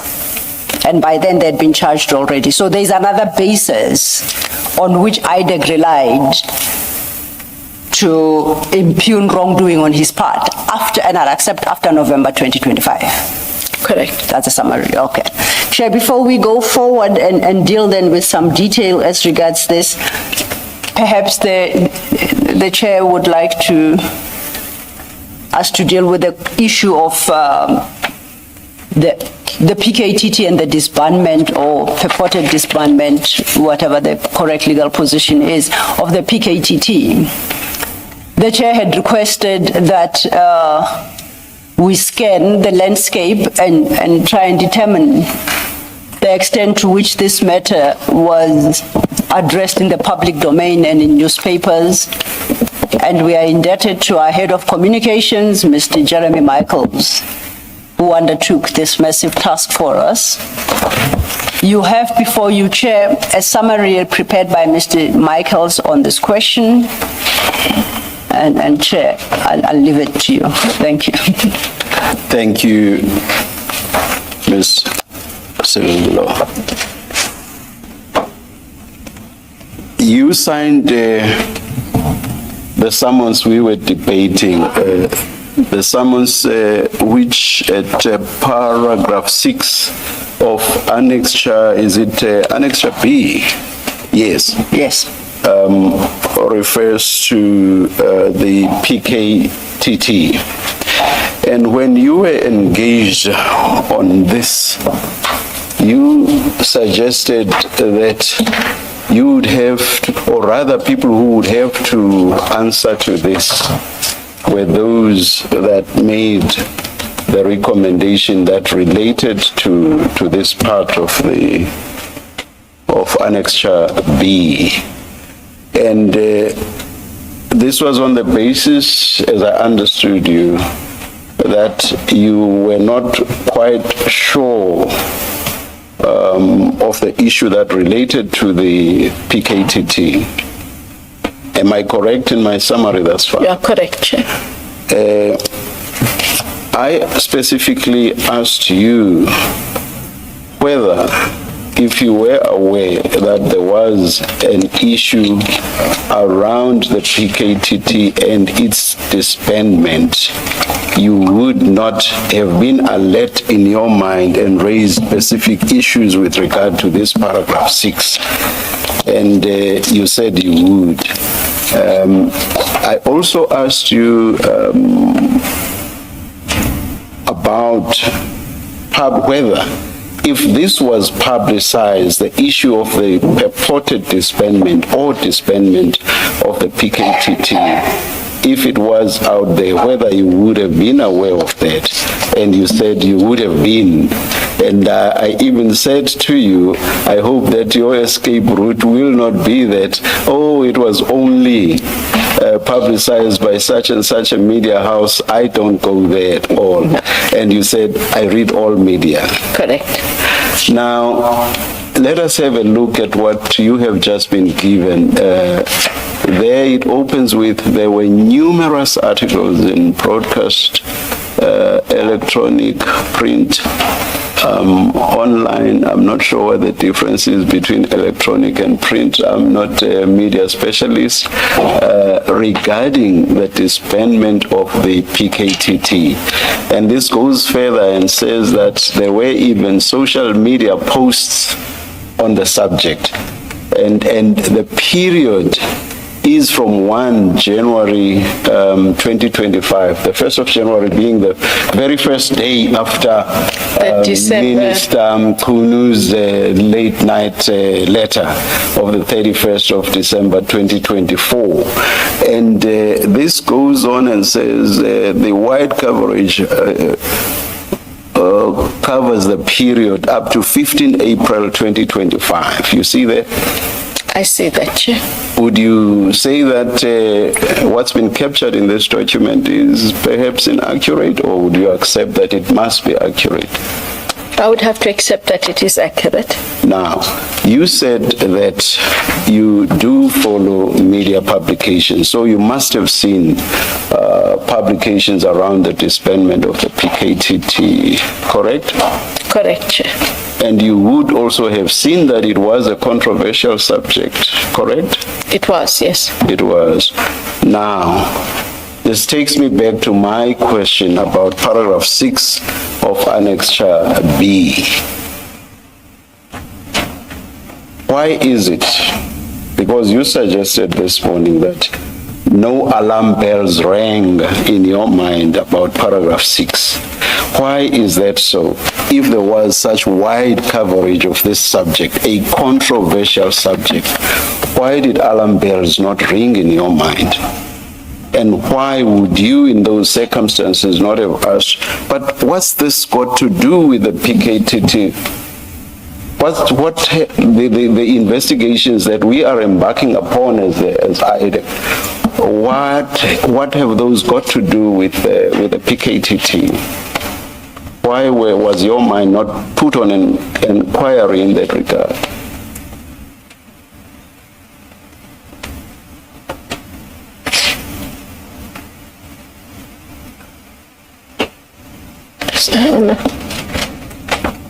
I do not dispute the information, and I do not dispute that I should have asked questions.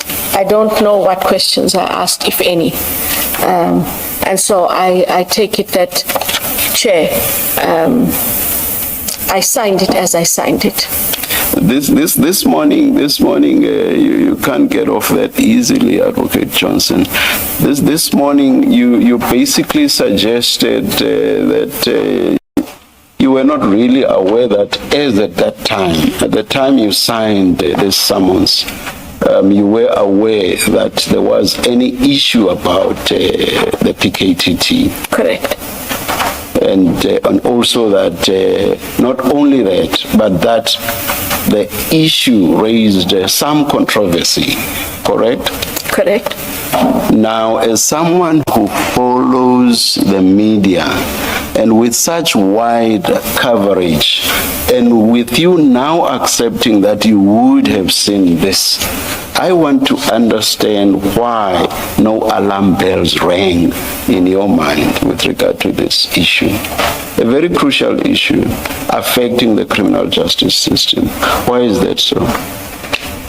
Or why was that so as at the time you signed the summons? It cannot be enough to just say you just signed. That's not enough. No, Why did you sign on something that's controversial or that was controversial at the time? Why did you just go ahead and sign?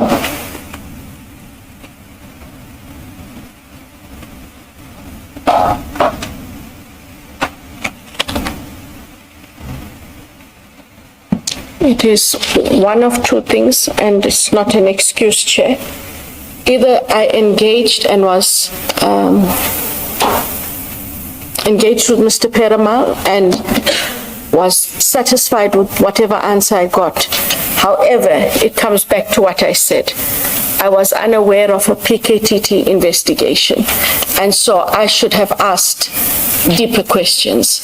I cannot tell you why I didn't ask deeper questions. Exactly. Continue. And what I'm saying is I'm not looking for an excuse for, I'm saying, should I have? I appreciate that I should have, and that I didn't ask deeper questions, and I did sign it. I cannot get away from the fact that I did sign it. It's crucial that you say you were not aware of a PKTT investigation. And this was an issue that was topical, and not only topical, but also controversial, you've accepted. So you are not aware of a PKTT investigation as at the time, but you go ahead and you sign. That's very difficult to understand. Unless there's something you're not telling us. Not at all, Chair. And when you look at the sign, that document talks to, I think it talks to,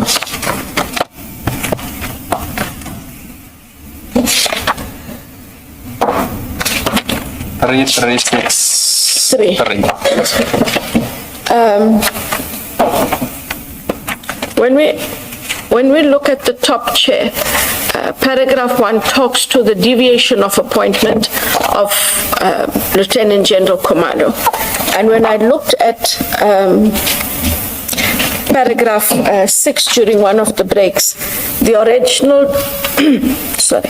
original documentary files and applications for promotions of the commanders and members of the political killings task team through deviation. They tied in to the deviation process.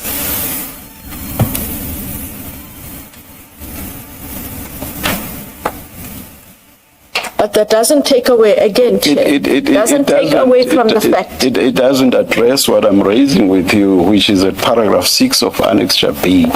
That simply does not answer the question.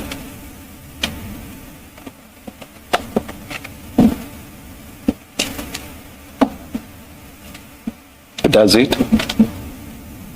I dealt with it as the deviation, but I'm coming back to what Chair is asking. Yes, I'm asking you about paragraph 6 of Annexure B. What you just read now does not address that. That has nothing to do with deviations which you've just referred to. This is about inquiring into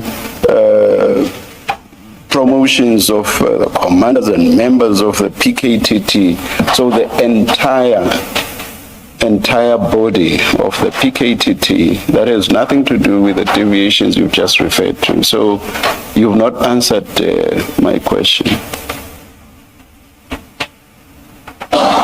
Chair, I can't take it further than the answer I gave. I should have asked more. I don't have a sinister reason for not having asked more. I didn't ask more. All right. Whatever the discussion we may have had, I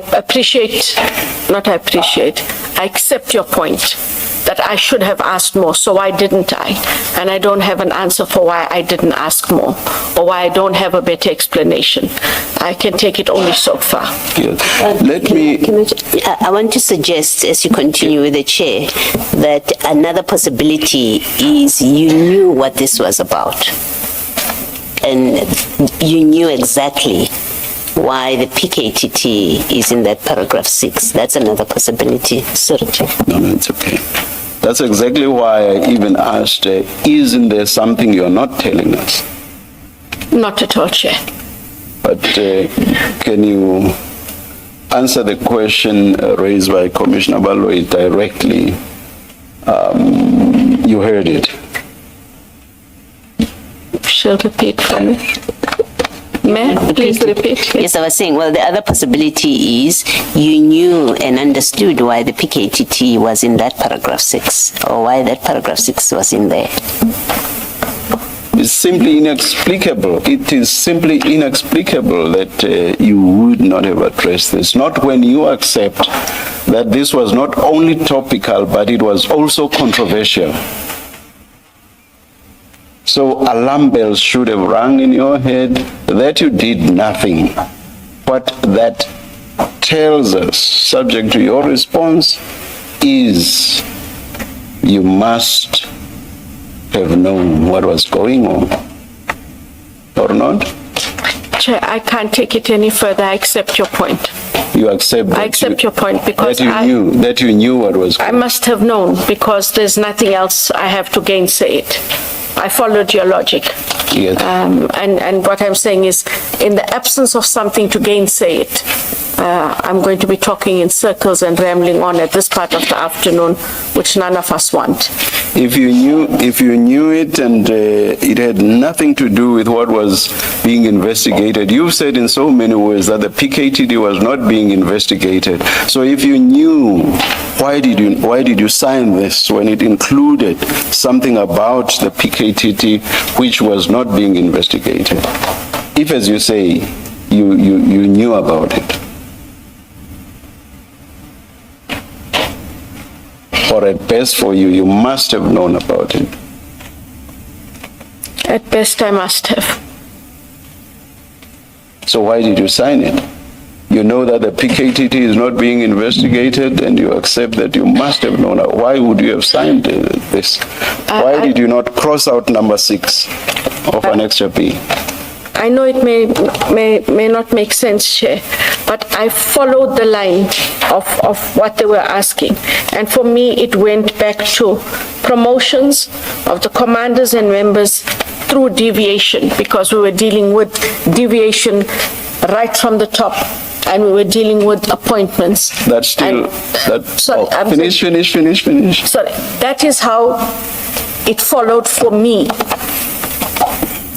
I accept it may not make sense to anybody else, but I followed that sequence of appointments, deviations. There are allegations that there are promotions of the commanders through deviation. We were talking about promotion of an appointment of Lt-Gen Khumalo by deviation. So it made sense in that regard. But what the questions were that I asked, That reasoning simply does not make sense, because 6 is about the entire complement of the PKTT. You would have to be suggesting that you thought that deviation applied throughout the entire complement of PKTT, which simply does not make sense. You could not have believed that at the time. So your answer is a non-answer, Advocate Johnson. Chair, I agreed with you, and I'm sticking to that agreement. You agree even with the last proposition? I agree with your last proposal. I can't come up with something different in my head at the moment. This happened early last year. I have no other recollection or something to trigger my mind. I did think that by talking to Mr. Perumal, it might have triggered my mind. I'm not saying I would have come with a better answer, but that is the answer I have to make peace with. The problem, just to add with a deviation point, is that as you read it, it's person-specific. That's number one. Number two, when you look at number 6, it's quite wide. Not just wide, it covers the entire spectrum. It refers to all PKTT members, from commanders all the way down to the most junior. It covers, so for that reason, you just cannot rely on the point about deviation. I accept the chair's proposal. Yeah. Now let me make a different point. Having seen what we showed you now about publications, and with you having said you do follow the media, I want to suggest to you that you were not truthful when you suggested that you were not really aware of any issues around the PKTT which would have caused alarm bells to ring in your mind. That is why we went into this exercise of finding the extent to which the issue of the disbandment of the PKTT was publicized. So for you to have even suggested that no, alarm bells could not have rung in my head, to have suggested that when in fact it was publicized as widely as it appears to have been, you were not being truthful this morning. No, Chair. The alarm bells not going on does not take away the fact that I may have seen some, if not all of this. There were no alarm bells for me and for IDAC. This had been it was a police matter at the time that it was being canvassed. We were not working with the PKTT at the time. I have colleagues in KZN who work with them. But the alarm bells didn't have to go on because it wasn't within our space and it didn't affect any of the work that we were doing. So, of course, there's a lot of discussions, Chair, some unpleasant, and there was a lot of toing and froing between the police and the police ministry and the provincial head for KZN. That was alive and clear, but it didn't raise alarm bells for IDAC at the time. It should have, exactly because this was topical, this was controversial, and you say, as at the time you signed the summons, you knew that there were no investigations against the PKTT. So your mind should have said, hey, this thing is so topical. What's being said here about the PKTT? It's in that sense that I'm raising this with you, and I'm suggesting that you were not truthful this morning. No, Chair, I stand by what I say about it didn't raise alarm bells for me. I appreciate your point, however, that it should have. I didn't misconstrue anything I said. I appreciate the different view, and I accept your different view, but it didn't raise alarm bells at the time. I must just conclude this by saying I find it strange that it didn't, as you suggest it did not. And I take note of you, Chair. And subject to our further weighing up of the evidence, let me outright say that I find it hard to believe what you are saying in this regard. Your comment? It's up to the Chair and the Commissioners. Thank you very much. Advocate Johnson, I need to take you back to the two main questions that were posed to you in the summons, and you answered them in paragraphs 8 to 10 of your supplementary statement dated 10 July 2026. And question 2.1 was about whether IDAC has acted within its mandate. And you said IDAC operates strictly within its mandate, and you set out what the mandate is. And then in paragraph 10, are you there? Sorry, Chair. It's page 4 of your supplementary statement.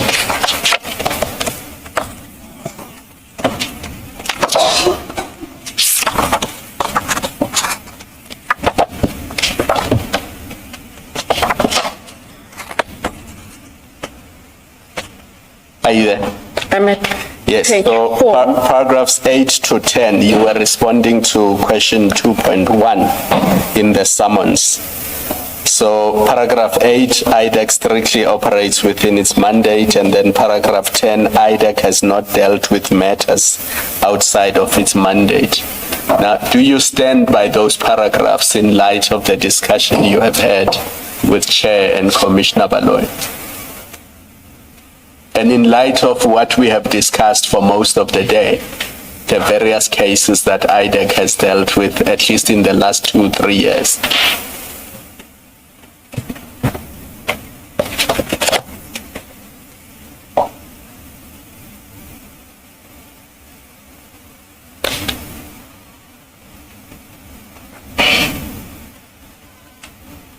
I stand by paragraph 9 because it deals with the commissions. No, that one is That clear. is fine. That one is clear. 8 and 10. Item 10. Can you still say, after all we've discussed, that IDAC has not dealt with matters outside of its mandate? Can you still say that? No, Chair.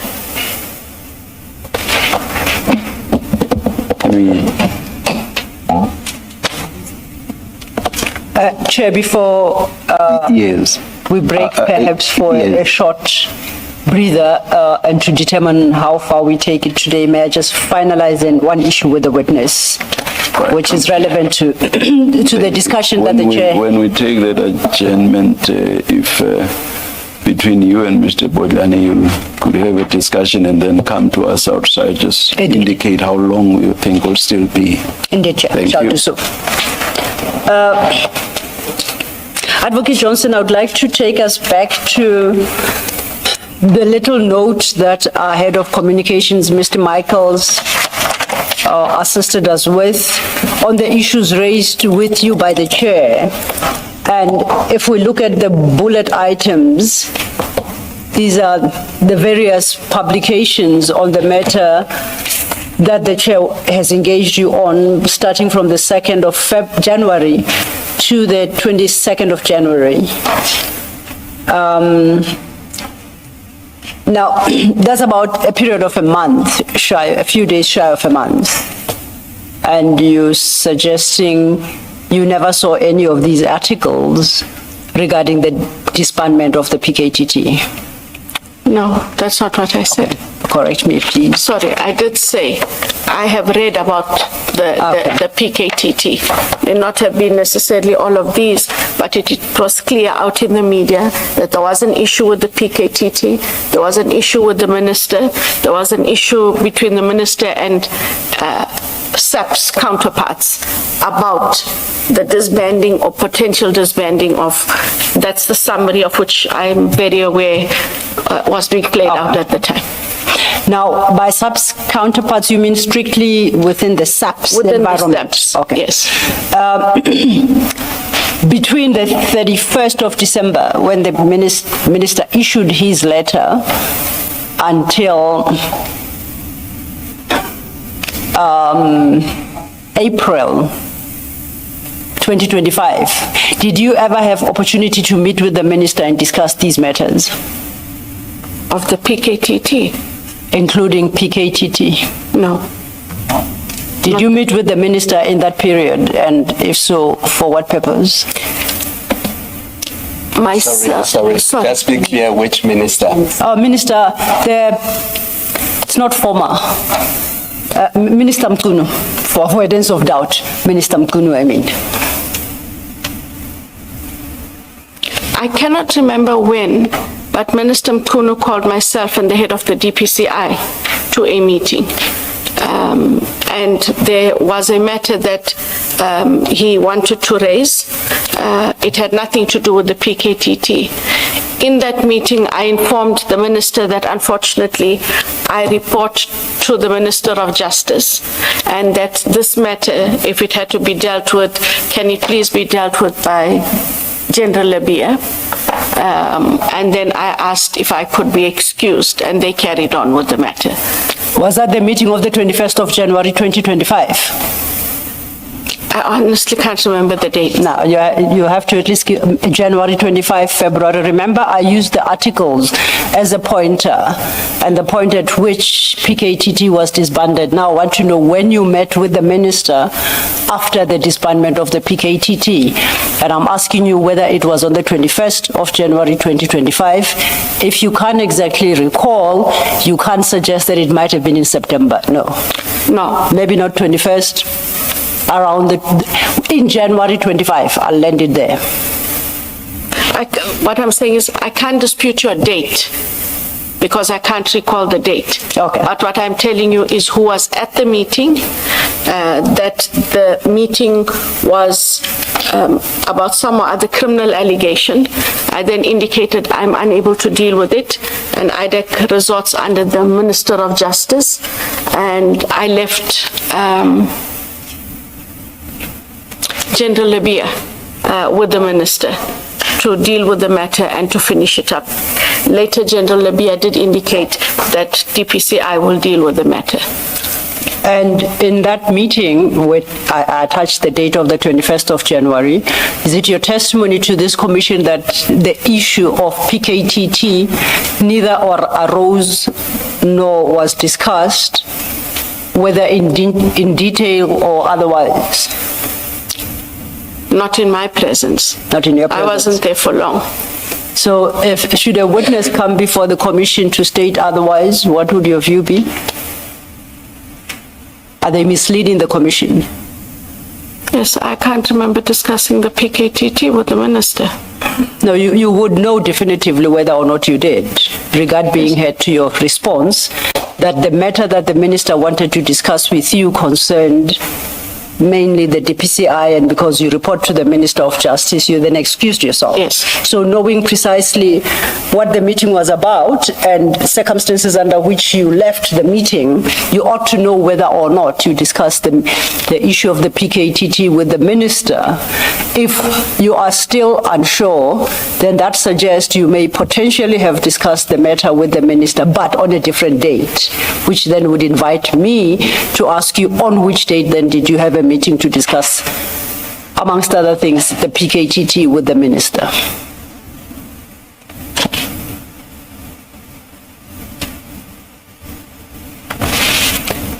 I recall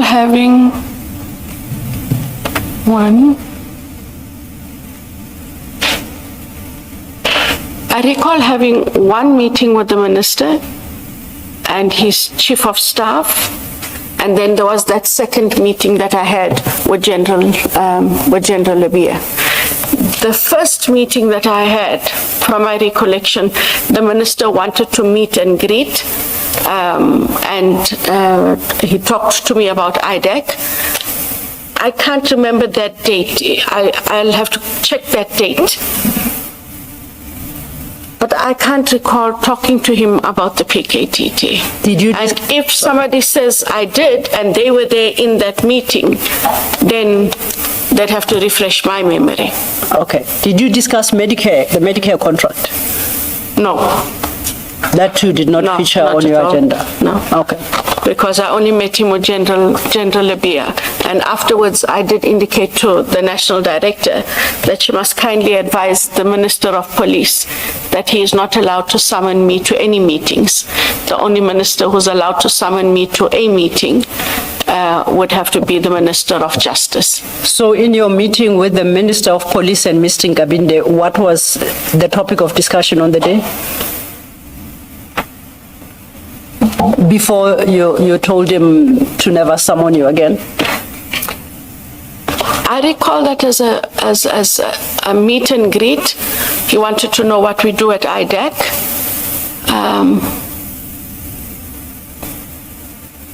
And I know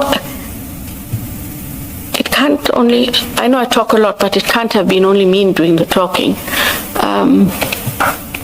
I can't recall what all topics we discussed, and that is why I'm saying if someone else was there and they could refresh my memory, I would know what I, in all likelihood, spoke about. I can't remember them off the top of my head. I can Honestly, accept if you don't recall all topics. Yes. But I find it difficult to accept that you recall no topic, zero. At least the weather, just been Christmas or Christmas was upcoming, something. No, I said we discussed IDAC. Yes. He wanted to know about IDAC, how we work, how we operate. That's all you recall of that meeting? And I recall that is what we talked about. I think we did talk about IDAC's relationship very briefly with the police, and I said we all got along together with the DPCI. So to try and help us perhaps get a timeline, if memory serves me well, the minister took office around June, July 2024. You recall? Just after the elections were in 24. So I think he assumed office June, July. When do you think would have been your meet and greet meeting? Using that June, July as his date of assumption of office.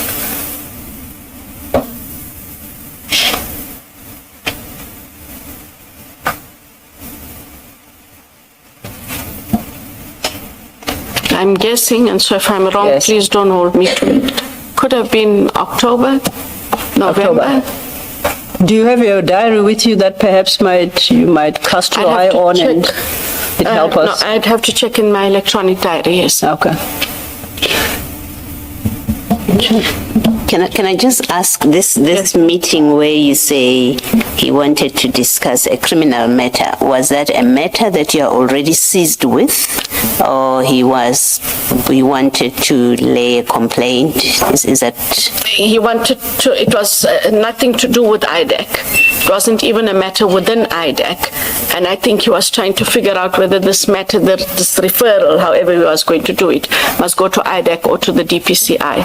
And within probably 10 minutes of the way the matter was introduced, I was able to say, apologies, this doesn't fall within the mandate of IDAC, and that Libya, if you don't mind, you stay, and I'm going to leave, and I had left.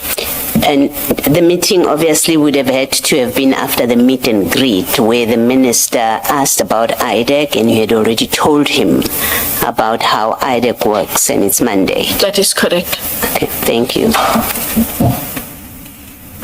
Thank you, Chair. Perhaps this might be an opportune time to consider a short break. I'll have an engagement with Mr. Bodlani.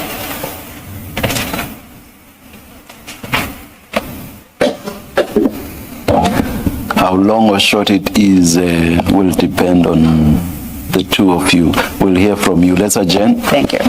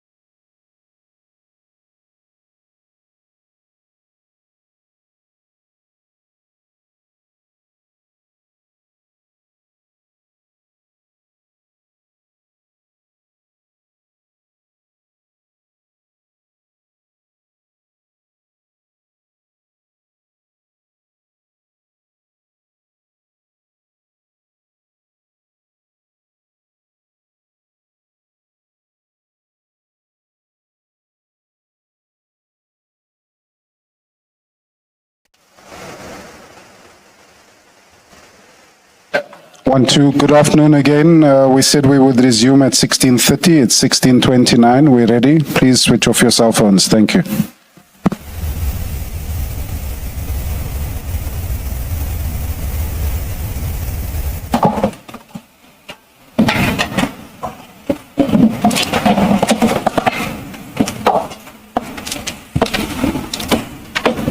Yes, Mr. Law, thank you. perhaps start by Indicate. placing on record what was agreed with regard to Indeed, this Chair. afternoon's session. Advocate Botani and I have conferred, and we have had a discussion as well with the witness to test for capacity for the rest of the day. And I think the general consensus is we think we can take it to 5:30. And beyond that, capacity on all sides is at an all-time low. So we request that we see how far we can take it to 5:30. When we get there and we have to roll over to tomorrow, we probably will need maximum up to tea time. That's the current plan. Mr. Bodlani, thanks, Thank you. Mr. Law. Chair, may I confer with the witness? We may have spoken past each other with Ms. Sello. I understood that 1.5 hours to be her maximum time, not that the witness is not available beyond that, or that she would not make means to be available beyond 5:30. That is Ms. Sello. Perhaps while we sit here, Mr. Bodlani can confer with the witness. Please. The witness will let him know. Please.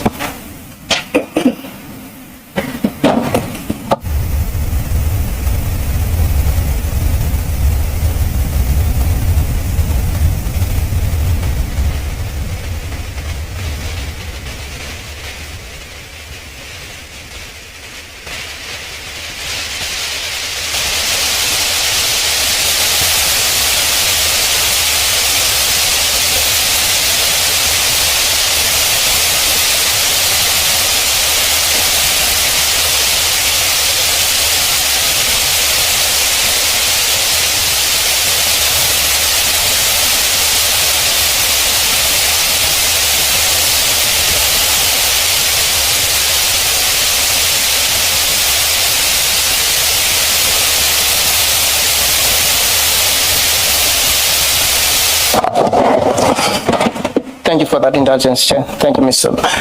Ms. Johnson is able to proceed today until 6 p.m. And therefore, the request I would extend to Ms. Silo's team and the commissioners is that we go until 6, at least today. And then if they are not finished with their questions, she would come back tomorrow based on the undertaking given by Ms. Silo, that at least until tea time tomorrow. Thank you. Thank you, Mr. Bojan. I'm just wondering whether, based on the up to tea of tomorrow, it seems to me that we won't be finished by 6 p.m. today. So I wonder why we would want to insist on sitting until 6 if we'll still have to sit for us. I'm not rigid on that suggestion, Chair. I'm just putting it across Yes, because yes. that's No. I know you are conveying yes. Yes. I hope Mr. Bogani will not fight with me for. Certainly not. Yes. No, please go ahead. Please go ahead. Mr. Botani, may I? Advocate Johnson. Yes. I appreciate everyone's tired. I'm not the exception to the rule. Yes. So if we can agree on the following, we run for the hour till 5:30. Yes. But may I please then ask, we have to finish by tomorrow tea time. I really want us to be done by tomorrow tea time. lest I get an eviction notice. Yeah. And I know the council is trying to be as accommodating as she can. Yes, let's go until 5:30, and hopefully let's be done by tea tomorrow. Thank you. As experienced counsel, you know what happens with the proceedings of this nature. So I can put it no higher than let's hope we are done by tea time tomorrow. I'll hold on to that hope. Thank you. But underline that it's not an undertaking that we will be done. Let's hope we will be. Thank you very much, Thank you, Advocate sir. Johnson. Thank you. Yes, Mr. Lula. Thank you, Chair, and thank you for coming to my rescue. That I'm not in a position to make an undertaking that will finish at tea, because how long we take is in part informed by the level of engagement by the commissioners, so it's slightly beyond my control as well. I know that we always get blamed for. Thank you, Mr. Lula. Thank you, Chair. Before we left the topic we're dealing with to deal with the issues that had arisen before lunch regarding the publications relating to the disbandment of the PKTT. So I would like us to go back to where we were before you had that engagement with the commissioners. And for this purpose, I just discovered something. The summons at 3361, if you could have a quick look at that. File 9, we're still at file 9.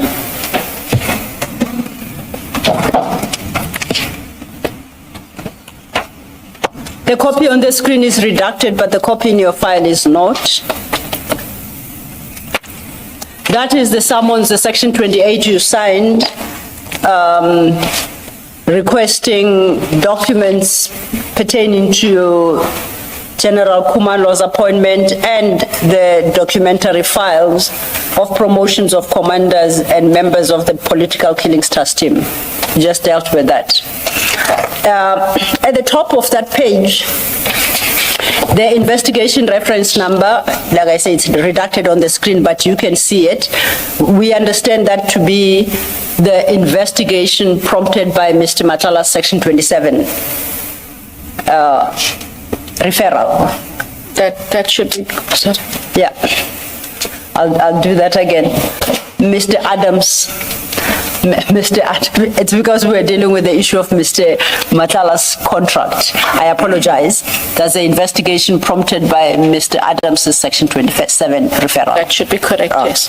Then when I cast my eye on the other one that was issued by Mr. Manilal and Mr. Padiachi at 3527, same file.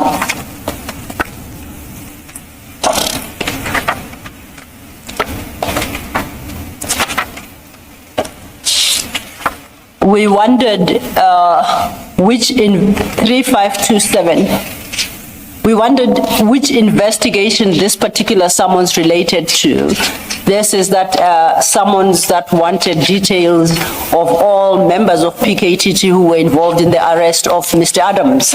And I note once again at the top there, it gives us an investigation reference number, the Brooklyn case, CAS 542/06/2025. We know that is the CAS number for the Mukwele matter.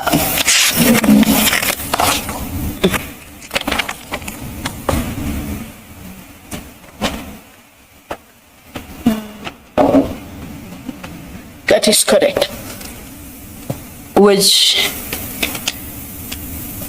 is confounding because what does the arrest of Mr. Adams have to do, by PKTT, have to do with the Mukwele criminal matter that was already enrolled and in court? Why would a summons be issued in terms of that particular docket? I cannot assist you. Okay. I thought I should just point out that the question had been what investigation is this, but the face of the summons would suggest that it's not an independent investigation, it's actually an enrolled case, criminal case.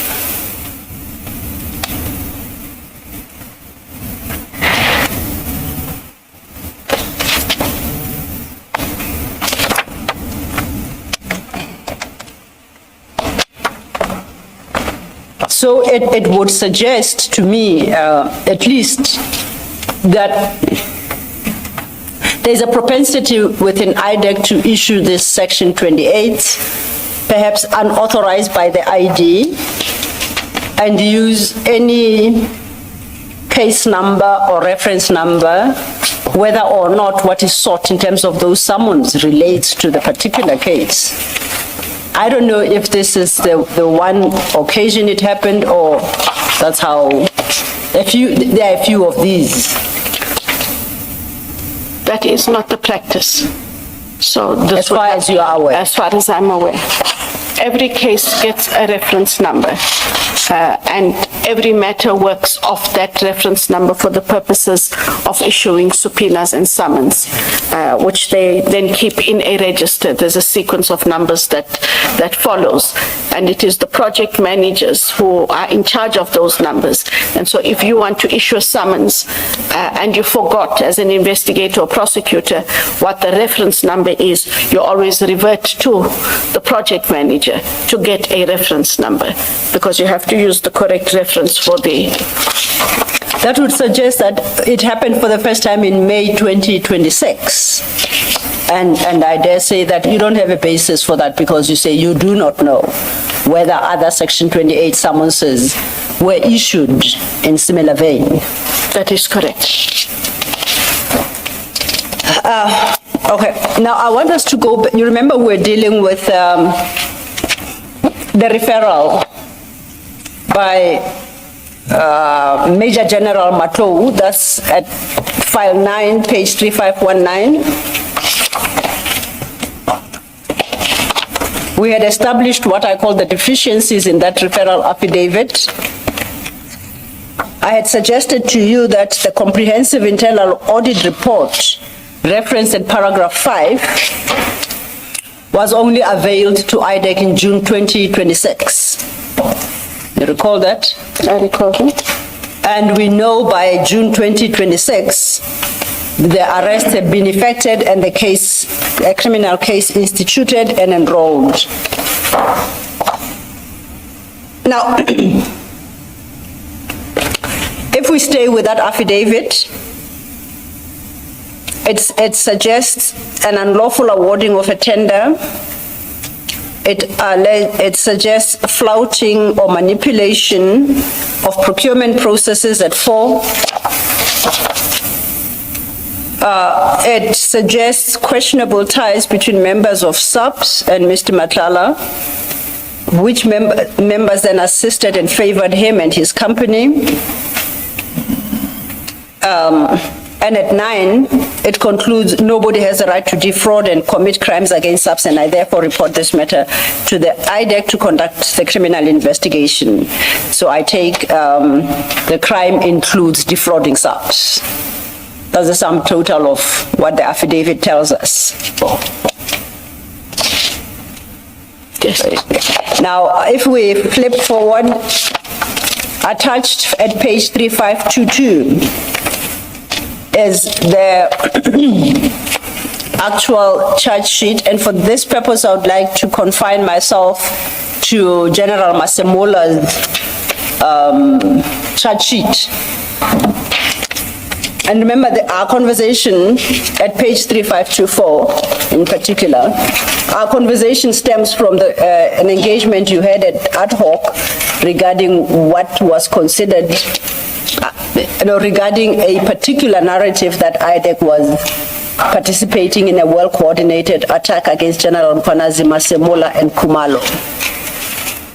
In light of the allegations, incomplete as they are, and the Section 27 referral, this charge sheet is dated, if you look at 3526,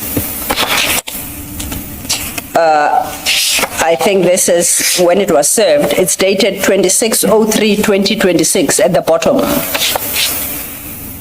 There's that date. It states that the summons was duly served and explained to General Masemola on Wednesday, the 25th of March 2026 at 11:50 at SAPS College, Pretoria. by manuscript. You see that? Yes. Then let's start at 3524. I'm looking at the charges. Count 1, it invokes the PFMA, Public Finance Management Act, Act 1 of 1999, and in particular Section 38, Sub 1, Sub C, Roman 2.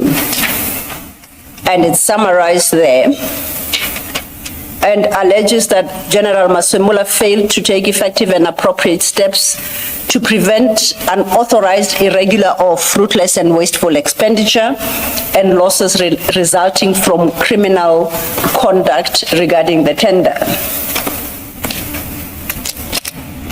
My reading of that charge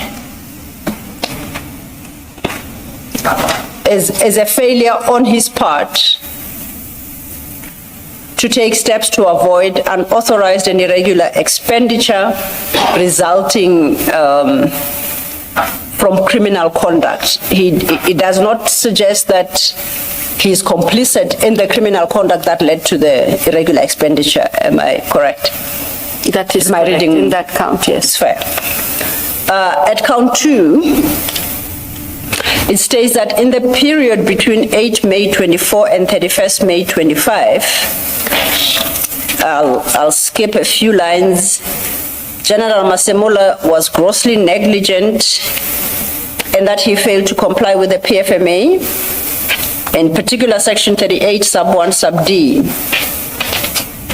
in that he failed to manage contractual liabilities of the SAPs by failing to stop the acceptance of orders from Medicare 24. So that particular count seems to suggest that there were certain liabilities borne by SAPs flowing from a contract. Correct. And that he is said to have been grossly negligent in failing to comply with the Act to manage those liabilities. Of course, the failure resulting in the payment of invoices issued to SAPs by Medicare 24.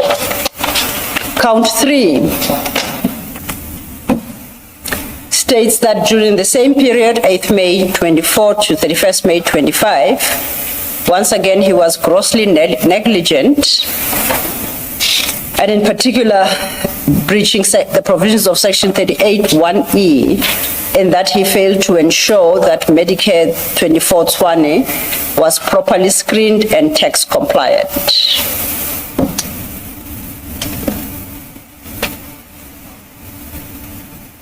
Do you see where I'm reading?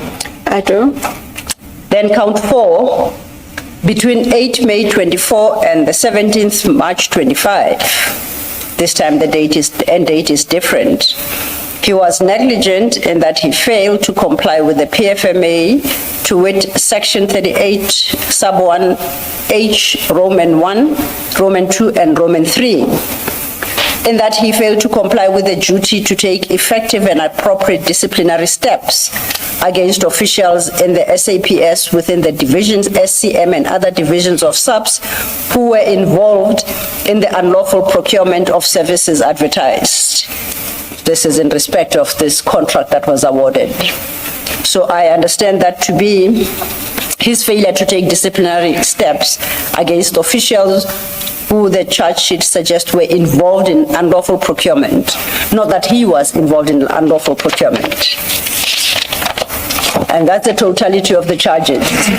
Now, when I try to marry these charges to the original Section 27 referral, which, as I said, in the main speaks of the unlawful awarding of that contract, that doesn't seem to be reflected in the charge sheet. Do you read it the same way?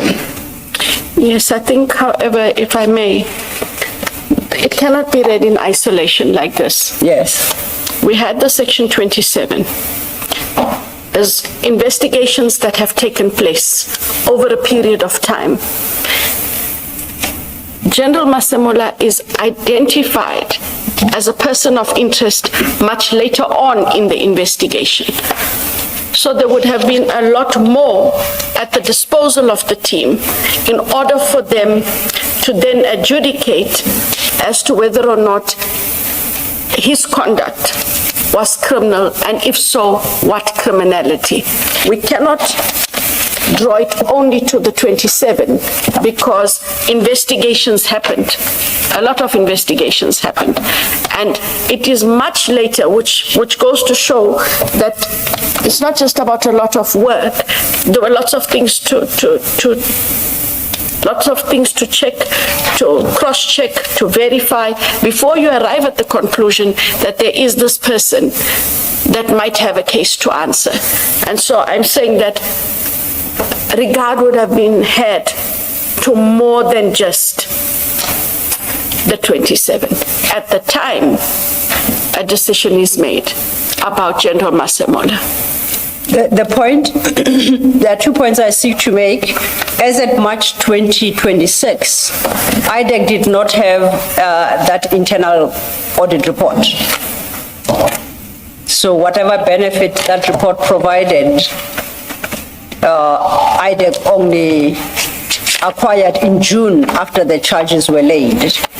So what I currently have is to marry the charges to the original complaint. And the little exercise I have just undertaken was to see whether or not the charges are in any manner supported by the claims made in the referral affidavit with all its limitations. And I don't know if you can make the link. Because what you suggest is if there is no link between the two, it so happens that in the course of investigations, they found other issues that they decided unrelated to the allegations made in the Section 24 referral. They happened across other matters, all of which reflect gross negligence gross negligence on his part for failing to comply with the provisions of Section 38, the specific provisions. And the question would be, the next question, of course, I'm trying to locate the crime to bring the non-compliance with the provisions of Section 38 within the scope of the Criminal Procedure Act.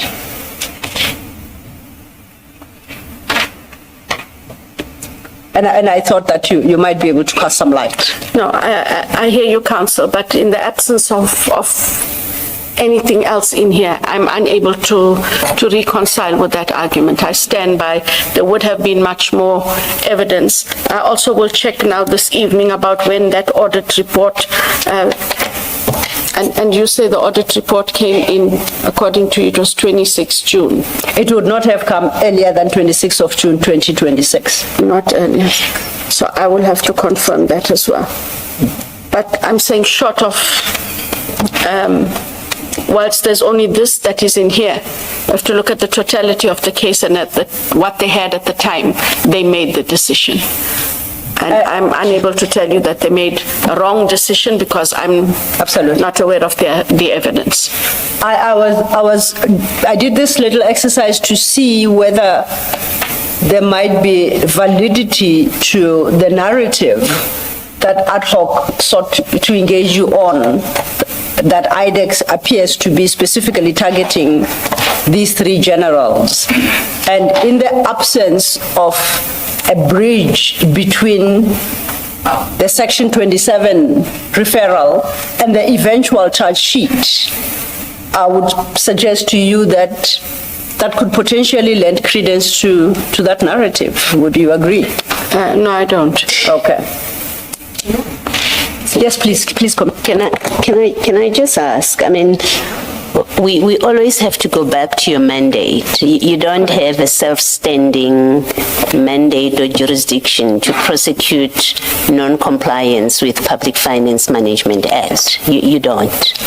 It always comes back to your mandate. and your mandate is in 7.1a. Can you look at 7.1a and say to us where this investigation and prosecution of General Masemola for PFMA non-compliance, where it is located, keeping in mind the discussion on day 1 and day 2 of your testimony about how you read that 7.1a. Yes.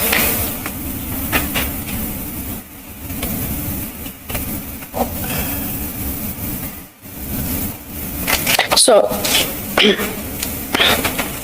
Commissioner Baloy, we look at 7.1a and we look at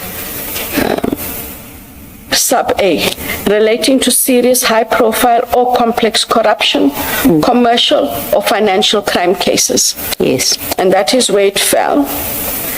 So And- what about the failure to discipline? Remember, you've got 4 counts. So what about the failure to discipline employees? Remember, you're not accusing him of corruption. And you're not accusing him of collusion in the conduct of the other accused in the matter. So what in 1 capital A sub A, in fact, the discipline count 4, which is about disciplining employees, how does it fall into that provision? And I use it as an example.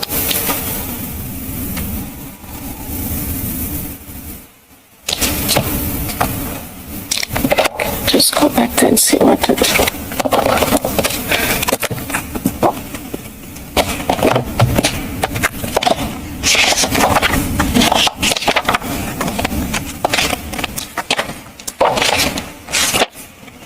Sorry, Council, I'm not trying to kill the... No. To kill the hour. No. I just have to find... I think even if you tried, we have tomorrow morning. Sorry, Commissioner Baloy, you referred to the charge. If you look at count 4. Count 4. Sorry. Yeah, and Yes. count 4 is about failure to discipline employees. You are charging him under that section 38(1)H, 1, 2, 3, sub 1, 2, 3. Yes. All of them relate to failure to discipline. Yes. So my question is, just looking at that 1 count, surely it doesn't have anything to do with 1AA if you are not accusing him of corruption.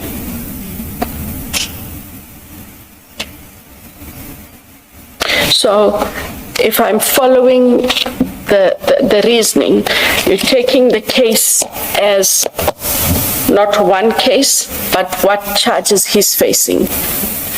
Because just so that I understand it. yeah, because my understanding, and you can correct me if I'm wrong, my understanding is much as he has been joined to the case against the other 7 or 8, much as he has joined them, his is in fact a standalone because he's not accused of corruption.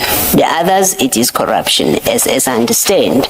Him, it's purely a statutory infringement because that statute makes certain conduct an offense. But that offense, that conduct in this case, it's not corruption. Your charge sheet on all counts, no way does it implicate him in the conduct of the others, and it doesn't implicate him specifically in corruption, which I would understand because how it would have triggered your 1A. So it's standalone statutory offenses. And we have to deal with them as standalone because that's how you have chosen to charge him. The fact that he appears incomprehensibly, in my view, I must say, that he's appearing with people who are accused of corruption, including Mr. Matala and the boss of Medicare 24, notwithstanding that, which I don't understand, it doesn't make him, at least in my view, it doesn't make his charges to be part of the grander scheme. I understand the argument. I speak under correction. I think it is something he has raised with the prosecution team so that he be removed from that bigger matter and that he face his charges as he should on that. As a standalone. As a standalone. I speak under correction, but I'll get that confirmation as well this evening. But as I understand it, Commissioner Baloyi is asking you a different question. That different question being why General Masemula is an accused, bearing in mind the provisions of Section 7, capital letter, yes, and for that matter, we could even go back to 27, the referral. So that's the question you are being asked, not the one about joining several accused in one matter or the same proceedings. We are going to be engaging you on the latter, by the way. Yeah. Please answer Commissioner Baloyi's question then.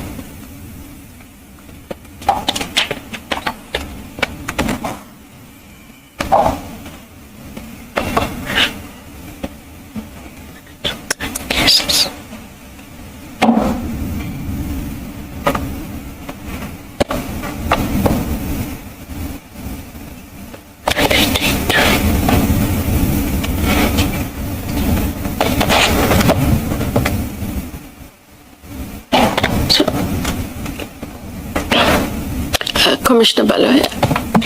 Yes. I read it as follows.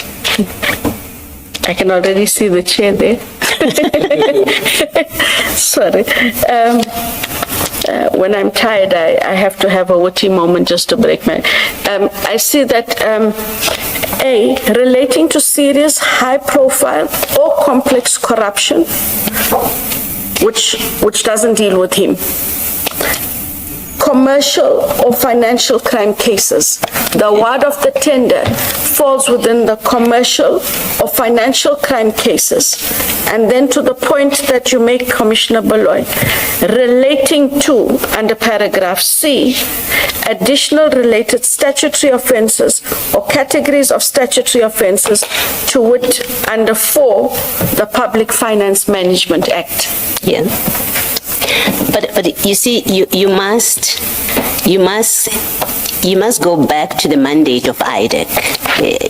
I think, why was IDAC created? Otherwise, you are going to be investigating exactly what the SAPS is investigating. Then there's no difference between you and the SAPS. So we have to read it, to read your 7.1a, capital 1a, with in mind what is in fact the purpose of IDAC, why it was created. And sub A, small letter A, tells us serious, high-profile or complex corruption, commercial or financial crime cases. You surely are not saying IDAC has the jurisdiction to investigate and prosecute all and every financial crimes. You're not saying that. No. Yeah, you're not saying that, because the interpretation you are giving, it means all financial crimes you get to investigate. So we have to go back to, there has to be a link of corruption, it seems to me, because that's the very mandate of IDAC, and a proper reading must lead us there. And remember the sections in PFMA, they're really not concerned about whether it's a commercial crime or whether it's a financial crime. They don't even define it as that. They simply say, if you have failed to discipline, or if as a result of gross negligence you have caused a fruitless and wasteful expenditure on the other counts, so you have to stick to the letter, otherwise you're extending your powers beyond the PFMA and beyond your act. So it's not standalone, and your charge sheet is standalone. You've looked at the act, and you've said he failed to discipline his subordinates. and then we charge him. We have jurisdiction over him. That cannot be what the purpose of this. It can be. But I think if we're reading the individual charges, I hear you, Commissioner Baloy. Yes. But we mustn't lose sight of, and I'm not saying that you have, I'm saying let's go back to the counts.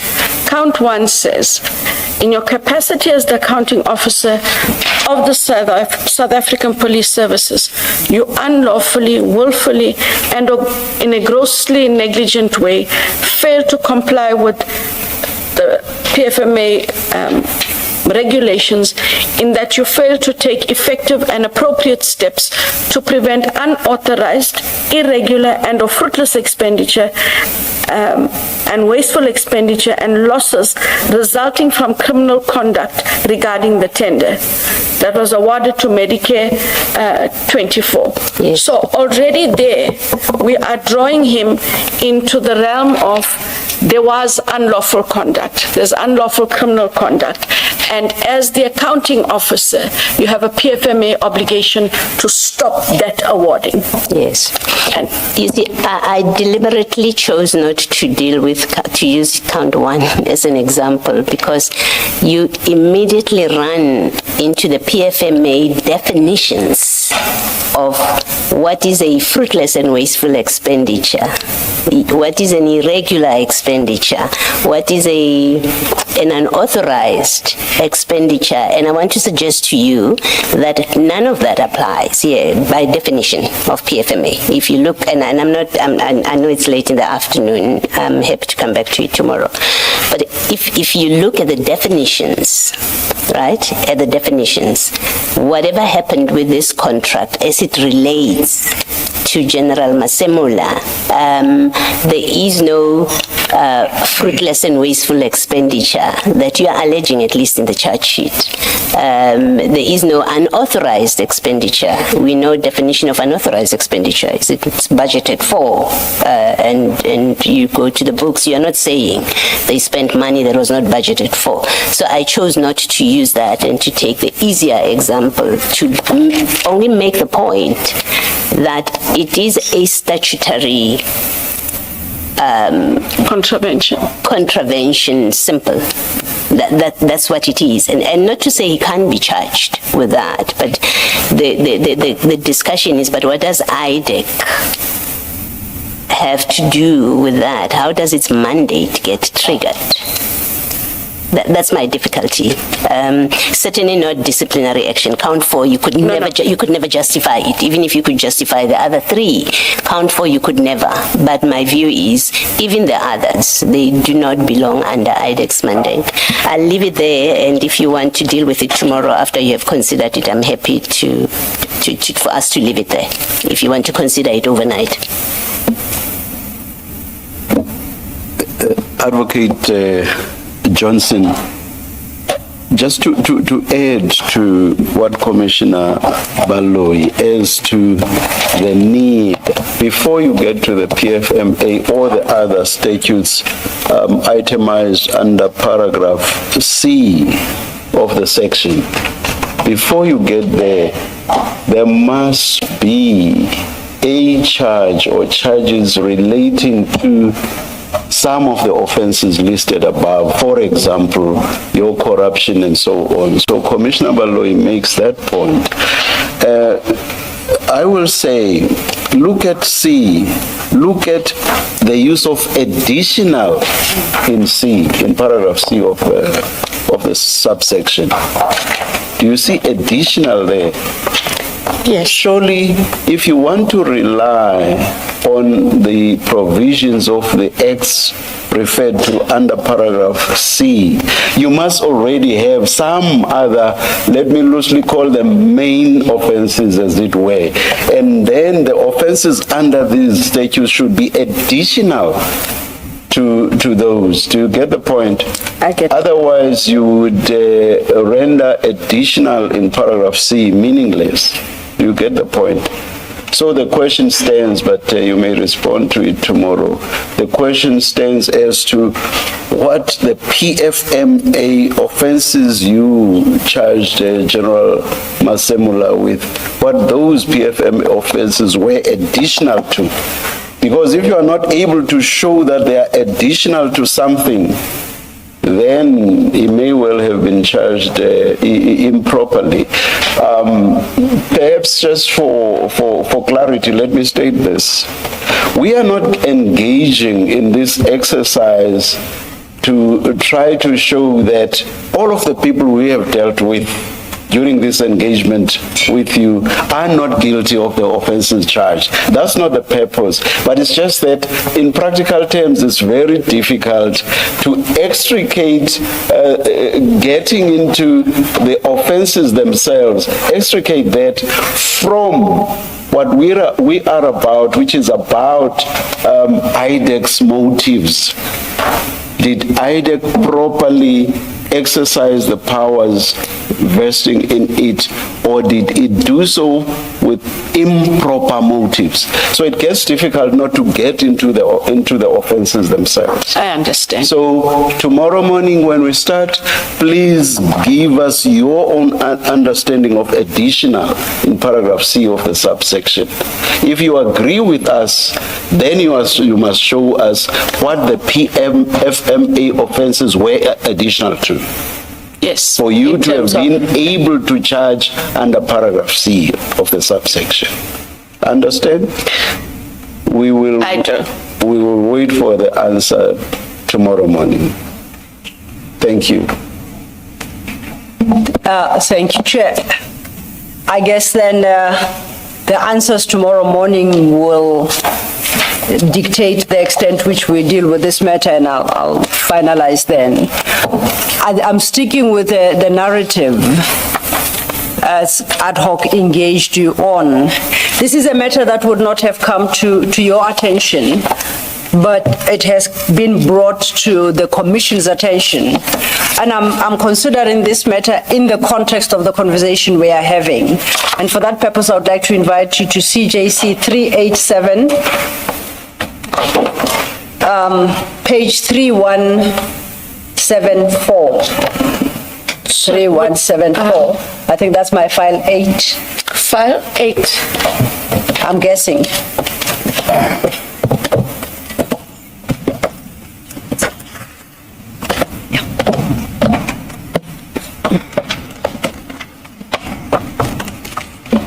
Yet again, I have quite a clutter in front of me. Then I think, judging by the time, Chair, please clear everything else and just leave CJC 387. It's 387, I apologize. CJC 387, I became... Did you give us the page? 3174, file 8. You can get rid of the rest.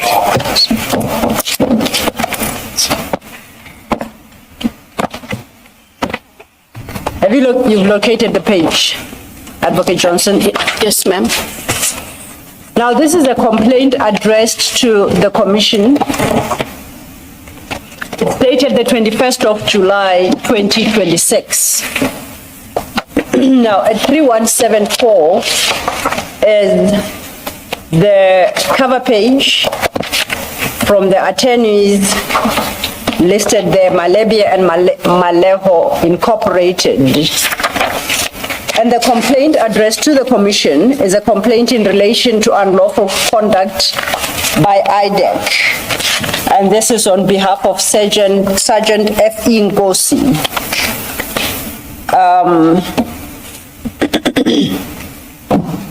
The letter does have the standard salutary paragraph.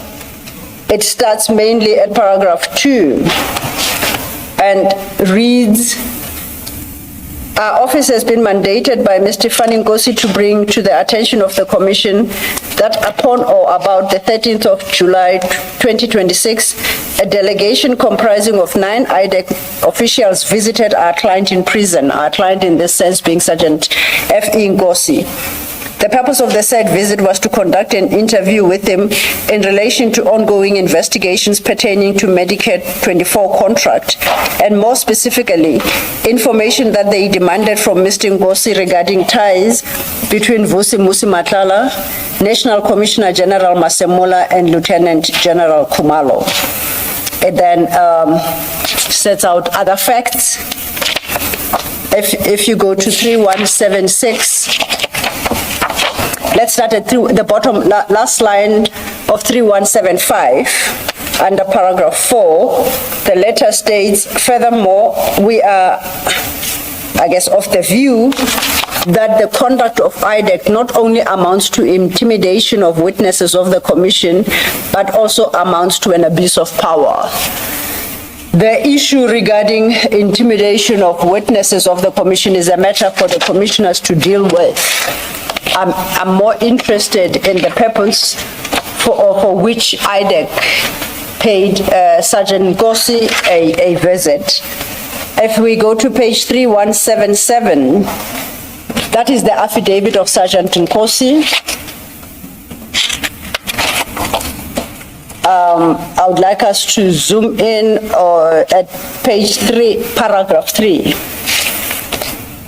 And it reads, on Monday, 2026-07-13, between 1300 and 1400, I was called out from my detention cell by the senior prison official, known to me as Mr. Matlala, that's a prison official, who informed me that there were investigators from investigating Directorate against corruption, commonly known as IDAC, who wanted to interview me. I was taken to the prison boardroom where I found plus minus 9 officials who informed me that they were from IDAC. They were led by an Indian male who introduced himself as Sunil Belochan.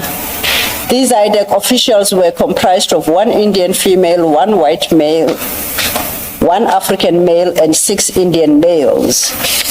Those IDAC officials started to question me about the relationship between myself and Vusi Musi Matlala, and threatened to charge me with corruption for once being in possession of Vusi Musi Matlala's FNB card.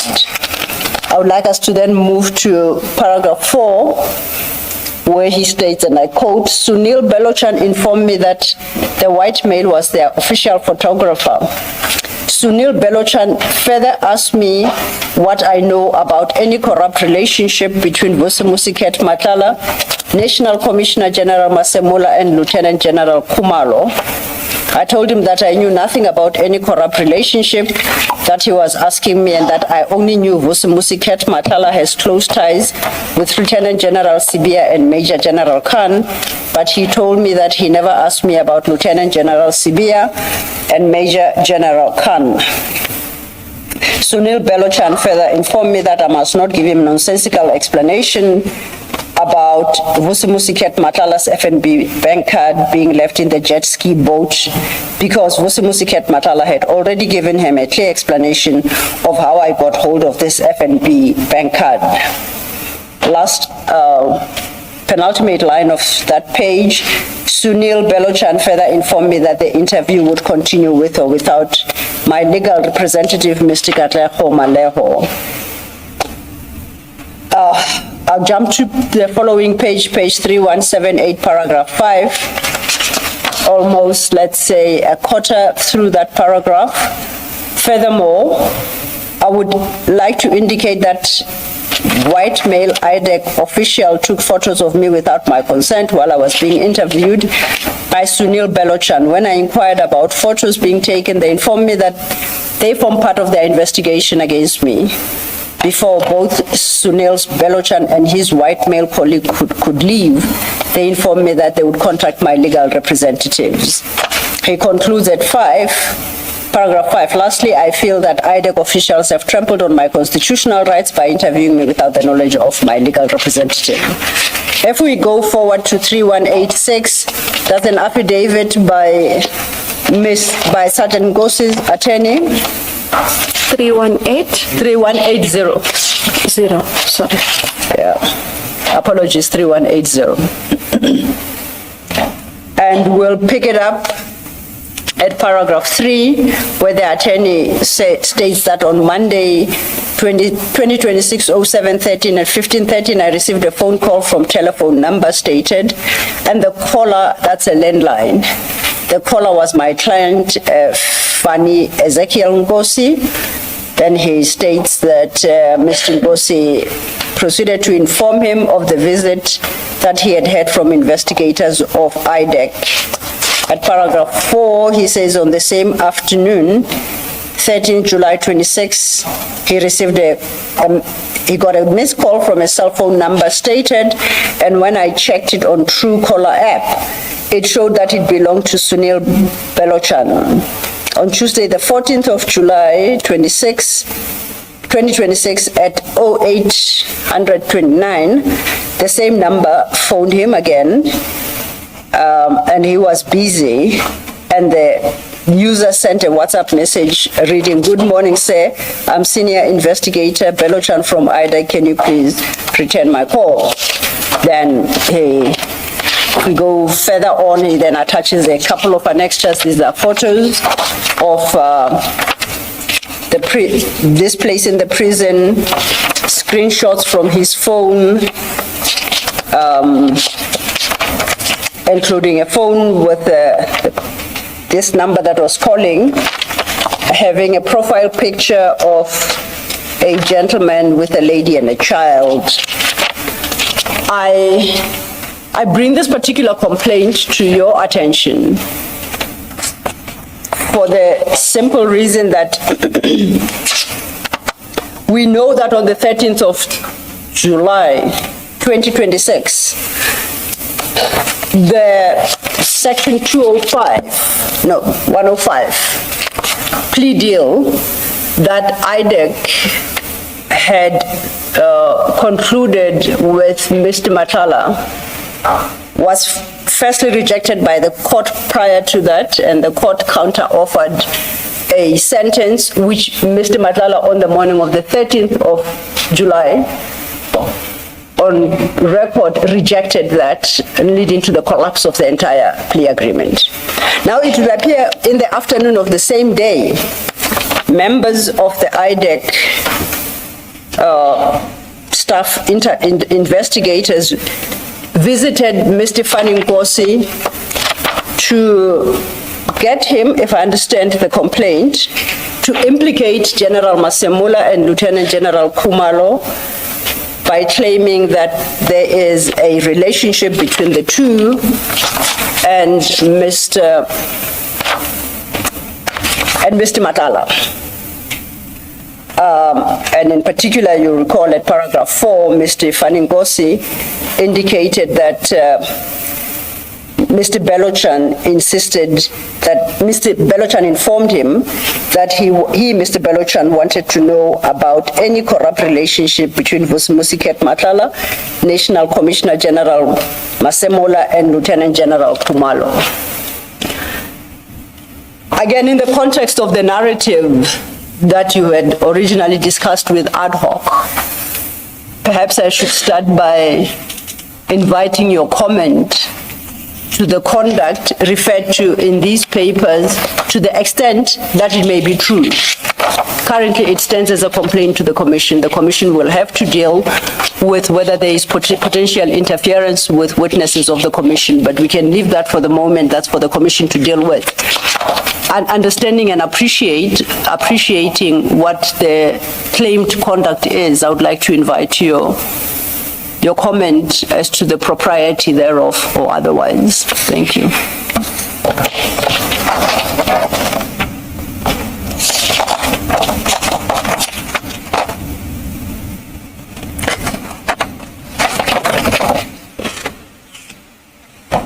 If the allegations by,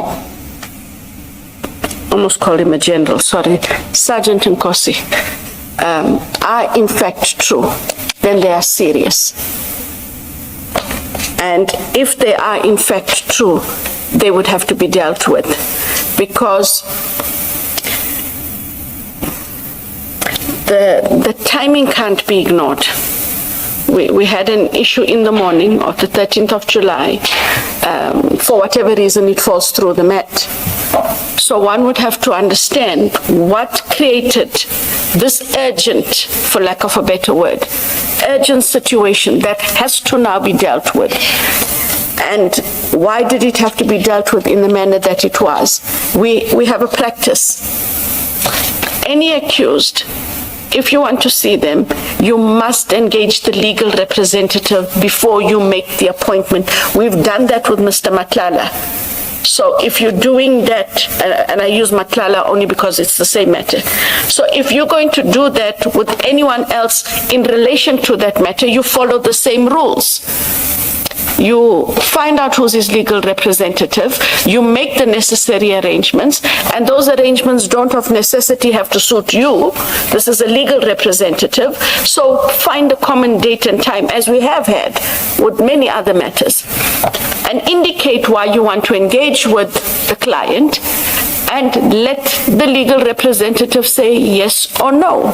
If he says no, then you have to walk away and figure it out differently. But this, if it is true, is conduct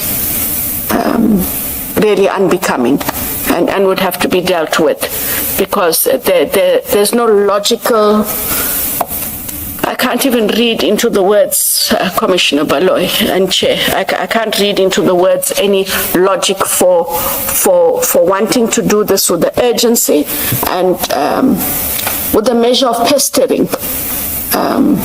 Because what would have happened if after the court proceeding, we called the legal representative once we find out who it is and arranged for the day later or 2 days later, and then could have gone through the process.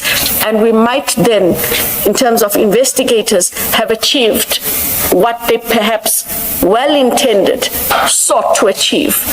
But in the way that it is done, the intention is lost. With something like this, is it fair to say you would expect to have a record of this day, from whether it's a pocketbook or whether it's an investigation diary of Mr. Belochan, which indicates he did go to the prison on this date. This is who he was with. This is who he met with, and this is the kind of discussion he had. Is that something Correct. that you say in the way you do things? There must be something. There like must that. be record. Okay. Even if when they go back, they, on the very same day, compile an information note setting out everything they did, who was there, and it gets filed into a file. Okay. Thank you. Thank you, Commissioner Baloy. And just to be clear, it's late in the day and perhaps I speak under correction. Sergeant Nkosi is not an accused in the matter that Mr. Matala is charged by IDAC on which General Masemola has been added as an accused. No. General, yes. So it's not a case of interviewing or consulting with an accused. It sounds more like IDAC soliciting evidence, if it's that, against General Khumalo and General Masemola. Now, General Masemola is already an accused in that trial. And the evidence solicited in respect of the very contract for which he now finds himself standing trial. And secondly, how does General Khumalo even become involved in that? Or how would he? At no stage in any feedback to myself has his name ever come up in this investigation. There is another general whose name comes up in this investigation. It does not begin with a Khumalo or end with a Khumalo. Also, in addition to that, the General Masemola, other than the PFMA contraventions, are you aware of his name having come up in respect of corruption, on a corruption charge that relates to Mr. Matala, and in particular the Medicare contract? No. You're not aware No. of that? Okay. And we did get quite a detailed briefing before the arrests and a decision taken for a subpoena, and at no stage was there a corruption matter that I can recall. And I will confirm as well this evening. And until Mr. Belochan gives us an explanation, on the face of it, it looks like he went about searching to find some debt that could be used against General Masemola and General Khumalo when there's no foundation for it in any of his investigations. That's what it looks like. Correct. Yeah. Thank you, Commissioner Baloy. Advocate Johnson and Chair, it's 1729. I don't know what exactly to do with that fact. By the time we meet, it would be 1730. Yes, it would be 30 before you are done with your next question. So let's adjourn and resume at 9:30 tomorrow morning. Let's adjourn. Thank you, Chair.